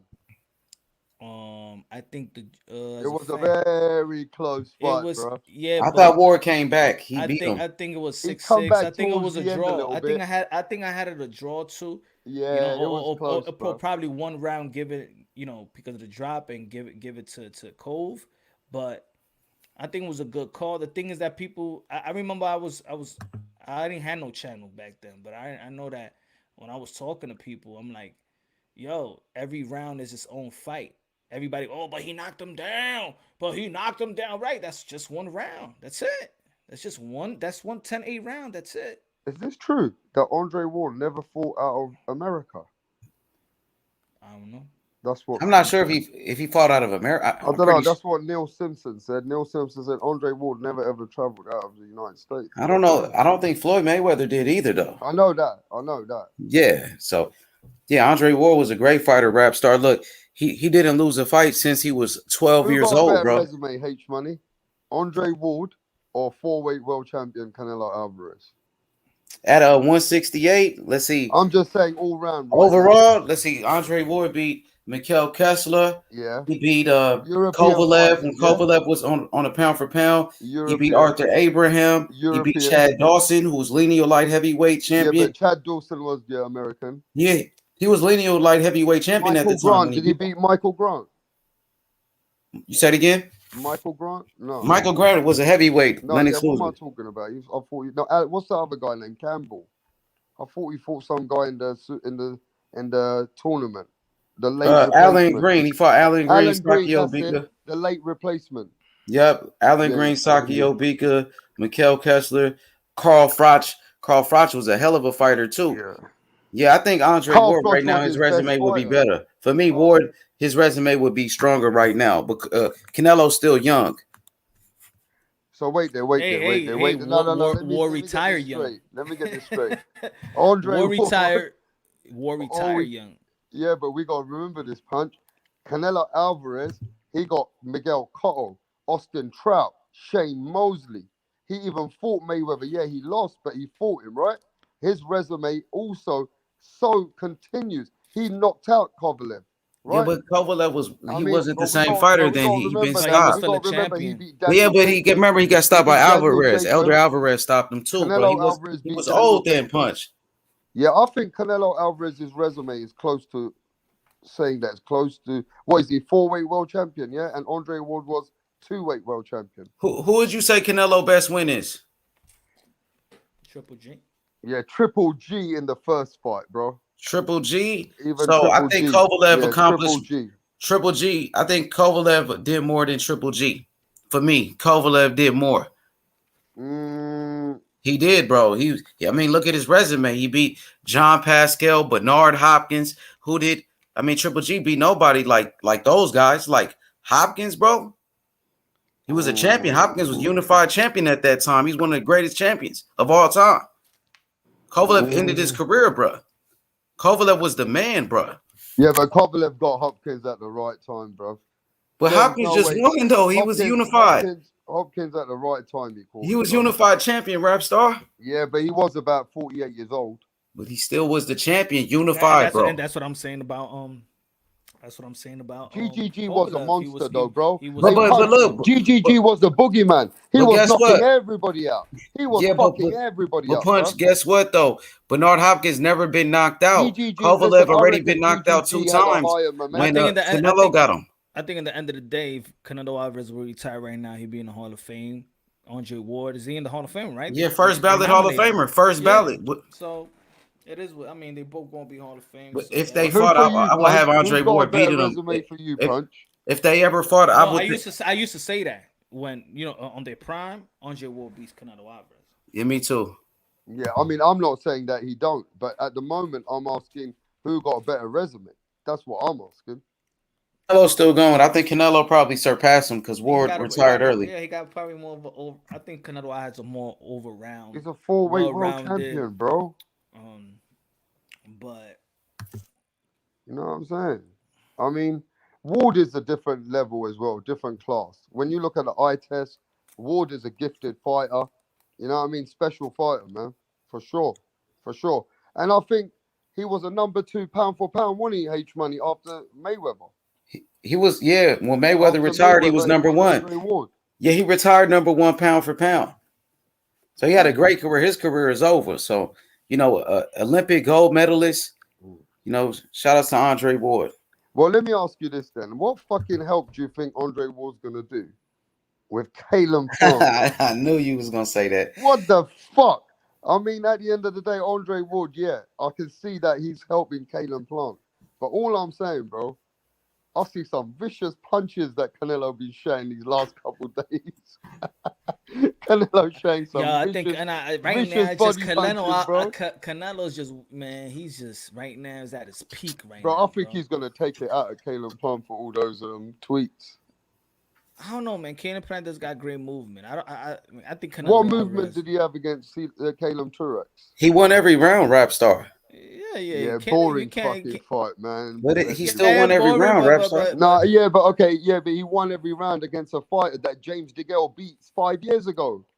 6 years ago, James DeGale beat that guy. That guy was 40 plus years old. I like Caleb Plant. I like Caleb Plant more than Billy Joe. Caleb Plant got no power to stop those guys. He got skills though, Rap Star. I like Caleb Plant more than Billy Joe though.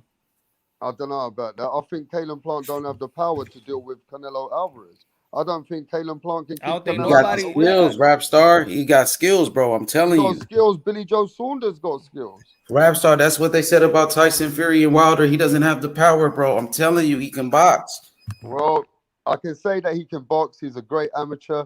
I can see that what I've seen with my eyes. I don't think that this guy. I don't see nobody beating Canelo Alvarez. Body's going to be able to handle Canelo Alvarez's onslaught. I think Caleb Plant is just a fighter that they've been pushing, and he's getting the biggest payday. I don't see nobody being Canelo. I don't see nobody being Canelo. I don't see Caleb Plant being Canelo at all.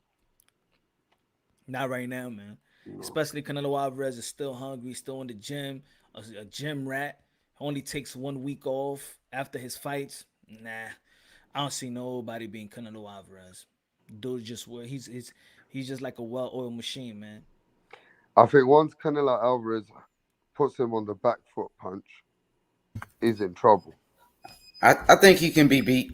I like Canelo. I think he's number one pound for pound, but any man can be beat, you know, and he's been beat before. He has close fights with Triple G. A lot of people thought he lost that first fight. Even the Lara fight. A lot of people thought Lara won, but Canelo got the decision. Mayweather did beat him. I think Caleb Plant, he does have similar skills to Mayweather, Rap Star. His movement, his defense. Caleb Plant is an underrated fighter. I'm gonna go with Caleb Plant. I'm going with the upset. I ain't gonna lie about it. I got Caleb Plant. Wow. My guy, Boo Andre is the guy that was going to make, you know, on Canelo Alvarez adjust numerous of times. I believe that's my guy right there. I thought that Boo was Boo nearly got knocked the fuck out by Liam Williams. Just leave it alone, bro. Leave it alone, bro. Liam Williams was able to hurt him. What the fuck do you think Canelo Alvarez would do to Boo Boo, bro? He's not a knockout. Canelo Alvarez is good, but Canelo Alvarez is not a pure knockout. Bro, what do you think Canelo Alvarez would do? Canelo Alvarez could have knocked out Julio Cesar Chavez Jr. and his blue hair and stiletto's ass, man. Put these guys to sleep, bro. Come on, let's be honest, bro. Why he ain't knock out Julio Cesar Chavez Jr.?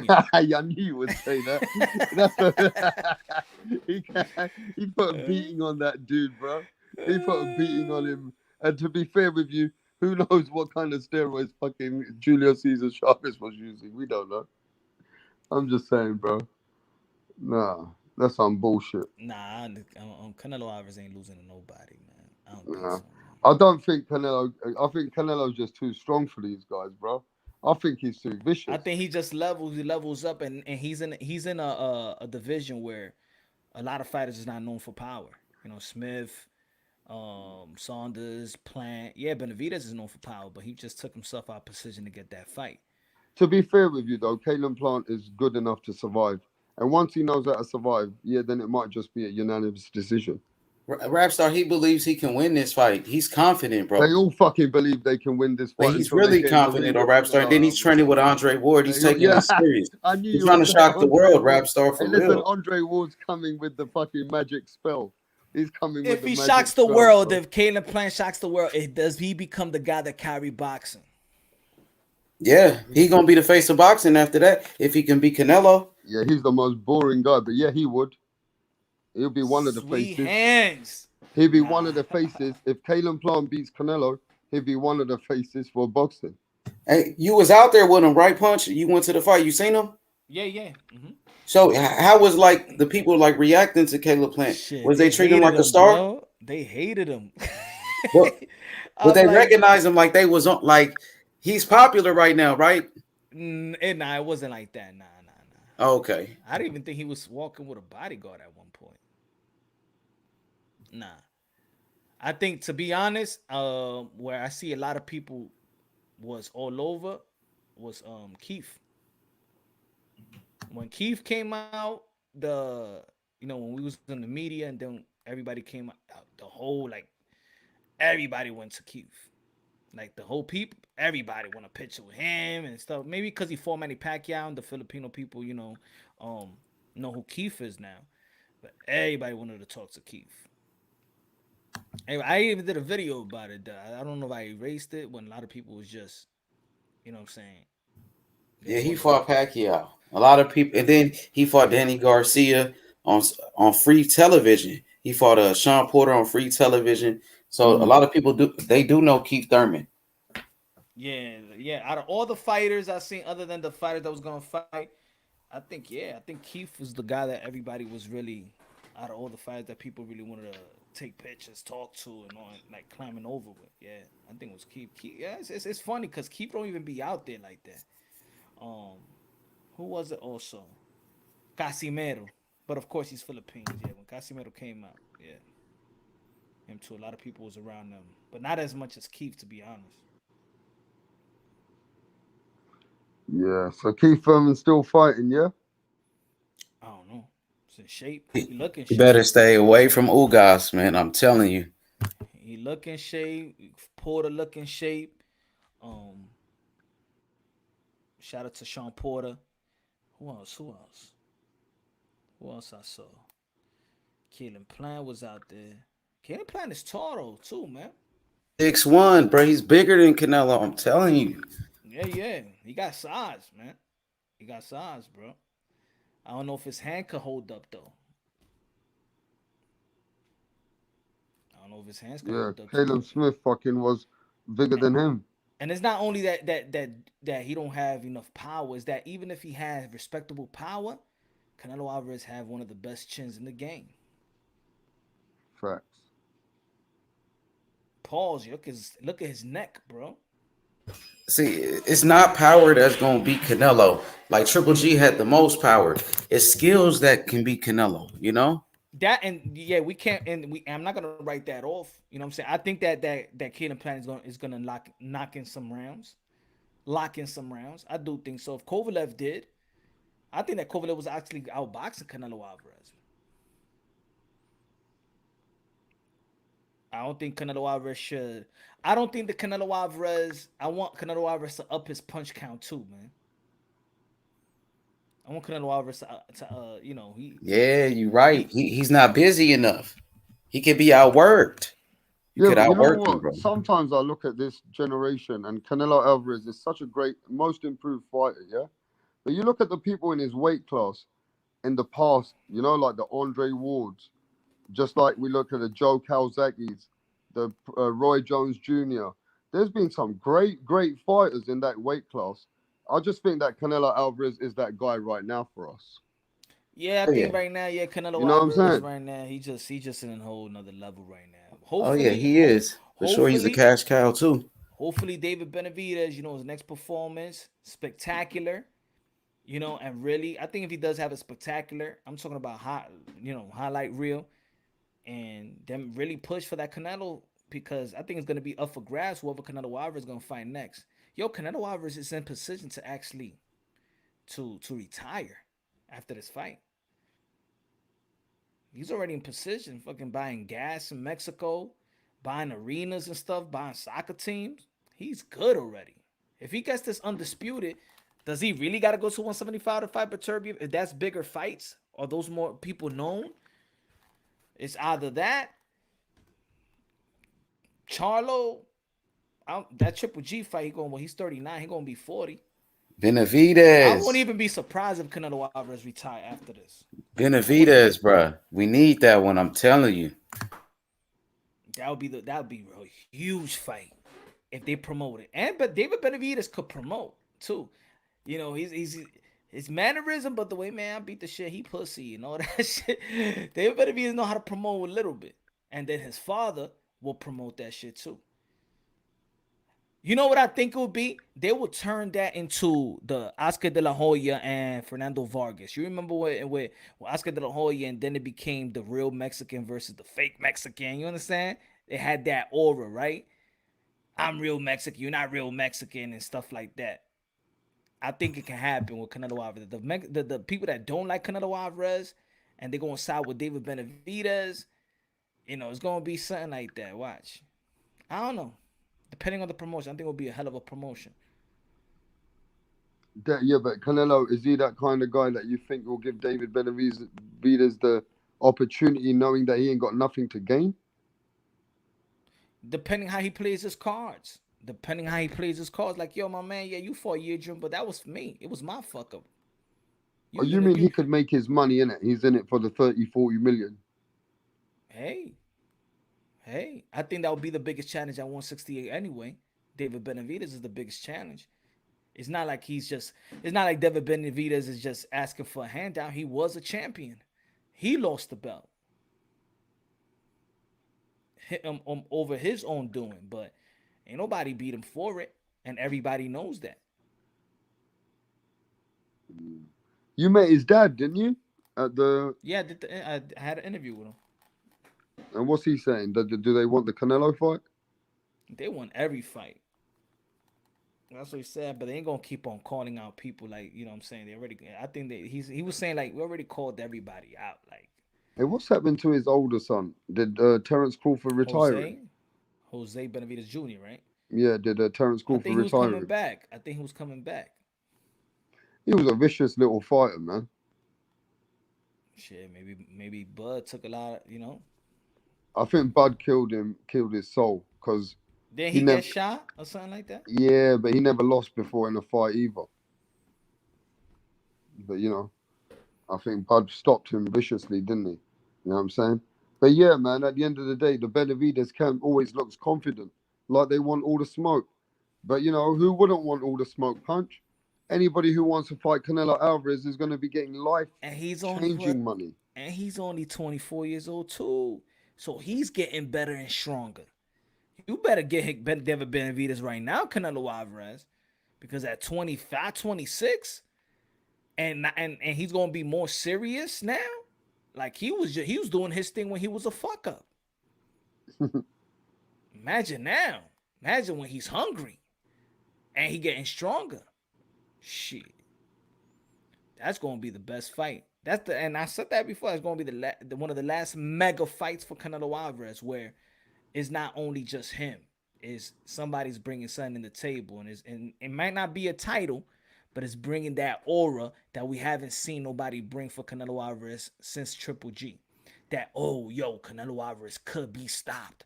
Canelo Alvarez could get knocked out by the stronger man, David Benavidez.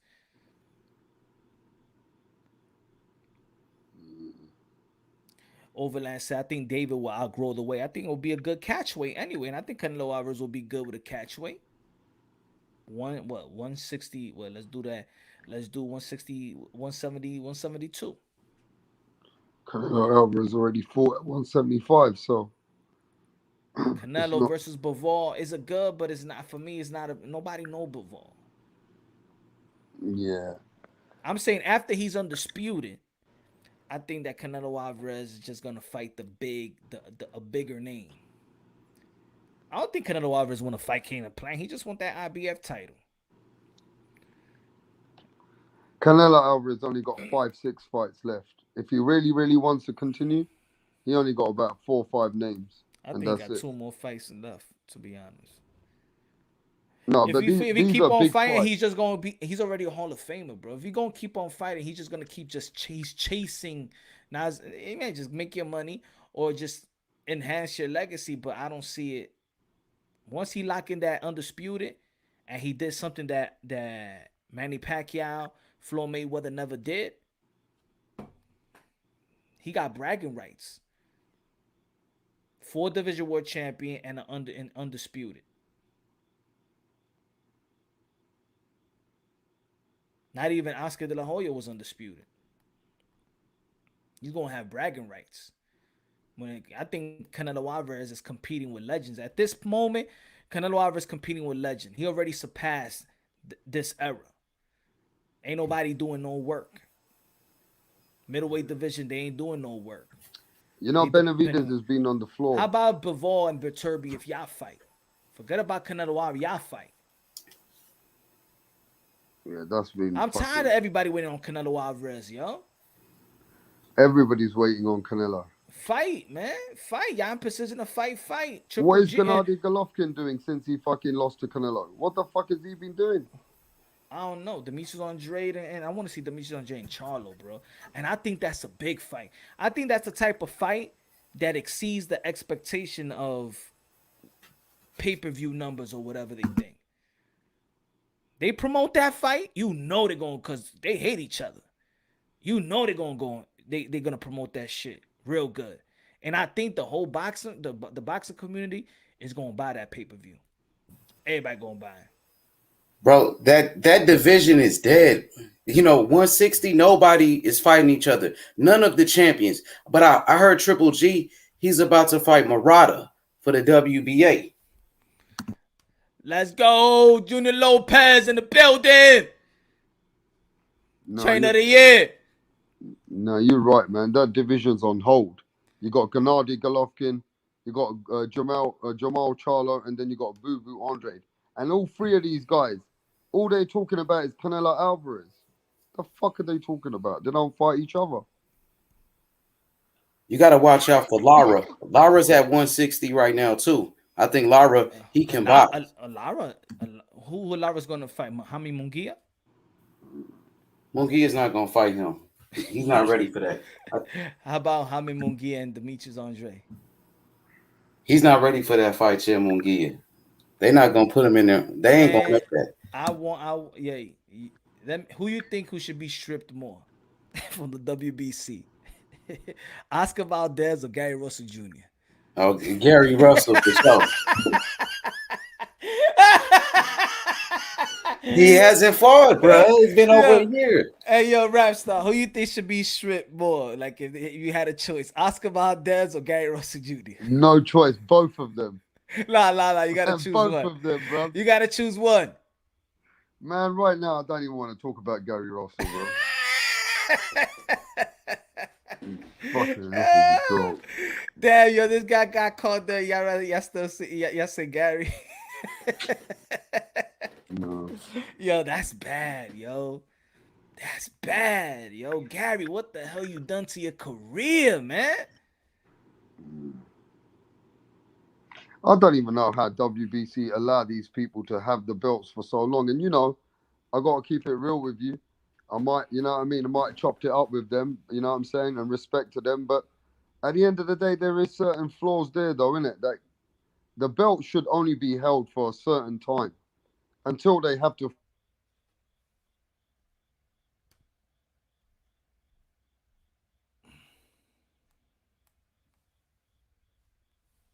Dang, what happened? Rapstar fell off? I don't know. He probably got that Metro PCS phone. Yo, shout outs to the trainer of the year, Teofimo Lopez Sr., man. This H money, man. Hey, I like the way you walked up to Lomachenko and you told him your son was going to knock him out. I like the way you forced that fight. You guys shocked the world. Shout outs to Teofimo Lopez.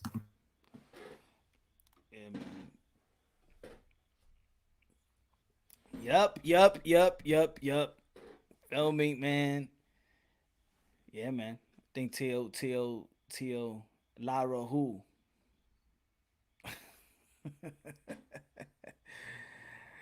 Nah, I think Teo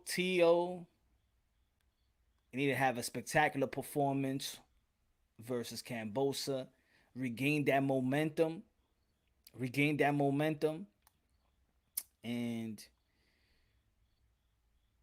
man, I don't know. I thought it was supposed to be. It was supposed to be a special thing, man. It was supposed to be a special, a great, purse bid. They won it. It was supposed to be good, man. It was supposed to be good. It was supposed to be a great show, Miami, and then everything just fell. It was just, I don't like this postponed because of the Yankees and Red Sox. I don't get that part, bro. I don't care, bro. I don't think that they should have, but Doesn't have control.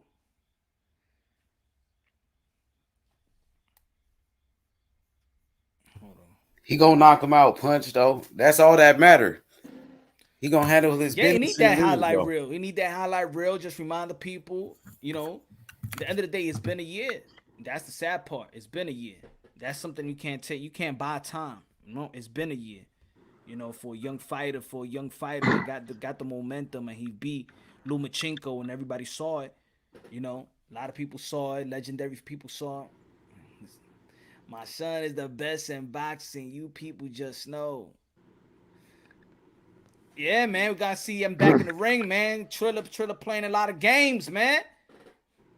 Yeah, we're losing the fucking momentum. Triller holding back the takeover, man. But Punch, it's all about performance in the ring, bro. That's the only thing that matters, bro. He go in there, knock him out, bro. Spectacular fashion. That's what the people want to see is knockouts. Yeah, and he's gonna. I feel that he has to deliver that. Well, that's pressure when you say have to, right? I mean, but for his moment, so he could have that momentum that he did have, after the Lomachenko fight. And then they just got to be out there, man. They got to promote. Be out there, man. So who's going to be on the Triller undercard? Who's on the Teofimo Lopez's undercard? I don't know. To be honest, I think at this point, does Junior Lopez know? Oh, I don't know, man. To we be honest, need to I don't know. Give a damn, is there going to be the damn artist? About the undercard, man. We got to get this fight done. Is somebody going to be performing? Is Meek Mill coming? What's going on? I don't know. The New York City homecoming. So, Madison Square Garden. Homecoming on a Monday. And for the people saying, yo, what Monday? I don't understand people saying that shit. If I could get boxing every day, if I could get boxing on a Monday, Tuesday, Wednesday, Thursday, can you imagine people, you fighting on a Monday? Yeah, you fighting on a Monday, so what?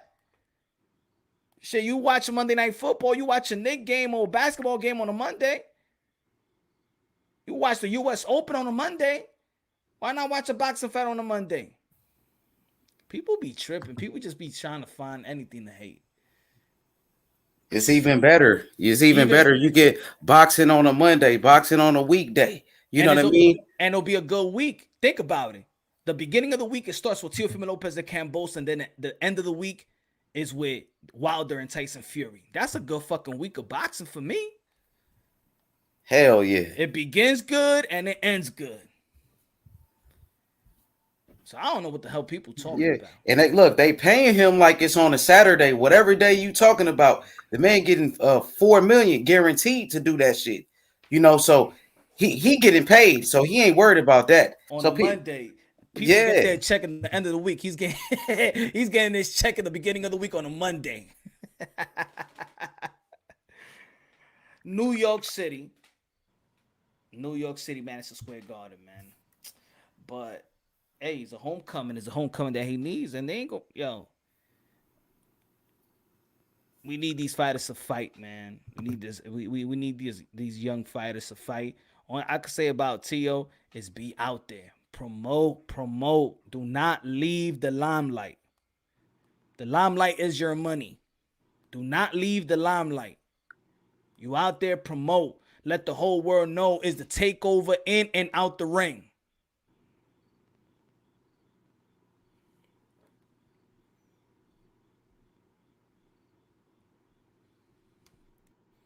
Said, this is what Ryan from Triller said to me. Can you get your son to help promote our fight this weekend, please? Vander Holyfield comeback fight Saturday. And meaning that if his voice is needed, to promote another fight, then he's worth it. Basically, that's what it means. Y'all need my son to promote this fight on Saturday. Also, he's promoting his own fight too. Yeah. I mean, that's what it means when you when people want to question the pay-per-view buys, if he's worth it, if he's this and that. Why they calling him so he could promote another fight for them? If he ain't worth it, why do they need their voice? Triller loves us. The whole boxing world loves y'all, man. I mean, there's a lot of haters too. There's a lot of haters. Yeah, Josh Taylor loves you guys too. That would be that's the fight, man. If Josh Taylor said no, okay, he wants Bud, and Devin Haney fight. They can't get that fight, Tank Davis fight. They can't get that fight, probably just move up to 140 and fight, and get acquaintances with the 140 pound, in my opinion.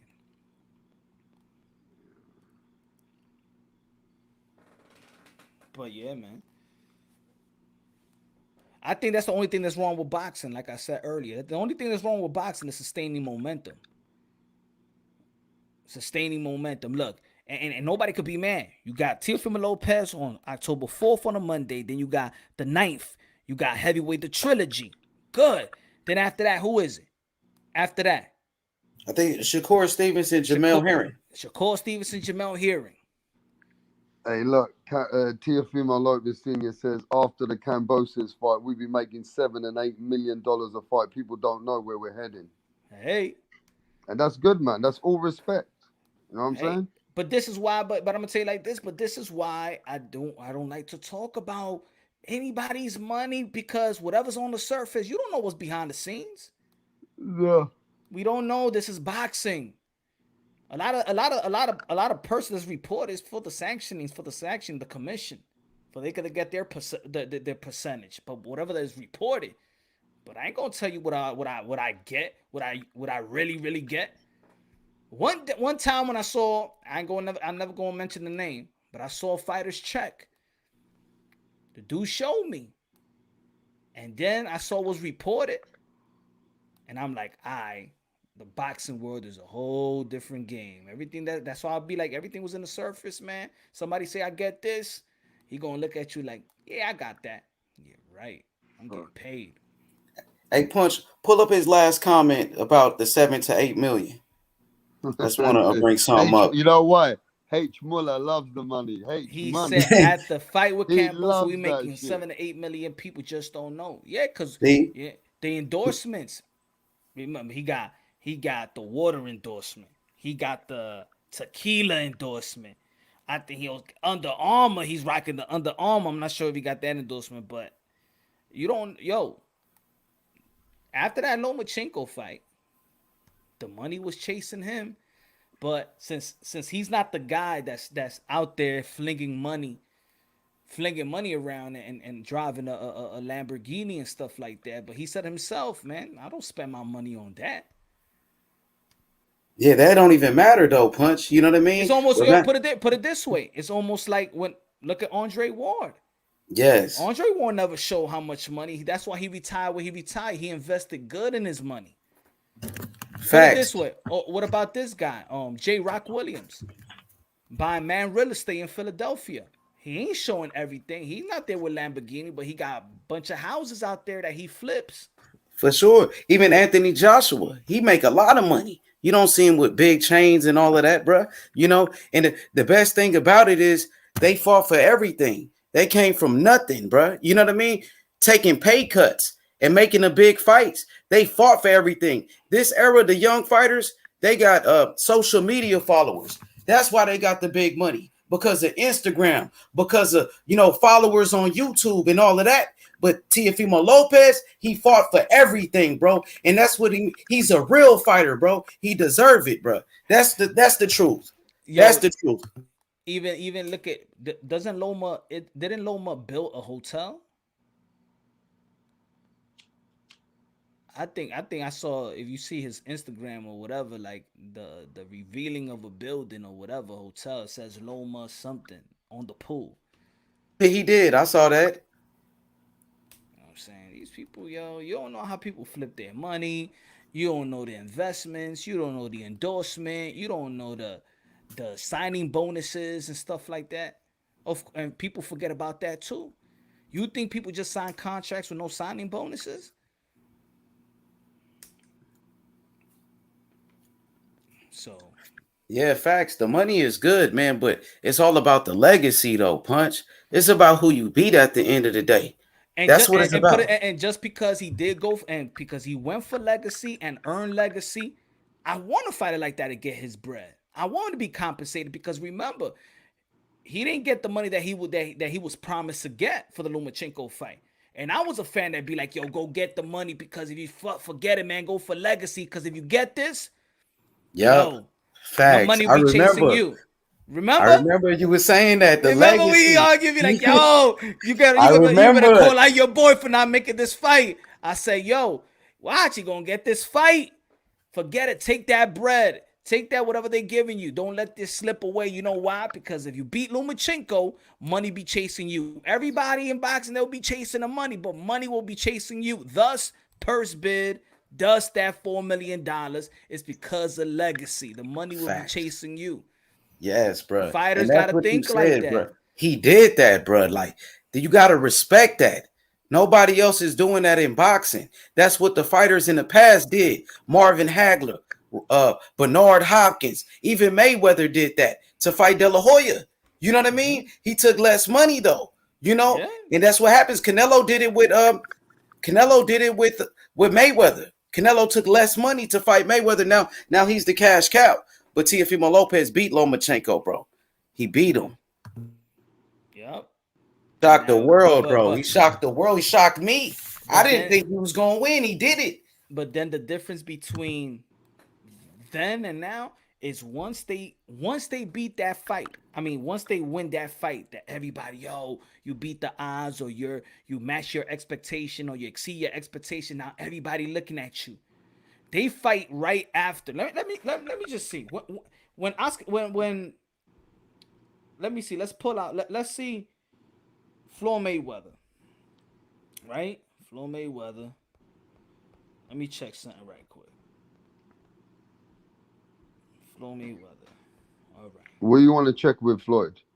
Hold on. When he was coming up, when he was This is pretty what I boy. mean. So he beat Oscar De La Hoya, right? The biggest fight, right, for him. He turned money and Pretty Boy into Money Man, right? 6 months later, 6 to 7 months later, he's fighting Ricky Hatton. So the momentum is he's still living off that. He's relevant. He beat Oscar De La Hoya. He's still out there. Then he got Ricky Hatton, another name that got his fan base. He's still out there, right? That's when he retires, but he sustained that momentum. Teofimo Lopez beat Lomachenko. If he would have fought in March, he sustained that. Then nobody will be talking about if he can't do, he ain't gonna do pay-per-view numbers or nothing like that because he still got the momentum. Everybody is talking about him. Everybody's talking about him. Roberto Duran is talking about Teofimo. Mike Tyson is talking about Teofimo. Look, even when Mike Tyson is having these interviews with them, in his podcast, and then Teofimo Lopez is doing interview after interview. He's on everybody's channel, right? And then you have a fight coming up. You keep that momentum. The casuals have you. Yo, my grandmother that's 90 talked about Teofimo Lopez, bro, when she saw in Channel 41. Tú sabes ese tipo, Teofimo Lopez, but in Spanish, the guy from Honduras. Do you know that fighter that won? Yeah, facts. That's facts, bro. Everybody was talking about that shit, bro. But then you have this. Then it's a year now. Now the momentum is not there. It's not there. And he gonna knock his ass out, bro. He gonna knock him out, bro. Now he gotta regain that momentum, but that's what it is. You know what I'm saying? The business of boxing. I'm not saying it's his fault. I think the business of boxing failed them in terms of momentum, right? Let me see. Let me go with let's go. Hey, let me just say this though, Let's go. Let's say Manny Pacquiao, right? Look at Manny Pacquiao. Hold on. Manny Pacquiao, he fought. Let's see when he fought Oscar De La Hoya. When he fought Oscar De La Hoya. He fought De La Hoya. And 6 months later, he fought Ricky Hatton. And then after beating Ricky Hatton in 5 months, he beat Cotto. And then after Cotto, he went to fight in 5 months Clottey. And then in In 7 months, he goes and fight Margarito. In 6 months, he beat Mosley. So the name Manny Pacquiao, his name keep bringing up. The fights are coming. You understand what I'm saying? But when you wait a year, it's not good. We taking over the world. Yeah, Junior Lopez, y'all gotta stay out there in the public eye at all times. You don't let nobody breathe in boxing. Don't let nobody breathe. When somebody opens their mouth about boxing, they're gonna have to say, "Oh yeah, Canelo, and Teofimo," because y'all out there at all times. That's what it is. Yeah, but to be fair with you, yeah, even though Teofimo Lopez has had this, this momentum which is slowed down because of this Triller and the delays and all this stuff, at the end of the day, there was an opportunity for Devin Haney, Ryan Garcia to make big noise. You know what I'm saying? And if anyhow, H Money, can you imagine if Devin Haney got that fight with Ryan or Lomachenko? That would have overpowered the fight with Teo and Cambosis just because of the momentum. You get what I'm saying? You do the Nobody capitalized. drive. No, let me just say this. Nobody capitalized while Teo took that break and what's going on with Triller. You know what I'm saying? Because this Cambosis fight with Teo, it had more momentum before. But now where everything slowed down and the COVID and everything else, these other fighters never stepped up. They're not fighting each other. And if any one of them could have got a big fight, they would have been able to, capitalize in that time. What do you think about that? Yeah, you make some great points, Rap Star. I mean, think about it.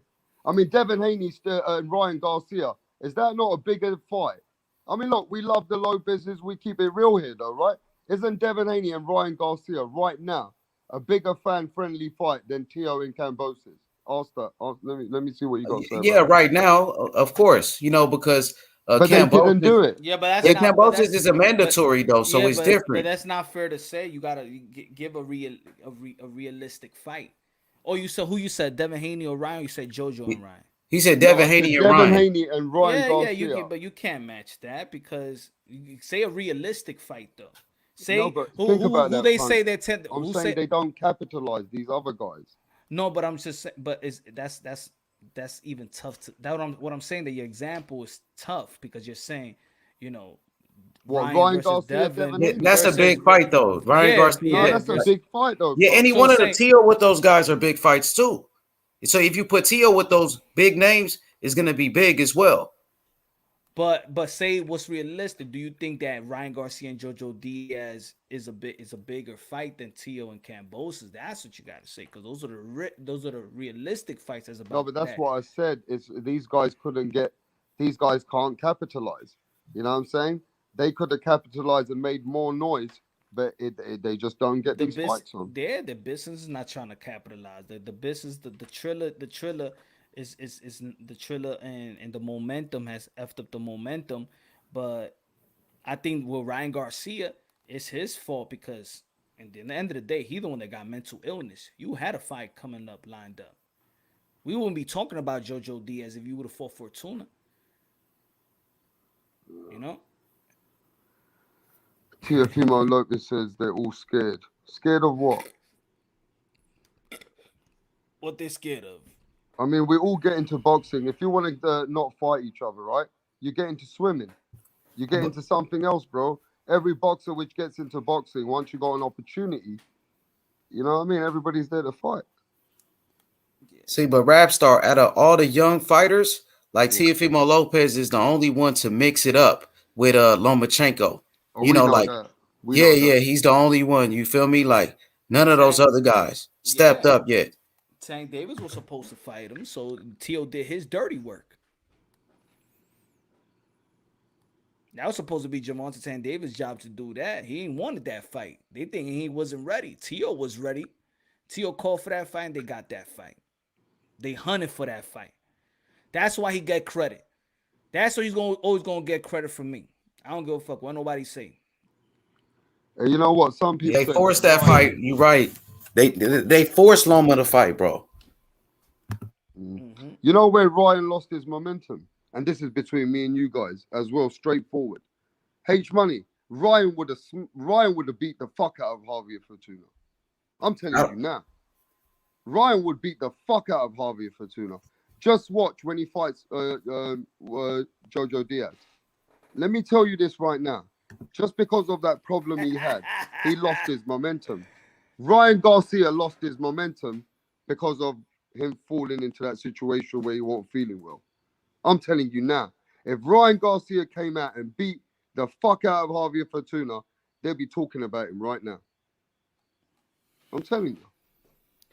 He could have took some momentum. Yeah, that's what I'm saying. He could have took some momentum. He could have, but it was unfortunate he couldn't do it because he fell into this situation where he said he's got anxiety, and anxiety these days goes to mental illness. So, you know what I'm saying? People had an opportunity. No weakness. Oh, yeah, this is boxing, man. Yeah. No weakness.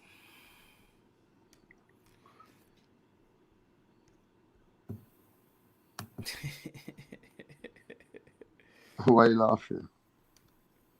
Yo, stop smoking, Rap Star. I ain't smoking shit. The fuck?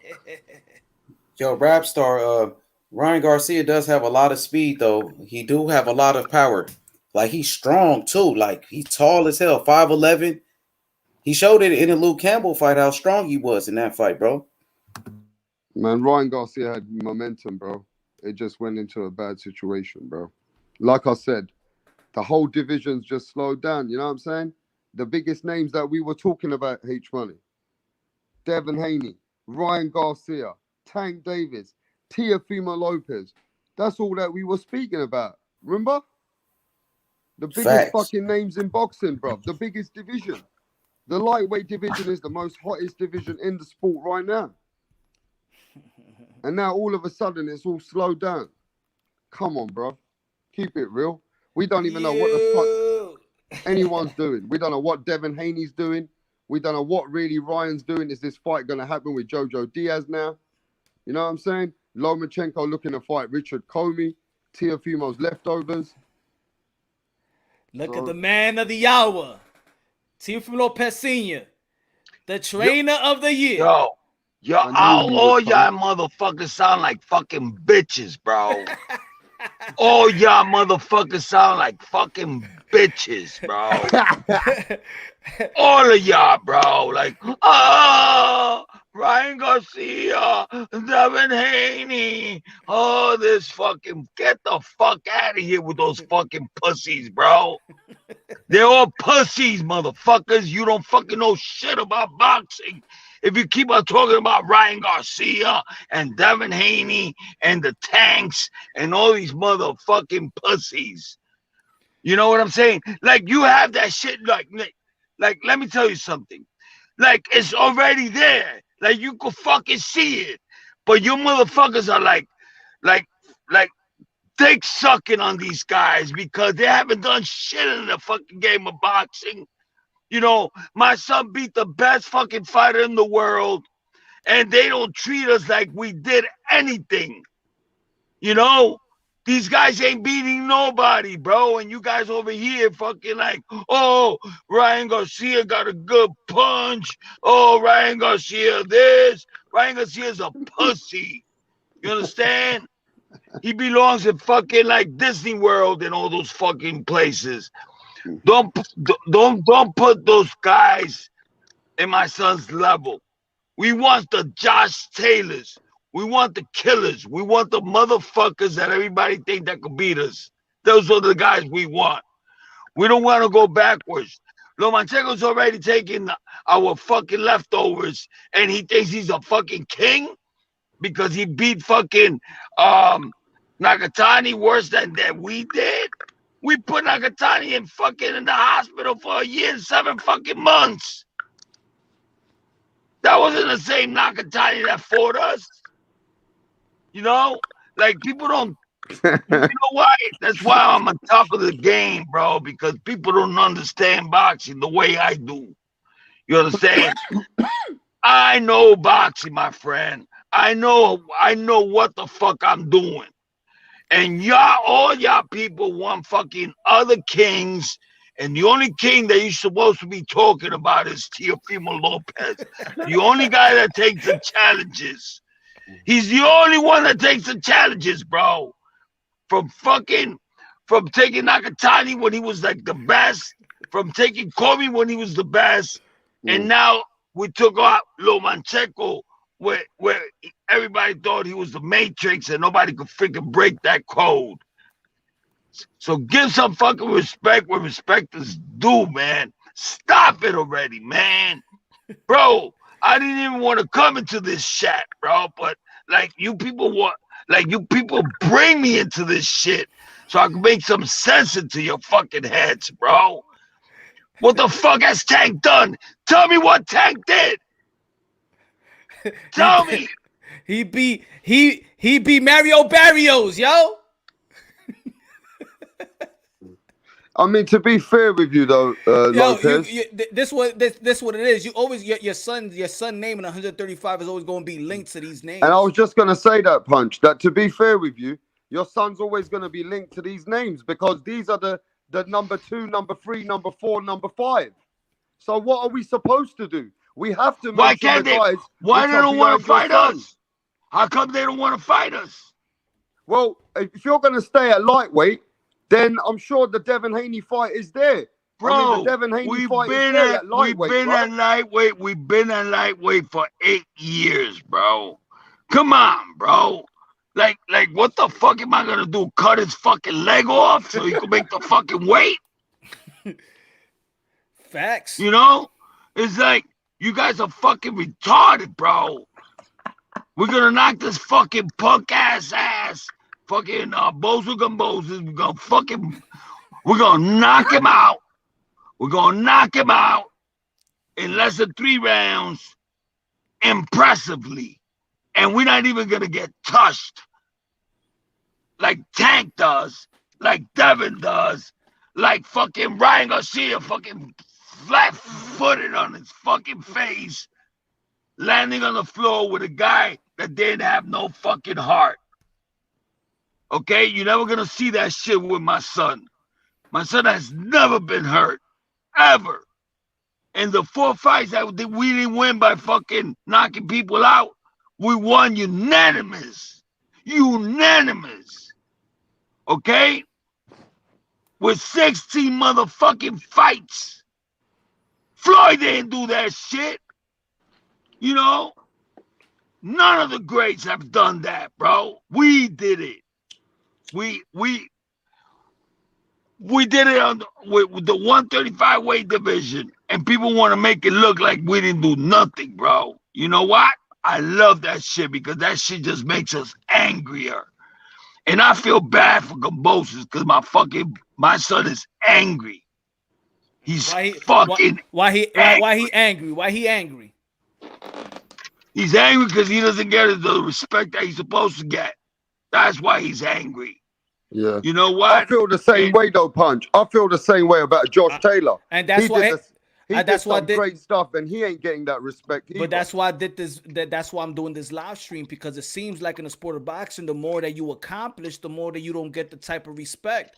Teofimo Lopez did what we wanted fighters to do in this era, that we complain each and every day that the fighters is not like back in the days. Teofimo Lopez went back-to-back fighting champions, beat the guy that everybody regarded as number 1, 2, 3 pound for pound. You could flip it around. He did his thing, and then people still want to say he ducked if somebody. Tank would have done that, he'd be king. If Tank would have done that, he would have been on every fucking televised show in the fucking planet, bro.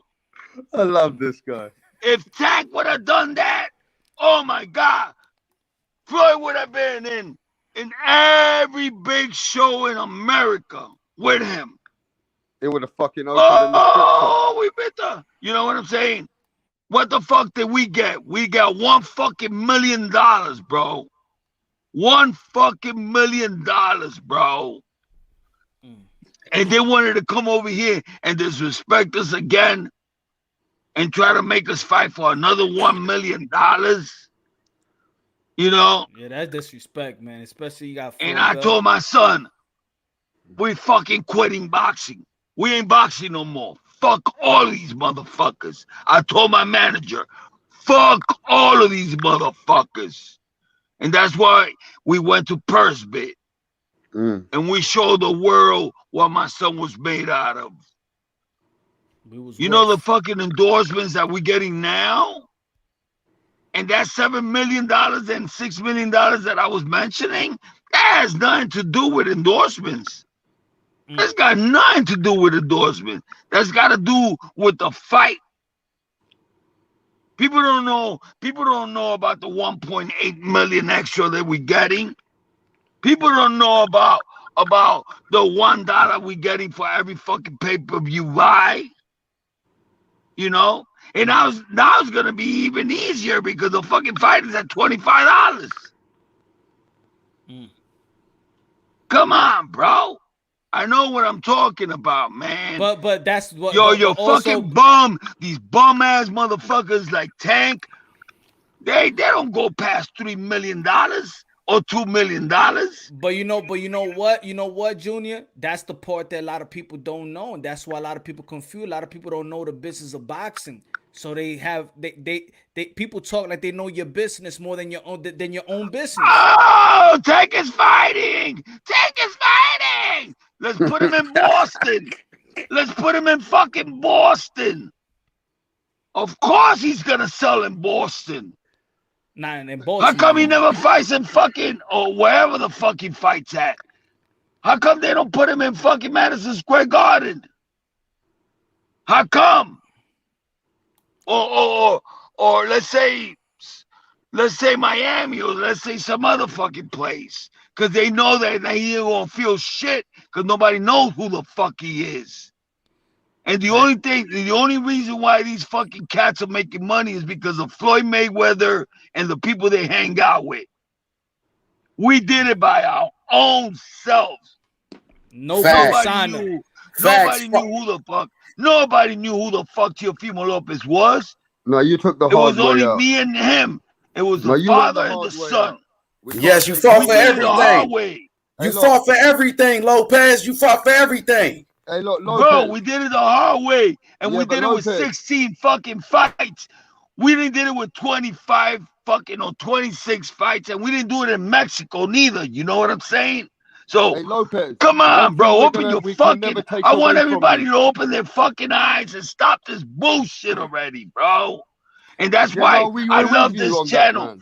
That's why I love this channel, because this channel talks the truth. You know what I'm saying? They don't fucking fuck around. They don't fake. They don't talk that bullshit, bro. You know? We will Hey, blast Lopez. Tank. We will blast Tank in less than 3-4 rounds, bro. And they know it. Florida, oh, okay. We'll fight. We'll fight Teofimo Lopez after this next fight. You would never hear me say that shit. I want that motherfucker now. I want him now. Oh, wait a minute. Oh, wait a minute. Okay. We're gonna have this fight, and then we'll fight Teofimo Lopez. No, I want that punk ass nigga now. I want him now. Why can't we get him now? Why? Because he's scared, bro. They're all scared. That fucking stupid idiot Alabi. Oh, they couldn't make no money. They didn't have no money. They had nobody in the seats. You know what I'm saying? And that's why they made that shit up that he had COVID. You know what I'm saying? Who I want next? Josh Taylor. Where that punk ass at? Where that punk ass Tank at? He fighting fucking regular fucking. Taylor, He's you fighting. No, can't be shut you up. can't be calling his Shut name up and let me against fucking Tank finish. and Devin Haney. Shut up, Rab. Hold on, Rab. Taylor's a man of his own, though. Shut up, Rab. Taylor's Hold a man on. of his own, though. Shut up and let me finish. How can you tell me sharp? He's Where's an undisputed joke. Look, Where's come on. Tank at? We Hold respect on, you, Rab. but Let him that's another finish. Let him finish undisputed his champion. rant. That's another undisputed Why champion. ain't Tank trying to get Josh Taylor? Why? Josh Taylor's a man right now. Everybody wants to be where Josh Taylor's at. That's why you But need they to don't come want and to fight fucking. Josh Taylor. But the only person that's challenging him is my son. Yeah. Facts. And that's Facts. a great Teofimo fight. Lopez, the only person calling out Josh Taylor. Ain't nobody wants smoke with Josh. Facts. Nobody, you crazy. I'll fight that motherfucker tomorrow. Josh Taylor's ready for the We smoke. already though, at Senior. 142. All due respect. We already at All due 142, respect. and He's he got ready like for that 7 smoke. pounds of fucking water. We I'm are just ready saying, to he's fight. ready for that smoke. They can't move. Yo, after this fight, Teo Bro, should I go to can't 140. wait. They I wanna can't fight wait the till I champ. beat They that can't move. fucking. I can't wait till I beat that white boy so bad that you're gonna Holy fucking. shit. You're gonna praise me, bro. You're gonna say, Junior, I'm so sorry. I doubted you, Junior. I'm not doubting you, bro, but that's another champion who's He's a a legacy bitch. fighter.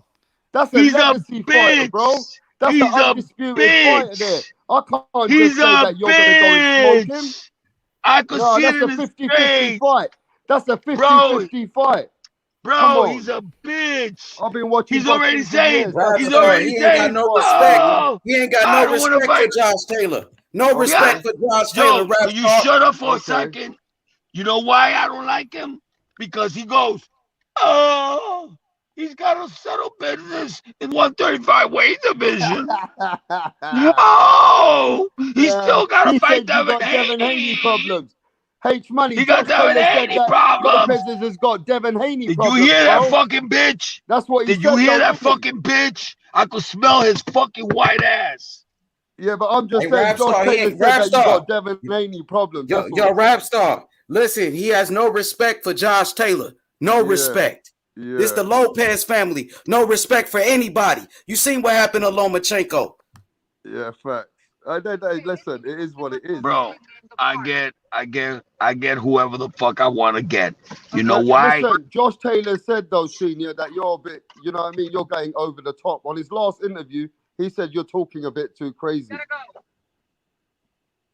No, I don't talk crazy. I talk That's facts. what Josh Taylor said. I'm not saying that. Josh Taylor said that. He should take the fight then, No. rap star. He put himself out there like a bitch. He did it on his own. I didn't even have to say nothing, bro. How you gonna say he has unsettled business at 135 weight division? Then the Jose Ramirez motherfucking other bitch goes, oh, I'm thinking about moving up to 147. You know? Bro. On his last interview, though, he said he listen, would fight do me a yourself. favor. Do me a favor. Sit down and watch all my son's 16 fights. And you're gonna understand why they scared of him. Then you're gonna understand why they scared of him. My style is unbeatable, brother. It's unbeatable. Now, all you right? broke the Matrix. You did break Lomachenko. There's no doubt about that. Listen you to broke me. him. And Lomachenko's nobody, bro. Lomachenko to me was nobody, and that's why I fucking chased him down, because I knew he was a bitch and he was fucking a pussy. Yeah, but he was number one pound for pound, and you beat him. You beat the number one pound for pound, the best fighter in the world. You beat him. Listen, I don't give respect to no man, because when fucking pussies come and tell you that you need a belt to fight me, that's a pussy. When you got a Jose Ramirez saying that he needs to go back up to 147 because he can't make 140 no more because we trained him, that's a bitch to me. When you have Josh Taylor saying you got unsettled business in the 140 in the 135 weight division, that's a bitch to me. Yeah, but on his last Bro, interview, have you seen videos of me? Have you seen he'll videos of my son? He said on his last interview, if you keep I gotta pushing relax. him, he'll fight. I gotta relax. Okay, let me relax. Have you seen videos of my son destroying Ugas? No. Yeah, I saw that. 147 pounder. Yep, I saw that. The champion. Okay, there's videos out there. Go look at them. When he was only like 18, 19. Doing that to a fucking Ugas that was fresh, that was young, hungry. The best welterweight in the world. Exactly. and he just beat the shit out of fucking Manny Pacquiao. So, bro, I don't want to, bro. It's like, it's facts. It's fucking facts. Bro, this kid's gonna be the best thing that ever happened in boxing. And I said this shit like fucking 8 years ago, bro. I said this shit 8 years ago. I didn't say this shit now. And everybody used to laugh at me like this motherfucking clown think he could beat fucking Canelo. This clown think he could beat everybody. You got a Canelo lot want of to haters, sign. though. Canelo want to fucking sign my son. You got a Everybody lot of want to haters, sign though. He my gonna be son. bigger than Canelo, man. He gonna be way bigger than Canelo. Come on, you already know that. Hey, You Mr. already Lopez know Senior, that. why does David Benavidez' dad downplay Teofimo? Why does David Benavidez' dad speak Because bad they're about haters. Because they Teofimo? want to get clout off us, and we ain't gonna give it to him. I ain't gonna go that way. I ain't gonna go that route. You think a fucking bum ass kid that has 8 fights with only with 8 wins and 4 fucking knockouts knocked down my son in sparring? Are you That's gonna what he believe says. that shit? Yeah. So where's the videos? Put him up. Where's the Let's go. videos? Ain't nobody knocked down my son ever in fucking sparring. The only one that did it was that fucking kid named Rosario, or I don't know who the fuck he was. And it was a fucking, and it was like a quick knockdown. And then my son came and kicked his ass so bad that the motherfucker came and body slammed him. Did you see that? Okay. Sparring don't mean shit, Punch. It's about what you do under the lights in the big It doesn't fights. matter. Listen to me. Listen to me. You could get hit by one punch and go down. It's how you get up and fucking beat the boy up. You saw that sparring match, bro. They thought I didn't have the video. They had like 1 second of that shit. And I put the whole sparring session. And my son is killing this dude. And he was like 25 pounds bigger than my son. And my son was only 15 years old. And then the dude ended up fucking body slamming him. And you seen that. Don't tell me you didn't. Okay? Yeah. Your son is the Okay. champion. Your son is the champion. And that guy right there, we don't even know who he is, man. You know what I mean? Who is that guy? I still don't know the name of that guy. Yeah, but hey, what about the Devin Haney sparring? I mean, there's a big thing about that. Devin Haney and Bill Haney said that they did really well against your son. They said that they the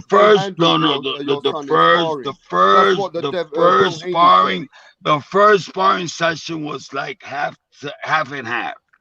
Okay. The second one, my son almost knocked him out.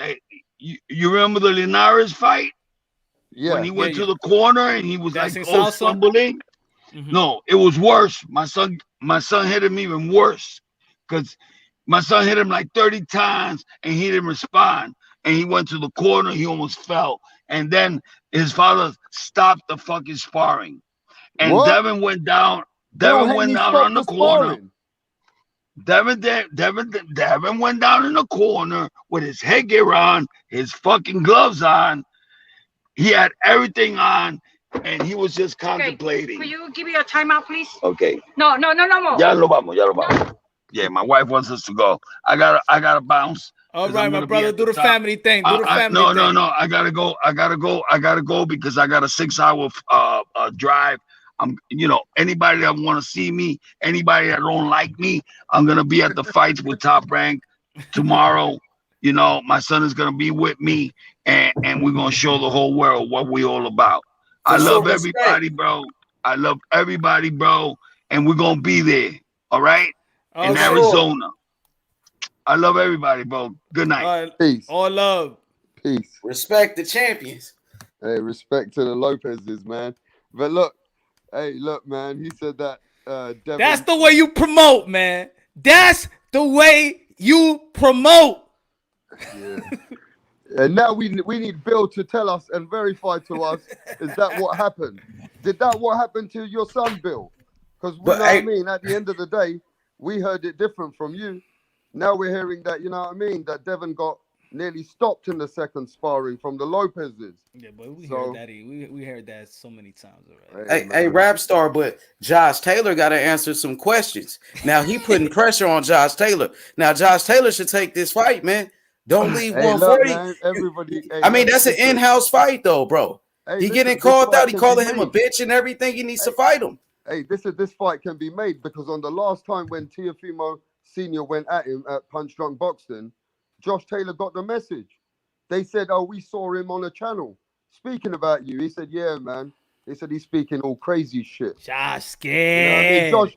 Josh, He's listen, scared, one thing Rap about Star. Josh Taylor, yeah? Let me tell you one thing about Josh Taylor. That's a big ask. Coming to England. Josh Taylor's a man who's already proved himself. He's a proven fighter. So it doesn't matter what anyone says.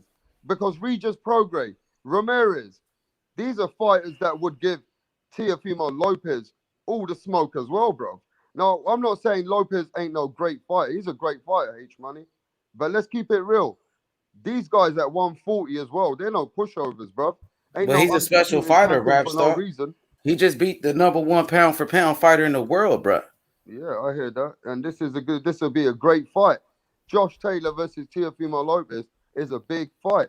So that's a big fight for fucking boxing, bro. That's all I'm saying. And we need That's that if Josh Taylor take the challenge, though, Rap Star. Yeah. And we would that be a challenge? That's not a challenge. That's Teofimo Lopez who's getting challenged. Josh Taylor's already been challenged. He just got to accept his challenge. You know what I'm saying? And that should be a fight that's easy to make. If Josh Taylor don't go to 147, then that's an easy fight. They're both with Bob Arum, bro. That's Yo, a big what's fight good? too. What's good, HLD? You. Háblame ahí. That's one of the biggest fights in boxing anyway. How you gonna tune in at that? I do, man. I'm like, damn, yeah, Lopez. I had the phones going off and shit. I'm like, it's Lopez yelling and shit. He woke you up? He woke my ass up, man. I'm like, damn. What's going on, guys? Oh man, yo, man, you guys get to ask some of the heavy questions or what, man? Because I missed it all. Damn. He said, "You guys are pussies." He said, "You guys don't know shit. You guys are pussies." Yeah, nah, he called all the Ryan Garcia, Devin Haney, everybody a pussy. That's what he said.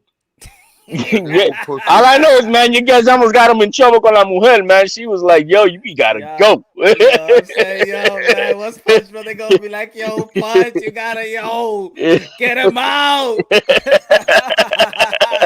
That was fun, though. Déjalo quieto ese hombre, déjalo ahí. So did he bring any new news for us or what, man? What did he say, man? I'm sorry I missed out. Damn. Nah, the same news. But this one thing. See, this is what I like. I understand. Just like you see how I understand why people may not like Floyd Mayweather, Adrian Broner, Angel Garcia, Floyd Mayweather Sr., Ghost Guerrero's dad. It's because, you know what I'm saying, the way they talk, they boisterous. They tell it, but even in their boisterous, that's when you know, hey, the dude just say, I believe 100%. I don't give a fuck. I believe everything he's saying. Mm-hmm.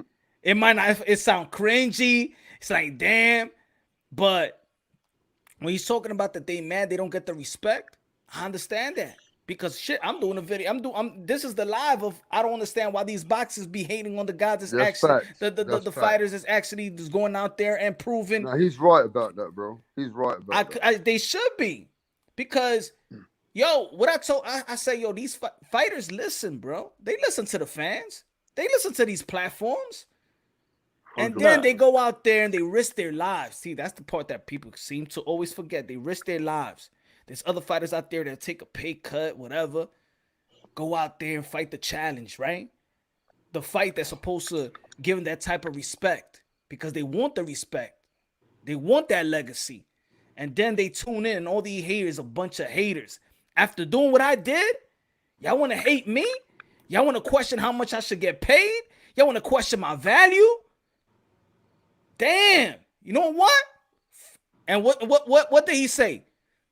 Oh, fuck it. We ain't gonna fucking fight no more. if this is a sports, this is business, but for fighters, it's also a sport. If you're gonna do everything right and then get hated, then they're gonna say fuck you too. Then they're gonna say fuck the belts, fuck the legacy, and I'm gonna fight for money. And you still gonna be mad. I mean, you didn't give me no credit when I fought for y'all, fought for the respect. I hear y'all fans. I hear that the fans don't like this generation because they always want to mention the past generation, how they fought. I'm doing that. And I'm still getting hated. I'm not gonna get the love. I'm not gonna get respect. I'm not gonna be held down. Y'all ain't gonna lift me up. Y'all ain't gonna carry me. Fuck you. I get that. I think I'll be the same way. Fuck you. Yeah, and don't give a fuck. Well, I hear it. I mean, you know, this has been going on for a good while. They do. These fighters, they do fight for that legacy, and they fight for the respect. You fight for respect, literally. But I'm not gonna get respect by beating the guys that you ultimately or that you give all the respect to. You all respect Loma. I beat the guy y'all respect. Where's my respect though? Facts. Loma was #1 in the world, bro. He was the best fighter in boxing. #1 pound for pound in the whole world, bro. All right, let's say, all right, call King 07. You said name a fighter who was beloved by everyone. That doesn't mean that we all know there's going to be some haters. But in his position, he should get a lot of respect. You see, there's people that don't like Manny Pacquiao, but the love overshadows it all. You could just see the love. Even we know he got haters, but the love is too much. Maybe because he did what he did. Maybe the thing they gotta just think about is that, you know, the kid is young. He's only been in the game this long, But that's what makes him more special. Oh no, you know where I stand with it. But I'm just saying that's what makes him more special. Oh, it absolutely is. But as far as getting the affirmation from you know, even from those who don't want to appreciate it, even on base of respect, like, damn, all right, I don't like him, but damn, you got to give him his props. They don't want to do that just yet, and that's just gonna take time, because, you know, to win that side over with just respect. So it's just, you know, you just got to keep grinding and forget the noise. That's the way I see it. HLD, the real boxing fans, they gonna support Teofimo Lopez, bro. The real hardcore boxing fans, the ones that love the sport of boxing, you respect this guy, what he's doing. Yeah, but, you know, you got your defractors, you got the guys who are just, you know, no matter what, are gonna hate. You know what I mean? They're gonna hate no matter what. That's the nature. Because that's the nature. And I'm saying Carl King in the chat. He's saying, I agree, Manny doesn't talk like Teo and for everyone and all comers. But that's the problem, is that just to get some type of respect and some type of notoriety, do Americans have to talk shit all the time? Do we have to be obnoxious so you could respect us? We are forced to talk like this. Americans are forced to talk shit. Americans are forced to be boisterous, because if we stay shut, y'all don't fucking give us respect. Well, we all saw that tonight. Maybe you will give Teo the respect if he don't have to be boisterous. So his father don't have to be like that. So when he doesn't do the work, everybody give him the fucking respect. But if he don't get it, he's gonna talk shit. And then when people talk shit, now you hate him. Now you don't like him. Yeah, when they absolutely. Deontay Wilder was cracking a smile all the time and always talking about God, there was a lot of people saying that he ain't fighting nobody. He ain't shit. He can't box. Now he started talking shit, right? And now people don't like it. We're forced to talk shit. The same shit they were saying about this dude, Andre Ward. Oh, he don't promote. Oh, he don't talk shit. Oh, I mean, you gotta speak more. You force people to talk shit. But then when they talk, then you hate them. What they do with Bud? Bud don't say nothing. And they don't like Bud. What they say about yo, Bud needs to talk more. Needs to talk shit, yo. He needs to talk. Because motherfuckers just don't want to give the utmost respect when the motherfuckers are staying quiet and doing their thing. That's what it is. So you get that. You get the Teo Senior. You get that shit talk.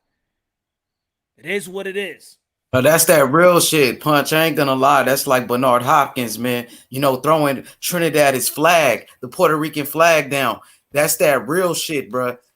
I'm telling you, bro. That's that Marvin Hagler shit. I'm telling you. It definitely didn't help at all. You know that Bob Arum hasn't really done shit. I mean, what the way he was treated the day that he beat Lomachenko was absolutely a disgrace for this new young, undisputed champion. To have a room full of, looked like it was a funeral, as they said, and there was no commending praises come from left or right. That did not help, because then the whole industry also is treating him in that kind of sense. Had they done a better job? Has Bob done the job that he does with Lomachenko? I think the majority would be speaking a lot differently about this kid's accomplishments, because it's nothing more than look, at 16 fights, that's historic shit. But we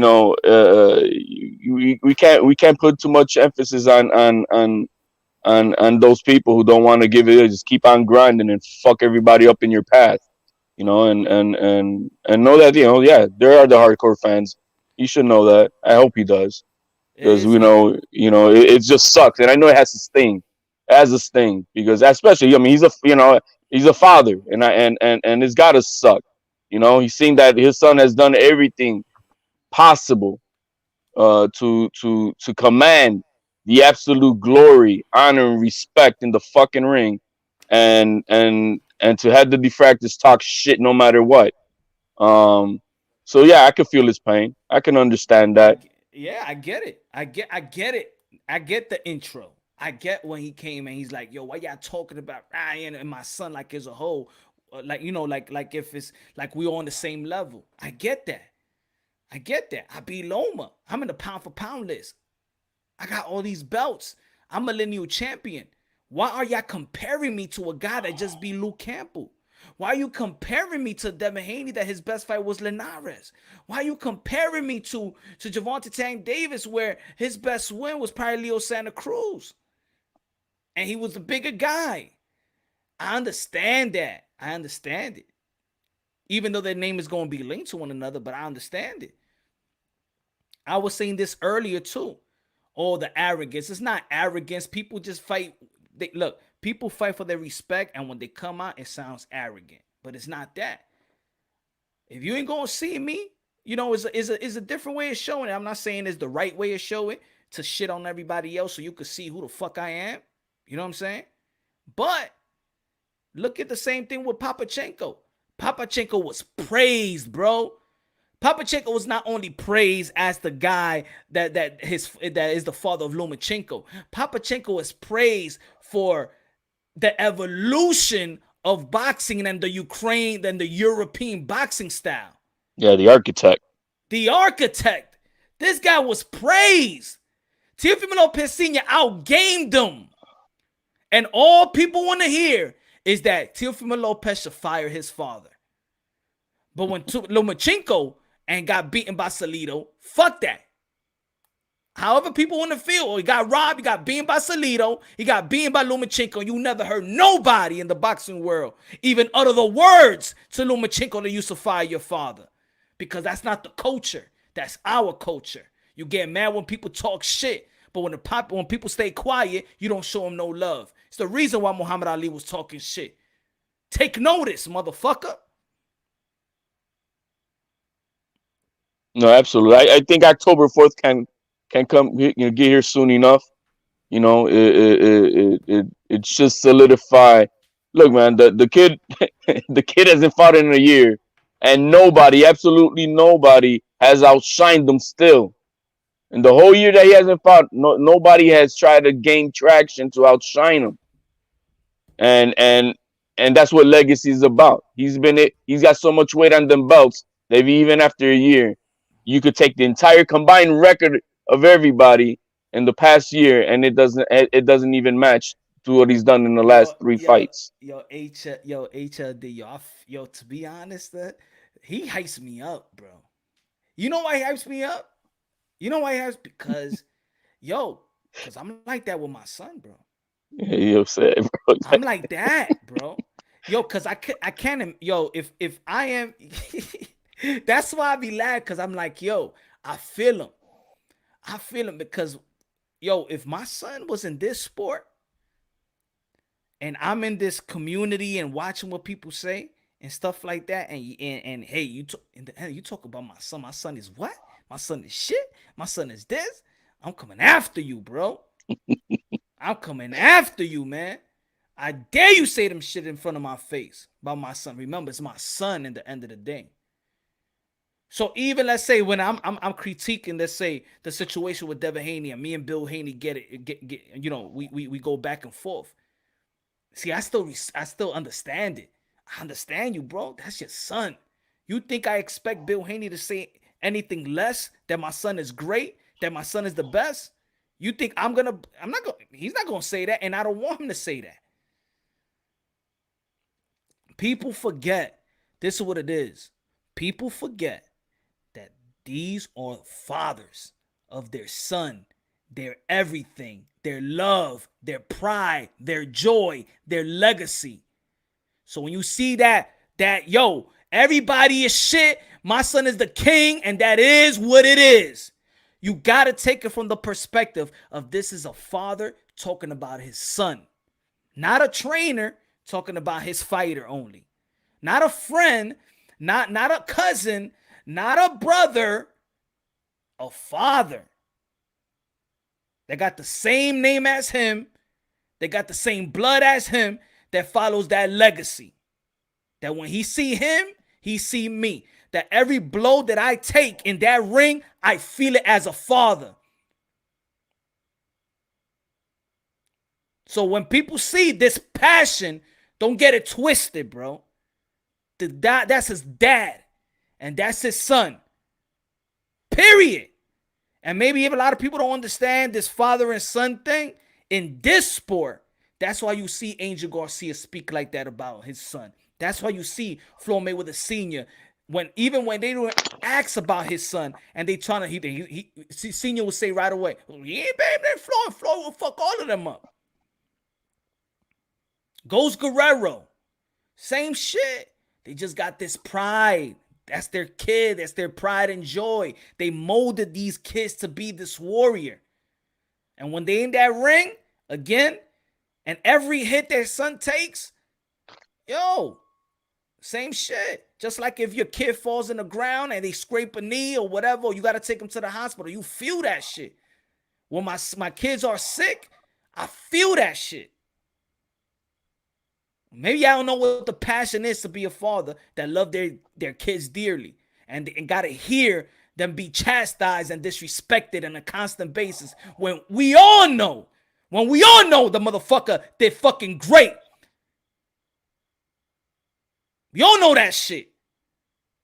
Every single body that knows about boxing know what his son did. So fuck y'all motherfucker haters too. Anybody want to take it away? It's a Christian show. Yo, man, that's as real as it gets, man. That's real, bro. He did that shit. He beat Lomachenko, bro, as an underdog in that fight. You know, shocked the world in that fight, bro. Only 16 fights. He had 15 fights at the time. I was surprised. I couldn't believe it. And the whole world seen that too. The whole world seen that fight, bro. Everybody was talking about him. John Fury too. Look how he talks about his son. Same way, bro. It's same way, man.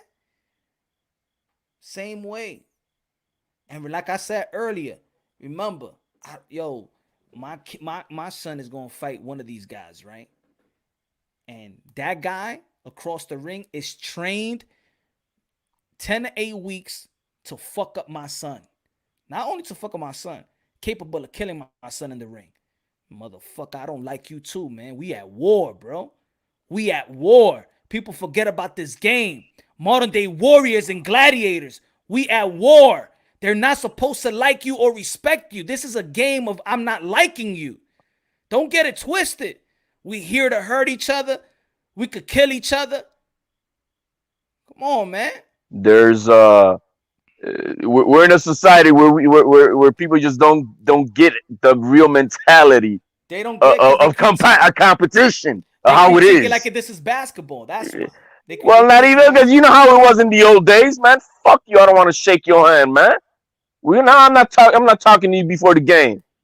Facts. You know, I'm here to go after your ass. Maybe after the game, I might shake your hand. You know what I mean? That's the way it was, and that's the mentality. HOD. That's no respect. No, that's the mentality, bro. Hey, you're not, because when you want to go at somebody, 110%. That's the mentality of what warriors do. But and my fault. Go ahead. No. I'm just saying, go ahead, man. I'm just trying to solidify that. Because I was gonna mention the warrior, the lady Jeanette Zapata that died, right? Then people get humble and then they really understand what the sport is about. And now the poor dad has to bury his daughter, right? She's a warrior, right? But we understand how this sport is dangerous. You out there, and then remember we had this conversation. People was like, "Oh no, you know what I'm saying? They're not out there to kill somebody. My intentions is to win. And if it has to do with me taking your life, the way I'm swinging and the way I'm trained to hit you, it could happen."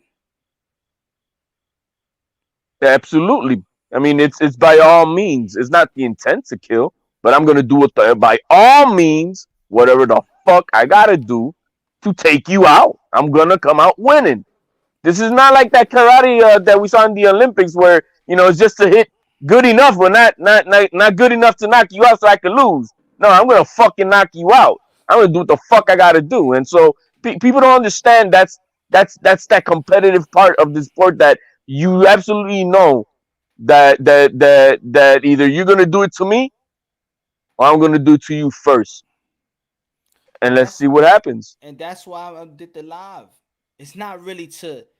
It's also to I respect all fighters, but when we have certain fighters that is just separated themselves from their contemporaries, whatever, from respected division, it's not about shitting on the other fighters, but with upholding those fighters, because those fighters are the one that's gonna move boxing. If you speak bad about Canelo Alvarez, and then the sport of boxing speak bad about Canelo Alvarez, and he's the cash cow, he's the top dog, he's the one that he's going to be in the lead to move boxing. I'm a fucking boxing fan. This is my fucking sport. I don't want it to die. When people say that boxing is dying, I hate that shit. So I want Anthony Joshua, keep doing your thing. Tyson Fury, Deontay Wilder, when people say Deontay Wilder can't box, it can't fight, I feel disrespected, because you're telling me our champion, heavyweight American champion of the world, can't fight? What? Are you disrespecting our champion and the heavyweight champion at that? Telling me our heavyweight champion can't fight? Motherfucker take a loss. I'm guilty as charged then, bro. No, but it does no service. It's like our critique is like beyond. You know what I'm saying? We saying a fighter can't fight. That's like beyond. Like, okay, now it's no credit as a fighter. You know what I'm saying? Does he have better technically? Is he technically sounded like a Tyson Fury, like an Anthony Joshua, like a probably somebody else? No, but he possesses something that both of them doesn't too. Style makes fights. Everybody is different. Everybody is a buffet.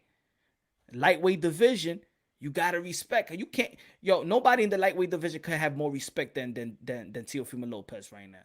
Not saying disrespect the others, but he leads the way. 140, Josh Taylor leads the way. In a 147, it could be up for grabs, but let's say Earl Spence leading the way. Let's say in 154, Jamel Charlo leading the way. Let's say in 160, who Triple G leading the way. Charlo, who? But the guys that are champions, they can't beat the shit ones. They can't be the one that gets shitted on all fucking day. But the people want to come up and get praised more than the champion.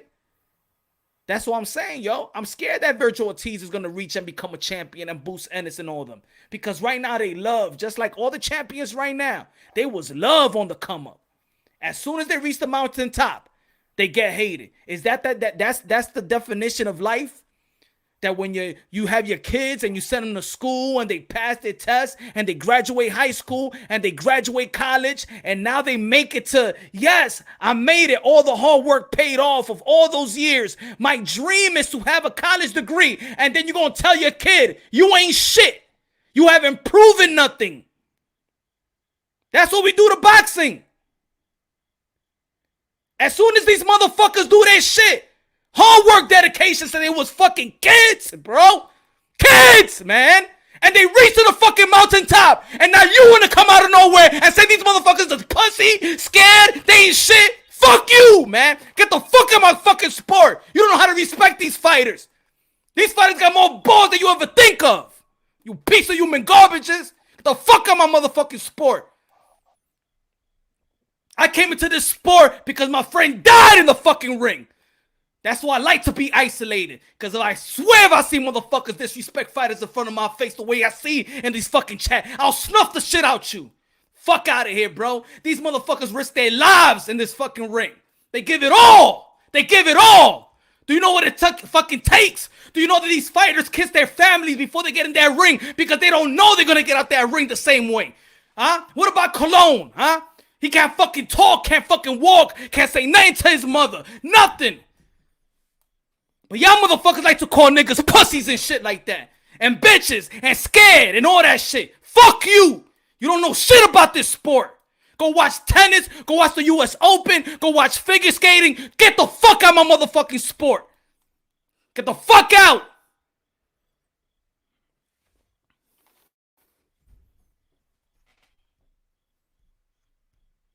Or go to them punk ass channels that like to disrespect fighters all day long.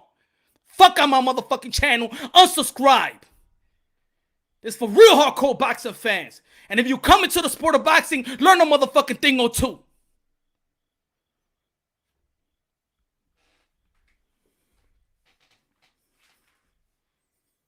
These fighters ain't worth money.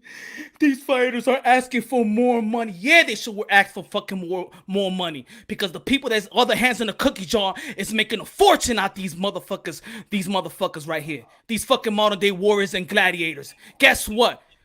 They getting rich off blood money. This is blood money. Strictly blood money. Hard work, dedication money.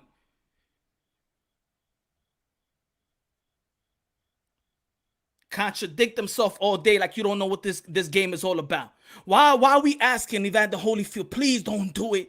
Don't get in that ring. Why we say that? Because we know how dangerous it is, right? Because we don't want him no more punishment, man. You gave us your all. You gave us your heart. Don't get in that ring. Why people want Manny Pacquiao to retire? Because we know how dangerous it is. We want him to keep all his faculties. But guess what? These young fighters that been fighting like little kids don't think that they don't got damage already. I know that for a fact. I know that today. One of the young fighters I know already got shit in his brain already. Have not reached the level of championship. But the dude been fighting since he was yay high. And guess what? He's already having something wrong with the brain. But guess what? He needs to fight because he needs to make a living and take care of family. Those are the motherfuckers y'all will call a bum.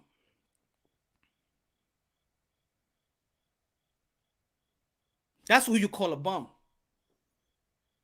If you don't understand this sport, you do not like this sport, get the fuck out this sport because it's not a fucking game. This ain't no fucking volleyball. This ain't no fucking basketball. You twist your ankle when you stay off for 3 weeks or 2 weeks.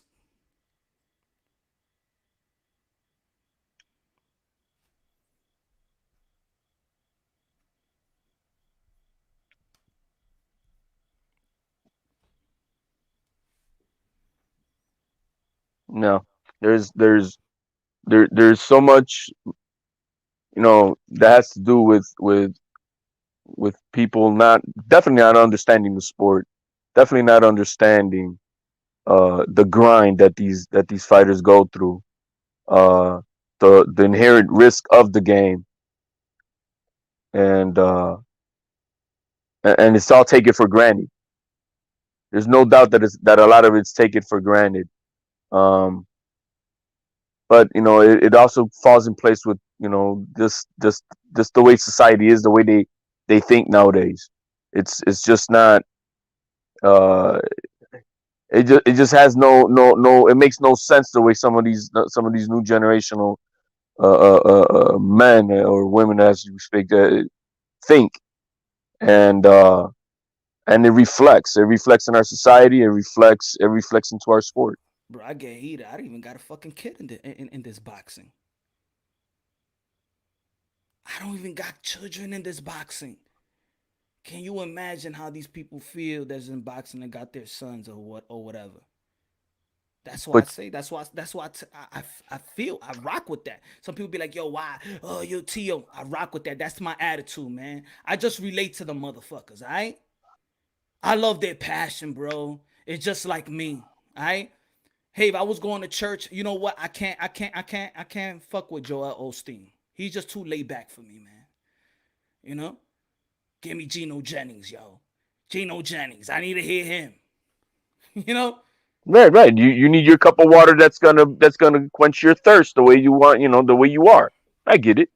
We all have our different flavors. But Um. don't think that they don't feel like that inside, even though they don't have that Oh, characteristic. exactly, Mm-hmm. You think exactly. that Papa Shenko was shaking hands after the fight? He wasn't shaking the hands. Ese tipo estaba quillao también que perdió. Oh, yeah, You don't yep. think you don't think the passion, even you know what I'm saying, when even Tito Trinidad's dad used to smack him up? Yeah.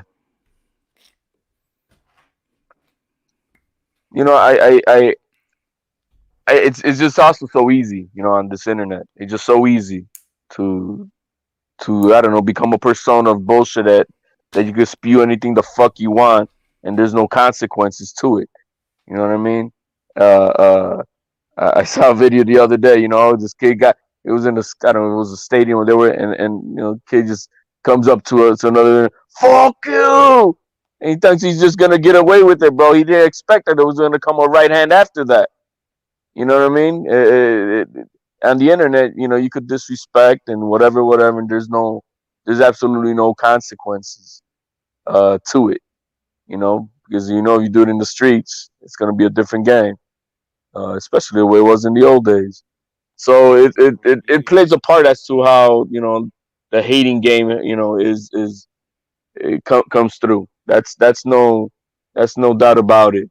Um, but I do, you got to commend everybody, and it's true. There's, even I can even be part of that of you're a bum or you're a wash fighter or this and that, but then I just heard your story, right, and where your passion comes from, because you know the sport because you also lost a very good friend, and so many of us don't live with that, to understand that, to respect that. Uh, and the reality of the sport. We don't really inherently live with the reality of what the sport, the sacrifices that these fighters have to do. But So what do they I get? definitely understand that. I want to know, what do they get out of it though? I mean, like, yo, I'm not saying you got to be fans with everybody. Shit, I'm not fans of all boxers. I'm not a fan of Jared Hurd, bro. I don't like his style whatsoever. But I'm never gonna question his heart. I'm never gonna question. I'm never gonna call another fighter they pussy or nothing like that. Like, do you know what you watching? Like, I can even be mad Rigondeaux. I never want to see that man ever again in televised fights. But I'm gonna question his balls.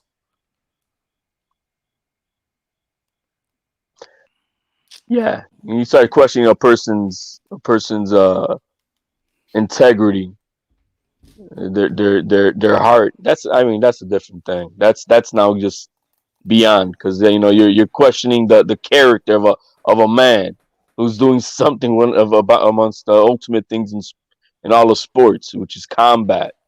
That's So why. that's kind of stupid in itself that people do that. That's why that when I see the conversations of these people saying, "Yo, yeah, well, man, yeah, Ryan Garcia is scared to fight Devin Haney. Or Devin Haney, no, they already fought for free. They beating each other up since they was kids. What do you mean they scared? Scared of what? Scared of what? Yo, it's and you know what's the sad thing is that there's videos. There's videos of these guys fighting. There's videos of a lot of look. How do we know Devin Haney? Through YouTube. We seen actually Devin Haney grow in the gym. Thank you, Thunder Production, my brother. Good looking out. I appreciate that, man. God bless. Salute. Punch. Keep up the good work. Thanks, man. Thanks for the support. We see this kid grow.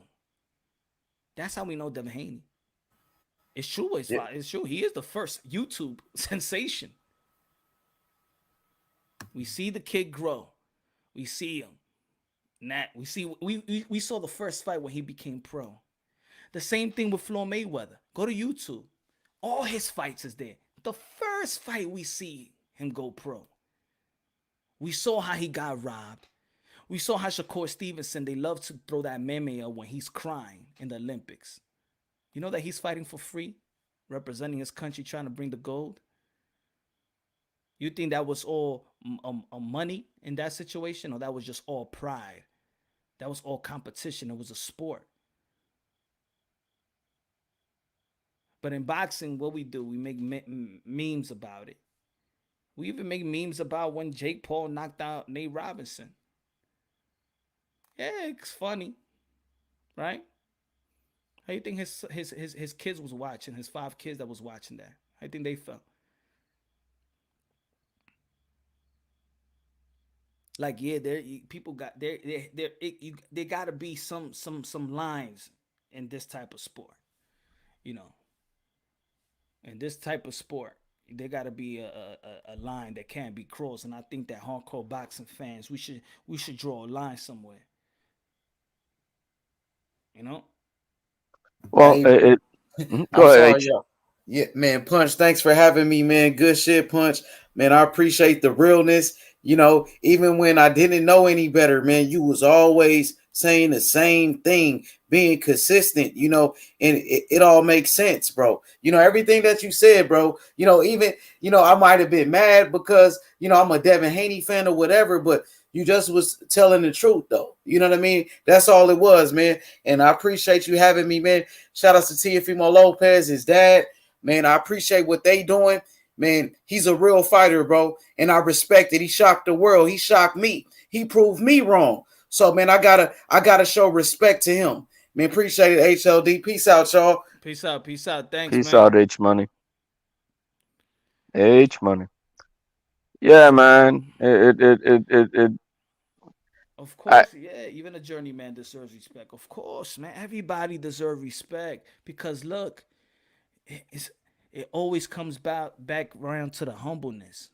UK47 said even journeymen deserve respect. Of course, Jeanette Cepada was only 3 wins and 4 losses, so she was not gonna be this mega star or anything like that. But she's still a fighter, and we still you know what I'm saying, pay her that respect.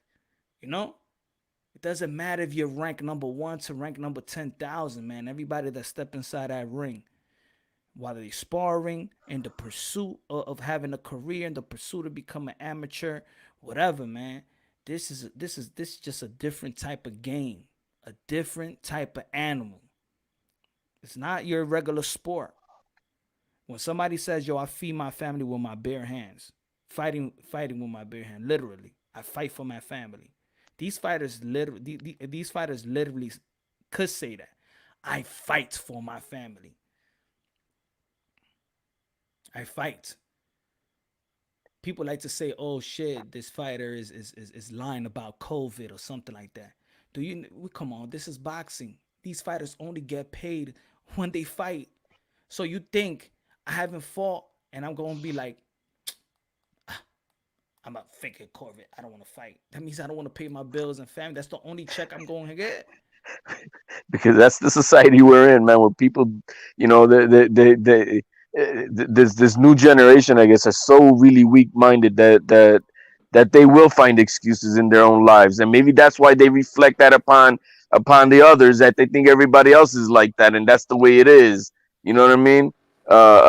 Without not having a fucking clue what this competition is all about. You know what I mean? And maybe that's what they're bringing out, what they think about themselves, about how they would fucking do things to avoid things in life, to have excuses and shit. And they think that these competitive warriors are gonna be up on that bullshit. You know what I mean? Like, oh yeah, Jordan's scared to go up on the court because he's got to face so and so. Get the fuck out of here. You know what I mean? It doesn't make any sense. It's just that I think society is a lot much more weak minded and full of excuses of why they don't get shit done in their own fucking lives, and then they think that that's the way, you know. They reflect that upon everybody else, who do their things the way it is, and if they don't do it, oh, it's got to be because he's pussing out. Yeah, because you pussied out in life. You think everybody else does.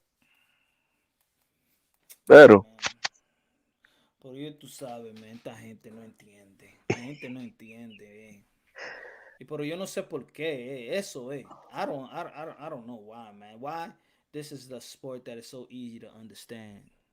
The business is something else. But these fighters ain't scared to fight nobody.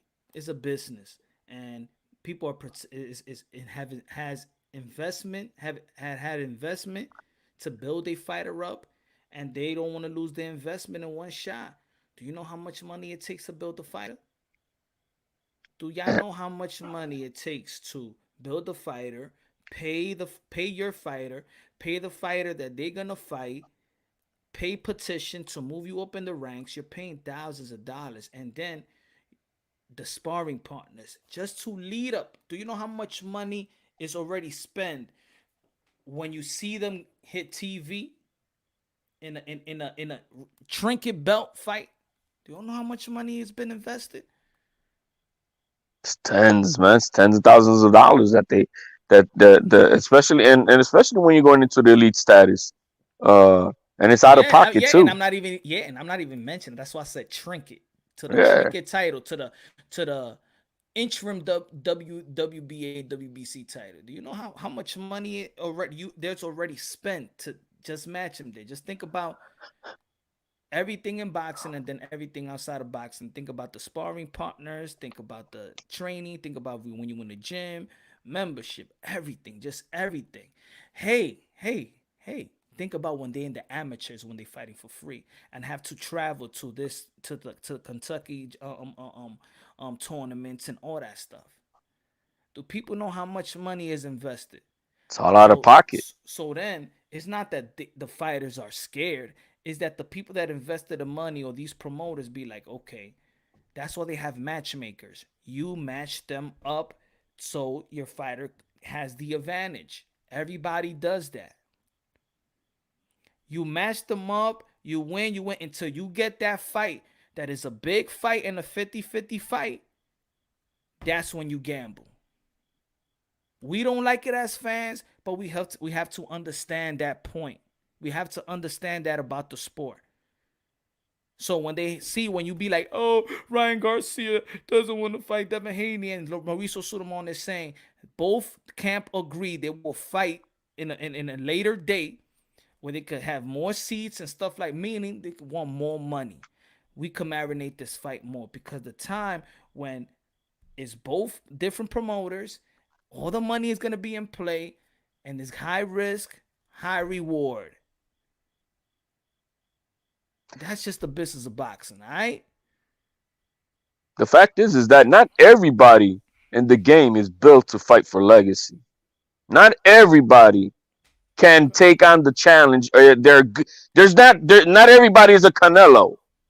Not everybody is a Teofimo, who are just that good that's their trajectory. I want to keep on fighting the best. You don't got to match me up with somebody to be in it. No, I'm good enough for the fucking best every time, all the time.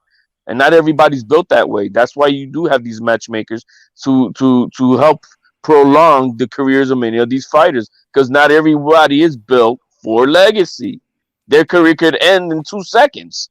if they just you're gonna match him up with the best every time. Because I'm sorry, just not everybody's that good enough. It's not that they're scared, but when you're just looking at the level of competition, those who are working the side of the business know what this their fighter can and can't do. Hell yeah, and people could say it's hard. Look, it's a world sport.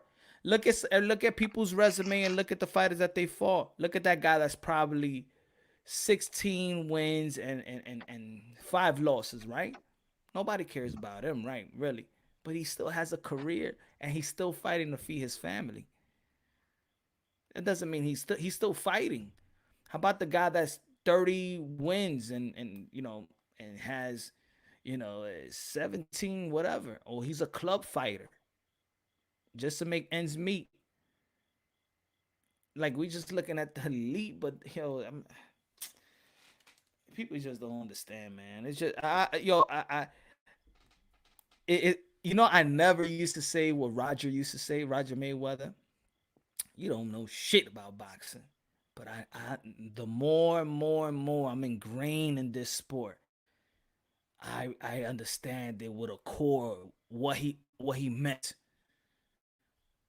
And it was just not about skills. It's about business. It's about everything. You know shit about boxing. When you understand the game with the wisdom that Roger has, that's why he does say what he say, because he knows that he's probably talking to somebody who really just don't know Yeah. shit. Yeah, because he could say it in other words, like when they ask, yo, Roger, what do you think about this fighter? He'd be like, you know why? Because he knows that fighter, he know how that fighter is built. He know how the game works. You know, Right. you know how that fighter was manufactured up to the point where you're asking him, what do you think about this fighter? All right, I know the game. You think he did something? He's really fighting guys that are meant for him to look like that. Until he fight the fighter that is not manufactured, that this is the skill. That's Lomachenko Teofimo. You know who Lomachenko is. You know he's high tech. You know he's world renowned as one of the best technicians of this era. That's a risk right there. And when he overcomes that, that's why you give him the respect. Because that's not a manufactured fight. That was not a fight for him to look good. That was a fight for him to look bad. That was a fight for him to lose.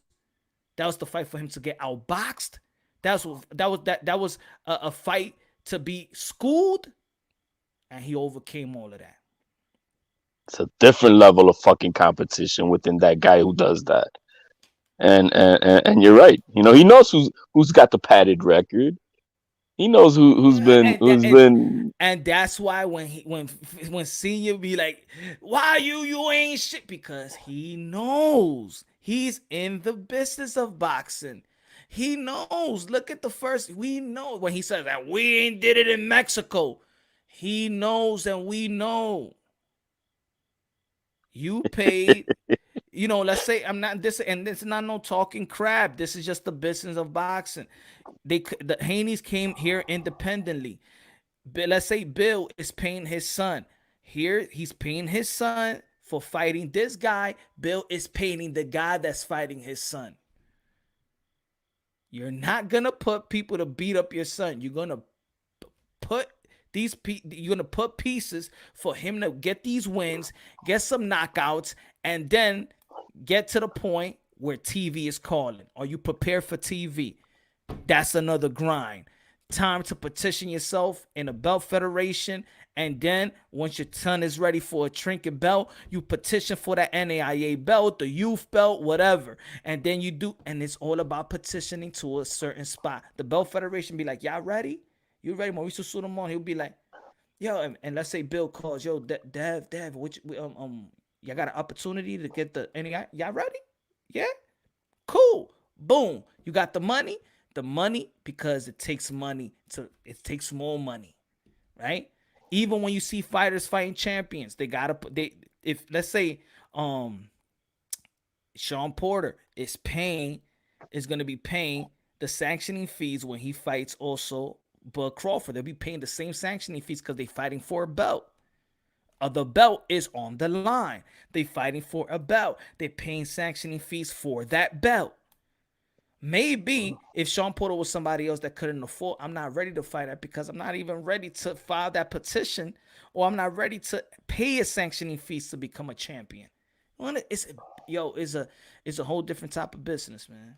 It is. I mean, I think you mentioned it before how Bradley didn't want more than just one fucking belt. I think I saw an interview afterwards, but you're the one who don't. You don't even want to pay. You don't need only one belt because you ain't gonna want to pay all these damn sanctioning fees, man. Exactly. So when they pushing that $1 million to Teofimo Lopez face after after four, you gotta pay. That's 12%, ladies and gentlemen. That's 12% off my pay. And maybe for you it's not a lot, but guess what? 12%, 20%, 20% to pay on my promoter. How about my manager? How much percent he's gonna take? 10? How about my father, my trainer, my strength conditioning coach? Another 10, another 20? How about my taxes? Oh, this is why a fighter needs millions, couple millions, right? I mean, we're talking hundreds of thousands of dollars, and he adds up quickly. Adds up quickly. You Right? know what I mean? And then we ain't talking about taxes. You know what I mean? This is just the fees that you got to pay everybody around you. Slash that 40%. Slash it. You're making $1 million. You're coming home with 600,000. Five. Slash it. Now pay everybody else. And guess what? For certain fighters, before they get their check in the end of the day, their managers already took their cut. That's the way the game goes. This is not like the NBA or MLB Hey, where shit, don't forget about the advance. Remember that advance that I gave you when you first uh, signed with me that you needed money so I could take care of you? Remember I advanced you $50,000? gotta pay your trainers, doctors, everything out of pocket, and then yeah, like you said, they have the little side deals. Well, you know what? I lent you 50, but you know what? You're gonna pay me 2 to 1 later, all right? Mm-hmm. And they don't talk about that. Yeah, yeah. And then So after yeah, that, the fight, where you go? Literally, what they do to you after a fight. When you see that ambulance, they boot you out. They boot you. Get the fuck right. Your fight you is over. die over Boot there, you out. bro. Don't die in my land, my You go to the property. hospital. Who pays the hospital bill? Yep. Which is why a lot of fighters are reluctant of fucking going to the hospital afterwards. Yeah, Because Jack. that hospital visit in ER, that's gonna be $5,000-$10,000 worth of fucking shit. And so they're like, "Fuck, man, I don't want to spend that." How much is it? How much is it if you don't even have a lot of a good medical insurance? How much is it to get a brain scan? Because fighters got to get they got to get a brain scan consistently. That's dude. I know just a little quick ER visit, boom, boom, boom, just maybe just to check you out, and they kick you right out. You're gonna spend $5,000. That's an ER visit. That's not even getting scans or anything. Just you went in there because you weren't feeling well. They checked you out. The doctor gave you an IV. They gave you maybe a couple of ibuprofens and we're checking you out, heart and this and that. Next thing you know, you're up at 5, 6, 7 thousand dollars. So imagine what it is to get a fucking heart a scan or MRI or a CT scan of the brain or a EKG, for your heart. You're up easily up there already 20, 25 fucking $1,000. That's why these fighters don't do what they do. That's why I do believe that the sport does need something better than the way it is, because it doesn't take care of our fighters. And You know what I mean? it does need that, but it's also the reason why fighters ask for more money. Yep. They need the money, and especially the people that accomplish. Why do you think a man that already beat the best on a pound for pound list, beat the champion, beat the best that the sport has to offer, and you pushing $1 million to his face? Come on, man. And then the fans be like, that's your worth. You didn't get more than that in your last fight. Well, we to be the supposed to be the fans that be like, yo, my man, he get that money, bro. We do it with everything else in life. Why in boxing you don't respect people to get their money? We do it with ballers. When LeBron James get his cut, when we see a hip hop artist be like, yo, he's so diamond, he's so platinum, yo, he getting paid, great for him, yo, success, successful album, yo. But in boxing, you didn't even deserve. I don't even know why fucking Devin Haney gets $3 million. I don't even know why Teofimo Lopez. I mean, he never get that. Amanda Serrano's asking for $1 million. Who the fuck is her? He's not worth it. She not worth it. I mean, like, why she don't get that $200,000 and shit like that? Why she backed out for the Katie Taylor fight? Mira esta mierda. We get a lot of that in the game. I don't understand that. Here in boxing, you're right. I don't understand it. I was today on a talking to others. He was like, why did Tilde even think he deserved that much? He only made like 500,000 against, I think, I don't know. And I'm like, what? I mean, like, why are we counting their dollars, bro? First of all, you don't even understand the business, but why are you counting people's pockets, bro? You look, Devin Haney, he got a nice swell contract with the Zone because the Zone was handing out fat contracts when they came on the scene. Good for him. You know what I mean? Good for him. How am I gonna say, oh, Devin Haney didn't deserve that? How the fuck am I gonna say that, man? I mean, good for him. Good for his pops. Good for that they were able to get this money up front. You know what I mean? I mean, how can you hate on that? I wouldn't do that. If you was a boxing content and you talk and let's say you talk about, for example, Amanda Serrano, would you do a video of her and explaining to the people why she's why she should be paid this much? Or you going to do a video about why she shouldn't be asking for this and why she should get what she should what her market value should be? I don't know. I come from a different cloth. If you be like, yo, if HLD be like, yo, man, Punch, yo, I'm about to get, yo, I got an opportunity to make, you know what I'm saying, $250,000 a year, and right now I'm currently making, 45. My man, yo, my man, go get that, yo, go get that. Nah, not our culture. Our culture be like, yeah, who gonna give you that type of money? Yeah, I believe it when I see it. That's our culture. They back up Bob Arum. You know what I mean? They'll back up Bob Arum. Bob Arum know what you're worth. That's what you only worked at.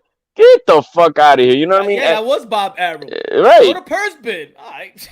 Well, let's see who's gonna bid on this. Yo. Right. And you got people backing them up. And what they try to do, Eddie Hearn don't bid on this. Yep. And Eddie Hearn snitched on them. Good for him, though. Eddie Hearn. He did a solid with doing that. And that's the business of boxing. That a person, and it's good that Eddie Hearn did that. But they showing you. This is what I mean. Boxing back in the days would probably be everything behind the scenes. Boxing is showing you what I said before. So Top Rank allegedly, and Eddie Hearn said it, they tried to stop him from bidding on Teofimo Lopez. Meaning, whatever they bid was $2 million, and they bid $3 million. So, in the sense is, Teofimo Lopez, we don't want you to know how much you're really worth out there in the market. So, I will keep the other powers that be not bid. So you won't be shown how much you're really worth. But then this person bid, and probably Eddie was like, ha, you thought I wasn't gonna bid, right? Here's $3 million, ha. And then here comes Trill out of nowhere. Fuck both of y'all. He's worth more than that. And doubled it. You're right. You're right. So in this business, they showed you in this business that fighters are actually worth more. But just like in life, just like if you got a corner, you know what I'm saying? If you got a spot, right? You got a spot that you dealing with. And there's another person out there comes and he wants to get another spot in another in the next block. All right, we're talking drug shit right now, right? He gets another spot but y'all both will get tight if y'all fuck up the market. Yo, don't be fucking putting that shit for 27 and right now it's 30. If you put it 27, you're gonna lower the market. Then the other guy comes with a 25. Y'all fucking up. You gonna fuck up everybody's money. Yeah, I hear you. I remember back in the day on a union job. I was a new guy on the block. It's a union job, and I'm here to prove myself. I'm gonna work hard, and I'm gonna do so and so much in one day, and then after a few days and shit, I got everybody else, the other guys, going, yo, what you doing, man? You're doing too much, bro. We only do so much for a day. That's how you're gonna make them think that we could do a lot more than what we got to do. Just slow down. You're gonna fuck up the Yeah, market, if you're you gonna will. fuck up the market. You're gonna fuck up the market, bro. They're gonna expect more out of us for the same pay.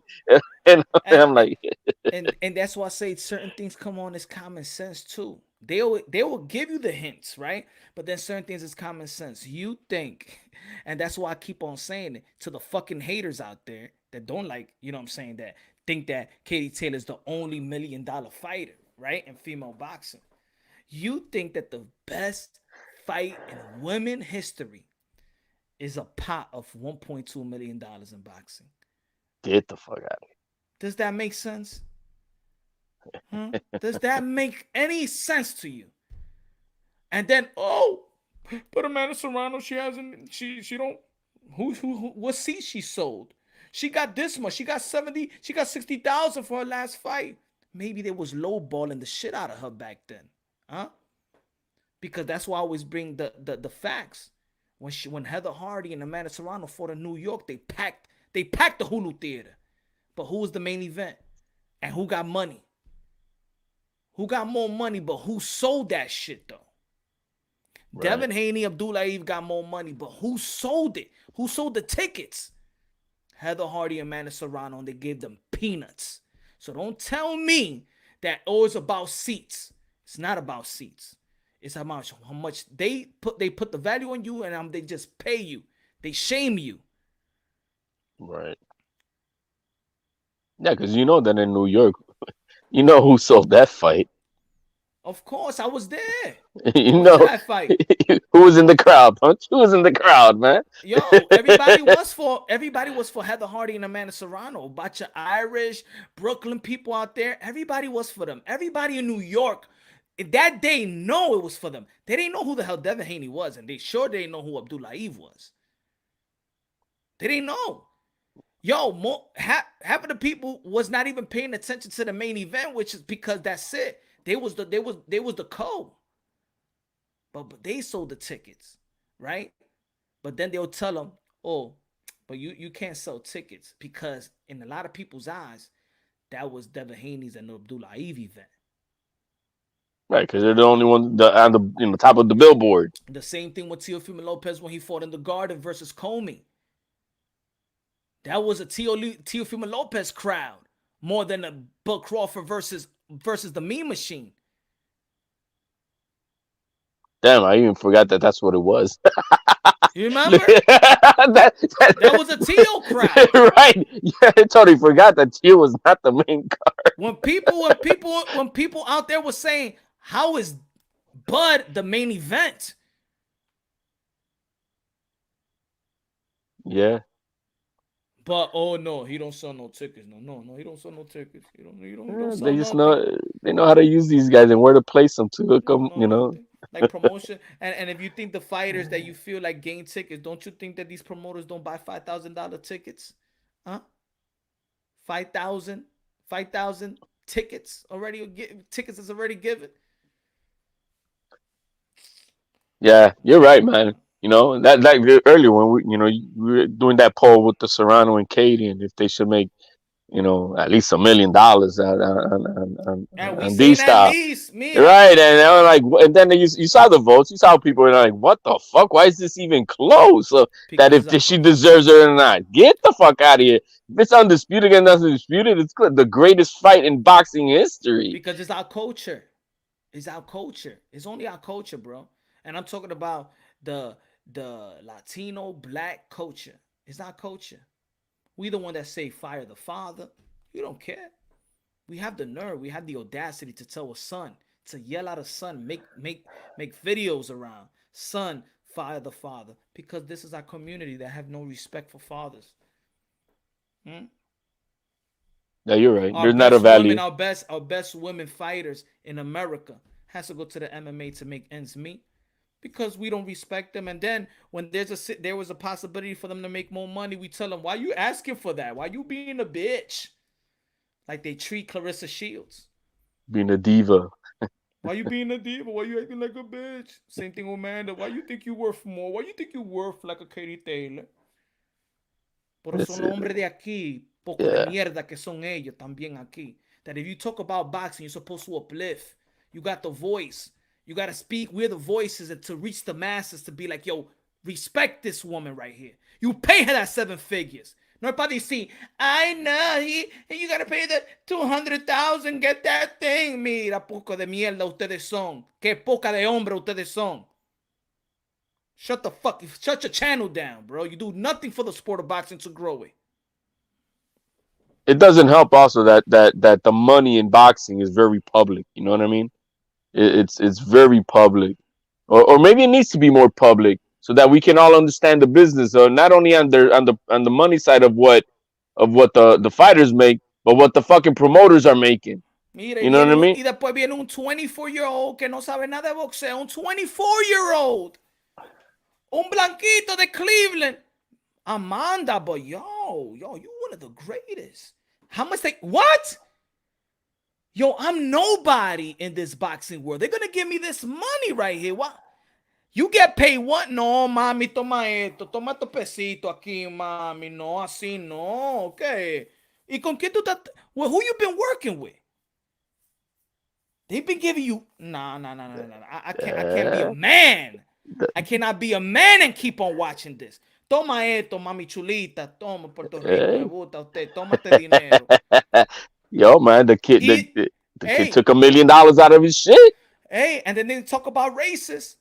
They talk about race. The white young kid from the suburb need to help out a esta Latina.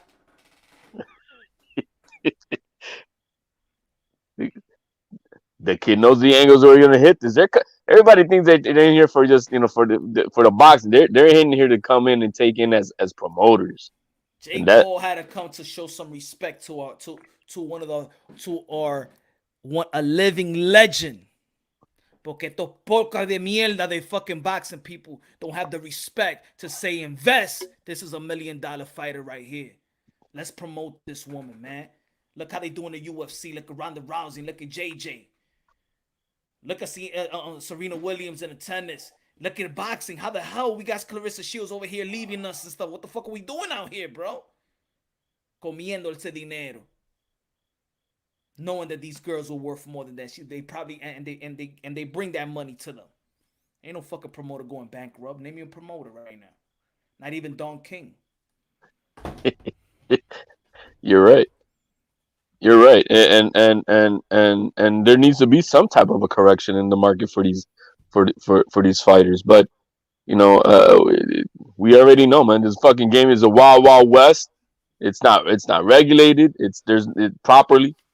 It doesn't give their fighters true voice to their merits of what they deserve. It's put all on their backs. The thing is that everything is built on the backs of the fighters. And the promoters, the networks, and all of us, the fans, we all enjoy based on the sweat, blood, and tears of what these fighters do, and we mooch off of that. Look at why let's say Bob Arum was mad at Teo and Bud Crawford. Why you think so? Fucking up their dollars, man. No, because Bud Crawford, he knows my guarantee. Oh, buddy, you know what I'm saying? It's kind of hard out here in the streets. You know what I'm saying? With the pandemic. Hey, I say, yo, my man, give me my $4 million. No me importa lo que tú me estás diciendo. I don't give a fuck what you're telling me. Give me my $40 million guarantee. Yo, it to me anyway. That's it. But how we gonna get it? Hey, that's your problem. You get it in ads, man. El dinero me lo van a dar. I don't care who I need to fight. Kell Brook. Hey, time to pay me, my friend. Oh my God, I wasted all this. That's why estaba aquí. Why he was mad at Teo. Because Teo, you know what? He found out his value. And then his manager, there's a great manager, and David McWaters found out his value too.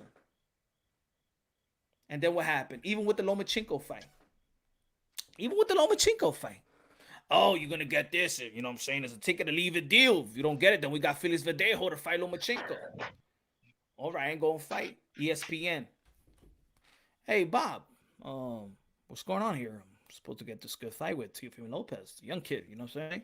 Like versus Lomachenko. What's going on? He's asking for more money, but we gave you more money. Why are you holding back? I mean, there's another fight. Man, we're going to give the money to Teofimo Lopez because, hey, we got to get this fight done. Same shit, right? We won the purse bid, and then in the middle of it, let's reconstruct the deal. Oh, now you got more money. Te sacaron. Who called you? ESPN told you? Yo, I mean, this is just lame. For me, this is just lamest terms, bro.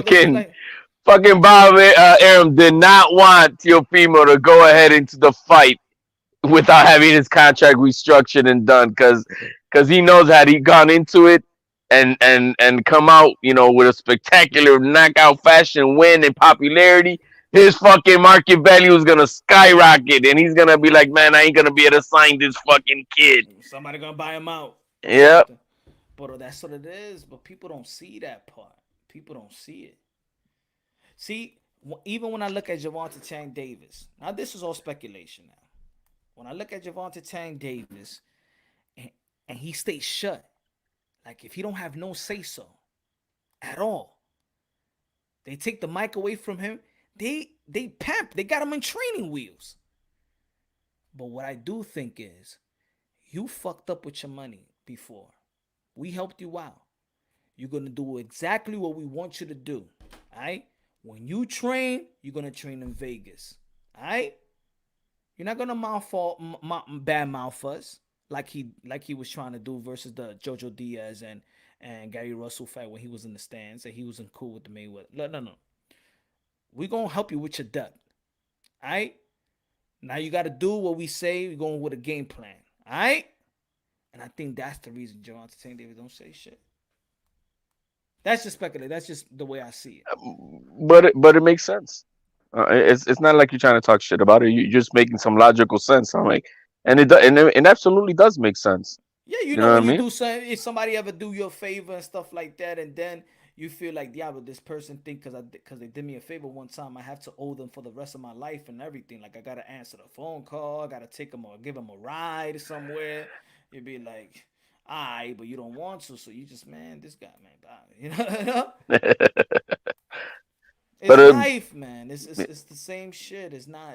I think it's, to me, in my opinion, a lot of this stuff is not rocket science. No, man. It's just that there's a lot of in a bit. Like I said, man, the fan base, a lot of it is a lot of misinformation. They follow the, like, I don't know. You had a kid very early on the show, man, and you, he he sounded like all his information was from the Gossip Girls, and you know what I mean, Pobrecito. You obviously know that he's only learning from what he hears in some of these channels, and there's no fact finding or understanding or comprehension of it. He's just repeating the same regurgitated bullshit that's out there. And so unless again, it goes back to society. People don't want to do their own fact finding. People don't want to do their own research to understand things. So they'll take the shortcut. I just repeat what this guy said or what they said. Well, that's what I said on TV. Don't go ahead and research it. Fact find if it's true before you fucking say, yo, this is what it is. You know what I mean? So it goes into hand in hand with the way society is. But we absolutely need to stop shitting on the fighters for wanting to get their worth, for wanting demanding more things for themselves. We need to stop that bullshit. That needs to stop because they have no idea what the sacrifices they have to do, their families have to do to be in the position they're in. And trust me, this is why I sense that there's fighters out there. That's why I can never forget. That's why I always mention this in lives. You know what I'm saying? When I went to the Erickson Lubin fight and Charlo fight, when they put fucking Keith and Deontay Wilder in the big screen, right? And then that was his last performance was in the Barclays Center, and this was in the Barclays Center versus Daniel Garcia. He became a unified champion. They put him on the screen. You know how they just show the famous people on the stand, Yeah, yeah. and they was booing him. And I said, "Yo, he just accomplished his greatest accomplishment. All of a sudden, why is he getting booed in the same place that they cheer? I didn't understand that. I didn't understand that. Then they put Deontay Wilder, right? And they booed. I said, yo, Deontay Wilder just knocked out everybody. I mean, knocked out his opponent with the whole Barclays Center was on fire, cheering him when he. And then, why they booing? Hold on. This was before the first fight with Fury. And I'm like, why is he getting booed? I don't understand. Like, I couldn't understand. It's not about. And then I was like, people can't say it was Latinos, it was white, nothing, because that was Erickson Lubin versus Charlo. That was really the hood fight, like the brothers, Right. the American as Latino. This was not a Mexican or nothing like that, right? So it was their crowd. Why are they booing Thurman? Wow. And then they show Earl Spence and people like cheered. There was like people like halfway cheered. But it seems like more people knew who Thurman was and who was Wilder. And I'm like, okay, this guy is an American heavyweight champion. This guy's the welterweight champion that just unified. We haven't seen a welterweight that unified in a while. Why are they getting booed? Why are they getting hated? What did they did? What did they say? And I'm like, this is just the culture now. As soon as you reach the level of success that you fought this is your dream. And all of a sudden, how you think a fighter feels? Like, yo, I thought I was gonna get, I thought people was gonna give me. If being success creates this animosity and hate, let me just get my bread. So these accomplishments don't mean nothing to our sport. So all of a sudden, I reached the mountain top, and now I'm ducking and I'm scared. I become all this derogatory name that you could think of. Is this what's being a champion all about? You got Max Kellerman calling me a B-level fighter. All right. And then you got people telling me I can't box and I can't fight and I'm the champion of the world. Yeah, that's got to sting. And I can see that's got to sting. That got you. These fighters are going to get their money. They say F you. Because when they young, they don't know the business of boxing like that. They just fighting. They let the business handlers handle everything, right? But their mind is still on, I want legacy. I want to be the best. I want to challenge myself. And then it gets to the point that the more they grow and the more accomplishment they hate. You hate. I'm not shit. They start hearing, you know what it is? They start hearing shit that they never really heard. Because they've been so successful in the amateur circuit. And they building up. I can't wait to be world champion. I can't wait to be world champion. I've been fighting since I was 10 years old. I can't wait. And now you reach the mountain top. Now you a bitch. You a pussy. You a bum. You scared. Your resume sucks. You didn't hear none of this on your way up. This is why I bring up Boots Ennis, Virgil Ortiz. They're not hearing none of this. As soon as Boots beats somebody, they're going to be like, but who did he fight? He fought Sergey Lipinets that was only 140 pounds. Virgil, who he fight? You ain't do shit. How about you fight Boots Ennis? How about you fight Earl Spence? How about you fight? And then it becomes like they take everything away. That's like, and that's why I give the analogy so people can understand. That's like if you graduate in college, and then when the dean gives you your certificate, he tells you, man, you ain't do shit. You ain't prove nothing to nobody. How about you go take your PhD or go to this college? No, right. But that's where I also say, man, the promoters have a big play in this to help change a perception and kind of get a fan base following. I mean, what all you got to do is go back to what, man. If you just go back to see Teofimo's post conference after Lomachenko fight, man.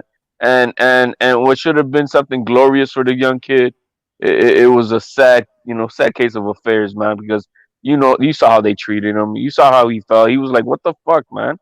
I just finished fucking doing the impossible, and I'm still not getting my respect, and it's sad. It's sad in itself. But the promoters have a lot to do with it. I mean, Lomachenko doesn't have that type of a problem, about a fan base. Yeah, I mean, over here but he's got a good fan base. Why? I mean, look what they did against Nakatani. They fucking had a marathon of I don't know how many fights before his fight came on. You know what I mean? They're promoting him, the greatest fighter, blah blah blah, and that shit helps. I mean, as far as putting your a perspective out there, a perception. I mean, of your fighter. So I mean, promoters have a lot to do with that too. Pero Yo, pues, ya tú sabes, mi gente, me voy a dormir. a la cama, a la cama.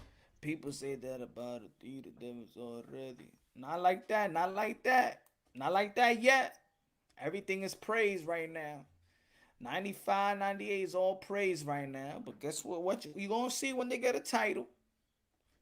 You gonna see when they get a title. You gonna see when they fight. They beat the obstacle, and then people gonna be like, now Lomachenko, Teofimo Lopez is ducking Lomachenko now. You got to clean out the division before he moves Really? on. He's so scared of the guy that 3 judges felt that he's beat him wide. But now he's scared. Now he's ducking. He don't want no part of. He's ducking. No, because he got better things to do. Man, I think you had a good live. I think we touch a few on just open your eyes just a little bit more. Be a little bit more conscientious of the sacrifices that these fighters do, of the respect that they deserve, uh, and and and and and allow them to demand and expect more for themselves and their families when they're asking for it, because they deserve it. There's a lot of things in the business of boxing that we don't have a clue about. We all don't have, even a lot of the most. I'll tell you the truth, right? If I was like a man, like anything like a manager or a TO, I said, yo, get the fight with Josh Taylor. If you can't get that fight, man, drop the belts and don't fight for none of that shit. Fight for the money. Because that's what you drive a guy like that do. Yeah, I feel you. Canelo Alvarez wouldn't even waste his time doing a bunch of interviews. He don't want to talk to this fucking community. No, this is a joke. It is. It is. Well, that's why a lot of fighters don't even want to talk. That's why a lot of fighters, you know what, they be like, yo, when they do interviews, I'd be like, yo, I want to do an interview. You know why? Because you fair. 80% of the shit that I get, let's say if I'm having conversation just in the pursuit of getting an interview, I like what you do. You man fair. You got respect. I don't like a lot of these media motherfuckers. You know how many times I hear that? Yeah, because they're all for the sound bites, man. They're trying to just get a sound bite for out of these interviews. You know what I mean?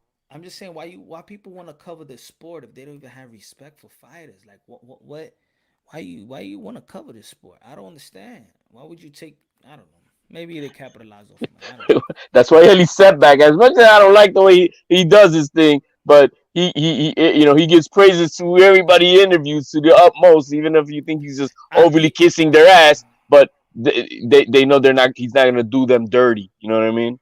At first, I was like, "Come on, man." I was one of those sometimes. Come on, man. You gotta ask the challenging questions. But okay, what's really the challenging questions? I know they already got a challenging obstacle, something ahead. They got something challenging, like or they just want the gotcha moment. That's what they want. A lot of these, they just want to get the gotcha moment. It's like when people be like, "Yo, when you gonna have Bill on?" You just want me to argue with Bill. Do you want me to like Bill with Bill? I'd rather Bill with the dude. I don't want to fucking go back and forth. You know what I'm saying?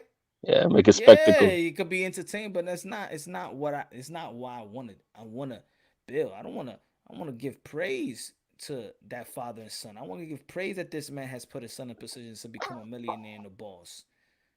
That's a symbol. That's a symbol. We need to admire that. And Absolutely. what we do in this community is trying to break that symbol. Sean Porter should fire Kenny Porter. Angel Garcia should have fired. Danny Garcia should have fired his father a long time ago. Esa mierda. I hate that shit. Can you imagine if somebody tells my son, oh, and my son tells me, yo, dad, this guy said that I should fire you and kick you out.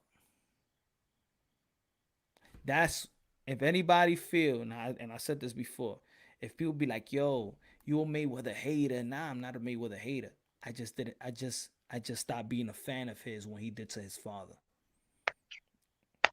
I couldn't respect that. I just looked at him a totally different way. It was sick. It was ugly. And to this day, I don't look at Mayweather the same way. Yo, you can even ask my grandma, bro. I was a huge Mayweather fan. I'm telling you. Used to call them the Three Amigos: Mike Tyson, Roy Jones Jr., and Floyd Mayweather. And I used to record a lot of these fights. Floyd Mayweather fights, Roy Jones Jr., Mike Tyson. Used to record these fights. When he did that to his father, and then that gym, that shit rock, nobody really pushed him to the side. Roger tried, but he had friction with his brother too. But nobody really like, yo, my man, you don't do that, bro. I don't give a fuck how much this attention brings. You tell the production team, because that shit wasn't live. You take that shit out. Nah. Because what you telling the people out there is because just because you have money and power, you could treat your father like shit. And like you said, man, that's in you said earlier. That's a lot in our Latino and Black community. We shit on the fathers. You We think they'll shit do on the that shit? You think fathers. they do that shit with Papachenko if he has something with his son? You ain't gonna Boy, hear a peep. Pachenko be like, yo, don't put that shit. You crazy? That's an embarrassing, man. Floyd Mayweather, that shit's always gonna play. That's always gonna play because remember, you say you're the owner of that 24/7 and stuff like that. That's your show. You let that shit rock.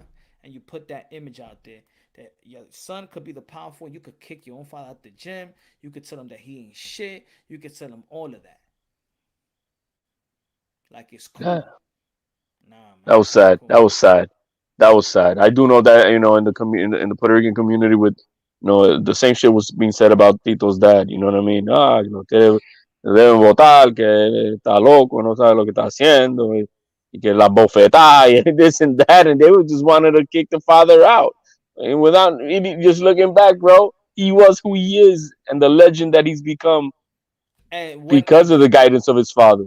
I gained my respect back is when he put his father in the corner again, right? Absolutely. But it was still like, and then that last fight, I even posted on my Instagram the last fight when he's like a little emotional with his father and say, I remember everything you taught me or whatever. Cause I know I've been following. I'm a Floyd Mayweather fan. I've been following him.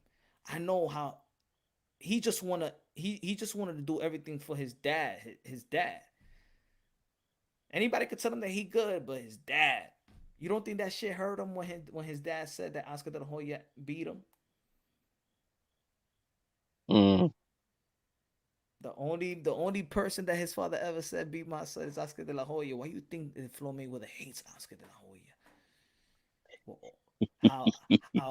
how Oscar De La Hoya helped out Floyd Mayweather Senior when Floyd was trying to teach his father a lesson and kicked him out the house. And then Oscar De La Hoya scooped him up and bought him a house and bought him a car, made him $1 million trainer. You can't turn back the hands of time. That's why Oscar De La Hoya hates Floyd Mayweather. That's why Floyd Mayweather hates Oscar De La Hoya's guts. Ouch. I wasn't aware of the other stuff with the house and all that. Oh yeah. If I get time, I'll show you. You gotta go to old clip. If you Google, go to like 1997, 1998 news clips. You know what I'm saying? Yo, Punch, you were the one who posted the I'm sorry, the video of the father and son moment, right? Of Yeah. yeah, I saw that. I was watching that Yeah. clip. But was But that after or before? after no, that was the last fight with Berto. That's what it was. Yeah, that was the last fight with Berto. The last, Okay, okay.